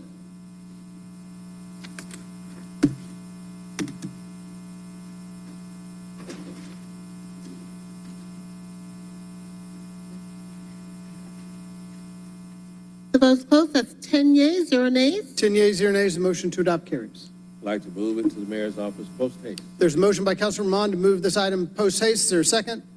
Seconded by Councilmember Amos. Any discussion on the motion to move post haste? We do this with unanimous consent without objection. Any objection? Madam Clerk, please sound the count on unanimous consent on the motion to move post haste. 10 yeas, 0 nays. 10 yeas, 0 nays, the motion to move post haste carries. Thank you, Mr. President. You're a great American. Oh, well, I appreciate that. Councilmember Bond, you're back up. You get the microphone for, well, look, first, let me just make sure. There are no other items for immediate consideration. Therefore, we'll move to items for referral. Councilmember Bond, you're in. Oh, exciting. I have Elms ID number 37288, an ordinance by Michael Julian Bond, an ordinance authorizing the mayor or his designee to execute amendment number 2 to grant CS May 2309 124 XXXX number EF SPG grant CS 1023-1 with Cornerzick LLP on behalf of the Mayor's Office of International and Immigrant Affairs to ratify services rendered, extend the term of the agreement for 5 months retroactively commencing November 16, 2024 through April 15, 2025, and to add additional funding in the amount not to exceed $16,848.50 for the purpose of supporting the administrative closeout of the Emergency Food and Shelter Humanitarian Program. All contracted work will be charged to and paid from the departmental organization account number listed therein and for other purposes. Elms ID 37288 will be referred to the Finance Exec Committee. Have Elms ID number 37287, an ordinance by Michael Julian Bond, an ordinance to waive Chapter 2, Article 9, Division 1, Section 2-910, grant applications of the City of Atlanta Code of Ordinance to ratify the City of Atlanta's submission on behalf of the Mayor's Office of International and Immigrant Affairs on the application of the fiscal year 2023 Case Management Pilot Program in the amount of $4 million to, if awarded, be utilized by providing comprehensive case management services to non-detainee, non-citizens known to U.S. Immigration and Customs Enforcement in the City of Atlanta, to be authorized the mayor or his designee to enter into the required agreements necessary for the implementation of the award and for other purposes. Elms ID 37287 will be referred to the Finance Exec Committee. Elms ID number 37265, an ordinance by Michael Julian Bond, an ordinance to ratify services rendered in connection with the agreement FC 1190584, record services for abandoned vehicles on private property, stolen and non-stolen vehicles with South Metro Towing Incorporated, beginning January 31st, 2025 through January 30th, 2026, and authorize the mayor or his designee to exercise the second renewal option under the agreement on behalf of the Atlanta Police Department for a term of 1 year, retroactively effective from January 31st, 2025 through January 30th, 2026, at no cost to the city in accordance with Section 2-1163, subsection C of Article 10, Procurement and Real Estate Code of the City of Atlanta, ordinances and for other purposes. Elms ID 37265 will be referred to the PSLA. All right. I have a resolution by Council Members Michael Julian Bond, Council Member Winston, Council Member Faroki, Council Member Amos, Council Member Shook, Council Member Juan, Council Member Dozier, Council Member Boone, Councilmember Hillis, Councilmember Lewis, and myself. A resolution by Councilmember Michael Julian Bond to request the mayor and the necessary administrative staff and departments to conduct a feasibility study to report back to the City Council within 90 days concerning homeless affordable transitional housing and the creation of an authority and special levy district to address Atlanta's homeless and housing needs, including a review of all available financing tools and for other purposes. Items ID 37295 will be jointly referred to the CDHS and FEC committees. Thank you, Mr. President. Thank you. Councilor Boone.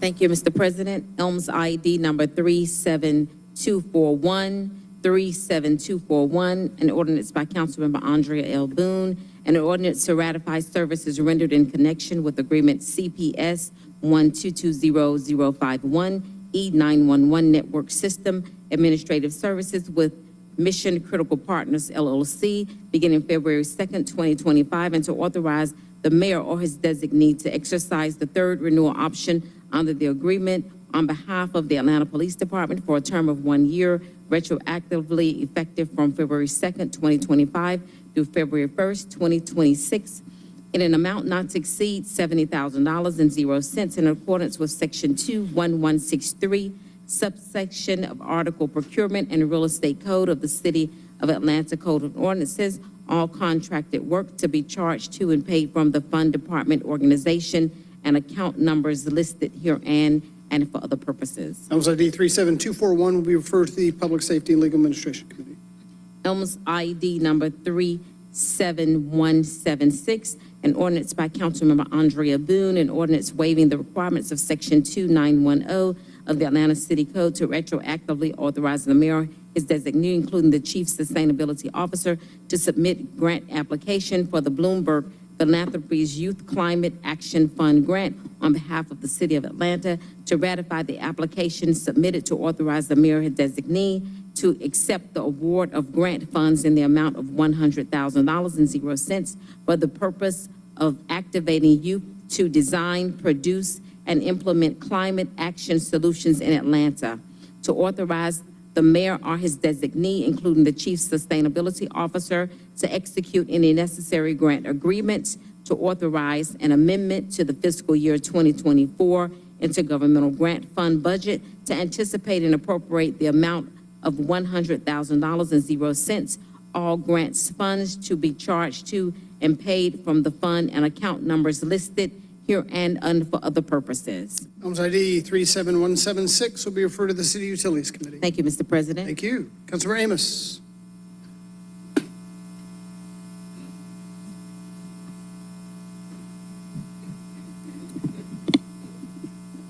Yes, sir. AMS number 37058, ordinance by Councilmember Byron D. Amos to waive the sidewalk requirements of Section 15-9.003, a part of 15 land subdivision ordinance of the City of Atlanta Code of Ordinance, to provide that a certain subdivision applicant SD-24-001-943 Rice Street deposit a dollar amount of $32,534.39 equal to the value of the required sidewalk construction into the designated trust fund account for District 3 and for other purposes. Items ID 37058 will be referred to the Transportation Committee.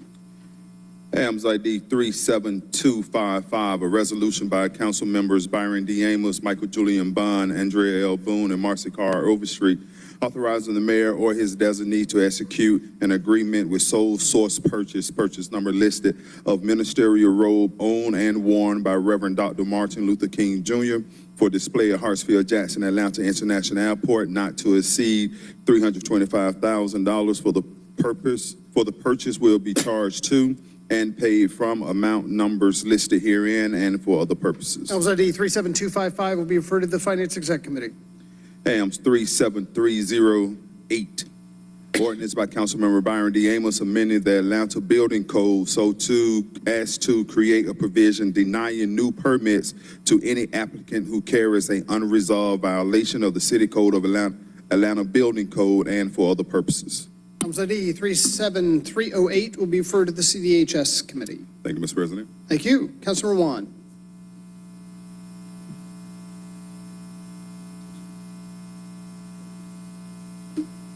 Thank you, Mr. President. Elms ID 37310, an ordinance by Councilmember Alex Juan to provide for the annexation of property located at 2231 Glenwood Avenue, Southeast Georgia 30316 into the corporate limits of the City of Atlanta, Georgia, pursuant to the 100% method to extend the boundaries of the Atlanta Independent School System, to notify the Department of Community Affairs of the State of Georgia of such annexation and for other purposes. Items ID 37310 will be referred to the FEC.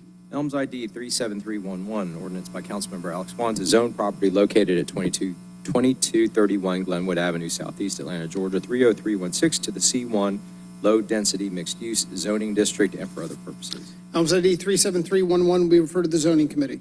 Elms ID 37312, an ordinance by Councilmember Alex Juan to amend the land use element of the 2021 City of Atlanta Comprehensive Development Plan, CDP, so as to designate property at 2231 Glenwood Avenue, Southeast Atlanta, Georgia 30316 to low-density mixed-use land use designation and for other purposes. Elms ID 37312 will be referred to the CDHS. Elms ID 37297, an ordinance by Councilmember Alex Juan to amend the land use element of the 2021 City of Atlanta Comprehensive Development Plan, CDP, so as to designate certain parcels located in the Brighton Village subdivision to the low-density residential land use designation and for other purposes. Elms ID 37297 will be referred to the CDHS committee. Elms ID 37296, an ordinance by Councilmember Alex Juan to provide for the annexation of properties located in the Brighton Village subdivision located in unincorporated DeKalb County to the corporate limits of the City of Atlanta, Georgia, pursuant to the 60% method to extend the boundaries of the Atlanta Independent School System, to notify the Georgia Department of Community Affairs of such annexation and for other purposes. Elms ID 37296 will be referred to the FEC. Elms ID 37298, an ordinance by Councilmember Alex Juan to zone certain parcels located in the Brighton Village subdivision to the MR1 multifamily residential zoning and for other purposes. Elms ID 37298 will be referred to the zoning committee.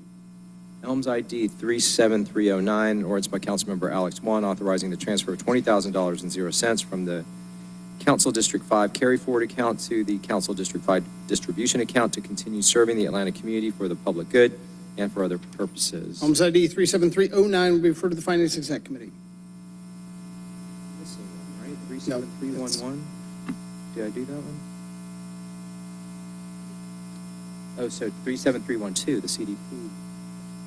Okay. All right. Thank you. Thank you. Councilmember Hillis.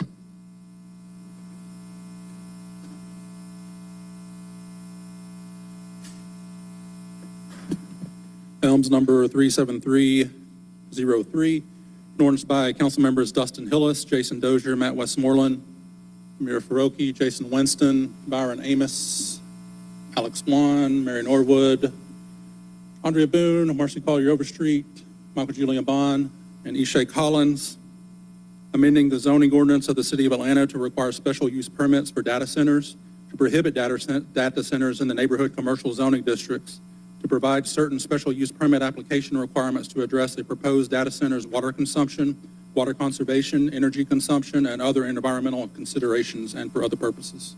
Elms ID 37303 will be referred to the zoning committee. Completes my items. Thank you. Thank you. Councilmember Overstreet. Councilmember Overstreet.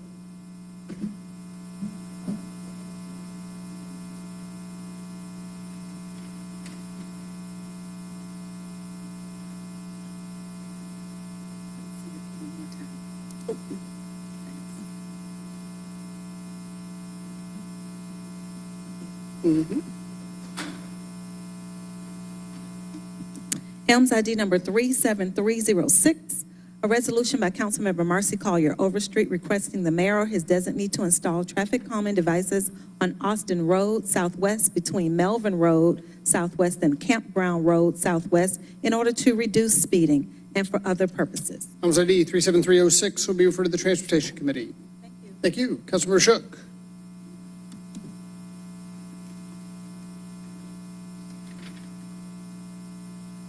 Elms 37249, resolution by Shook, authorizing mayor or his designee to issue the task order indicated for the contract RFP indicated citywide architectural planning and design and engineering and construction services with Harrison Smith LLC for design services for Mountain Way Common Park and Lorden's Park on behalf of Department of Parks and Rec in an amount not to exceed $284,305 to be charged to and paid from the account numbers listed and for other purposes. Elms ID 37249, we refer to the FEC. Elms 37254, resolution by Shook authorizing the CFO to refund customers for overpayments to water and sewer accounts in the amount of blank, all funds to be charged to and paid from, etc. Elms ID 37254 will be referred to the FEC. Thank you. Councilmember Westmoreland.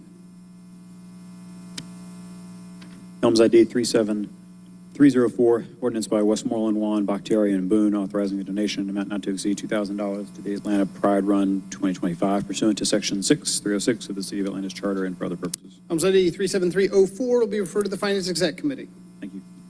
I believe that's all the papers for referral today. We'll now move to general remarks. I'll just lead off briefly to remind everybody that we have construction going on in our committee rooms. So for the next several weeks, all committee meetings will be held in chambers. Councilmember Boone. Yes, thank you, Mr. President. I would like to congratulate A.C. Wells, Commissioner Reginald Wells, who will be leaving the city of Atlanta, going to DeKalb County as the Director of Watershed Management. A.C. Wells has been a diligent and dedicated citizen and employee, a wonderful, wonderful worker, and we would like to just let him know how much we have appreciated his service to the city of Atlanta. Congratulations, A.C. Wells. Thank you, Councilmember Boone. I'm going to ask the city clerk, Madam Clerk, if you would make an announcement while council members are here. Yes, good evening, Mr. President and members of council. Just a reminder that the campaign contribution disclosure reports was due on January 31st. So if you haven't filed, you are late, but you will not incur a penalty during the grace period, which ends on Friday, February 7th. So please submit your report. Per the state, it is late, but you will not incur a late fee until Friday. So thank you. Thank you. Councilmember Overstreet. Thank you, President Shipman. I just want to invite everyone to our community public safety meeting that's being held tomorrow at William Walker Rec on Fabron Road, 2405 Fabron Road. We will start our meeting at 6:30. I want to thank the Heritage Valley community, their president, Rasheen Hunter, for staying so engaged and making sure that we were able to get this done. So joining us tomorrow would be Zone 4 Commander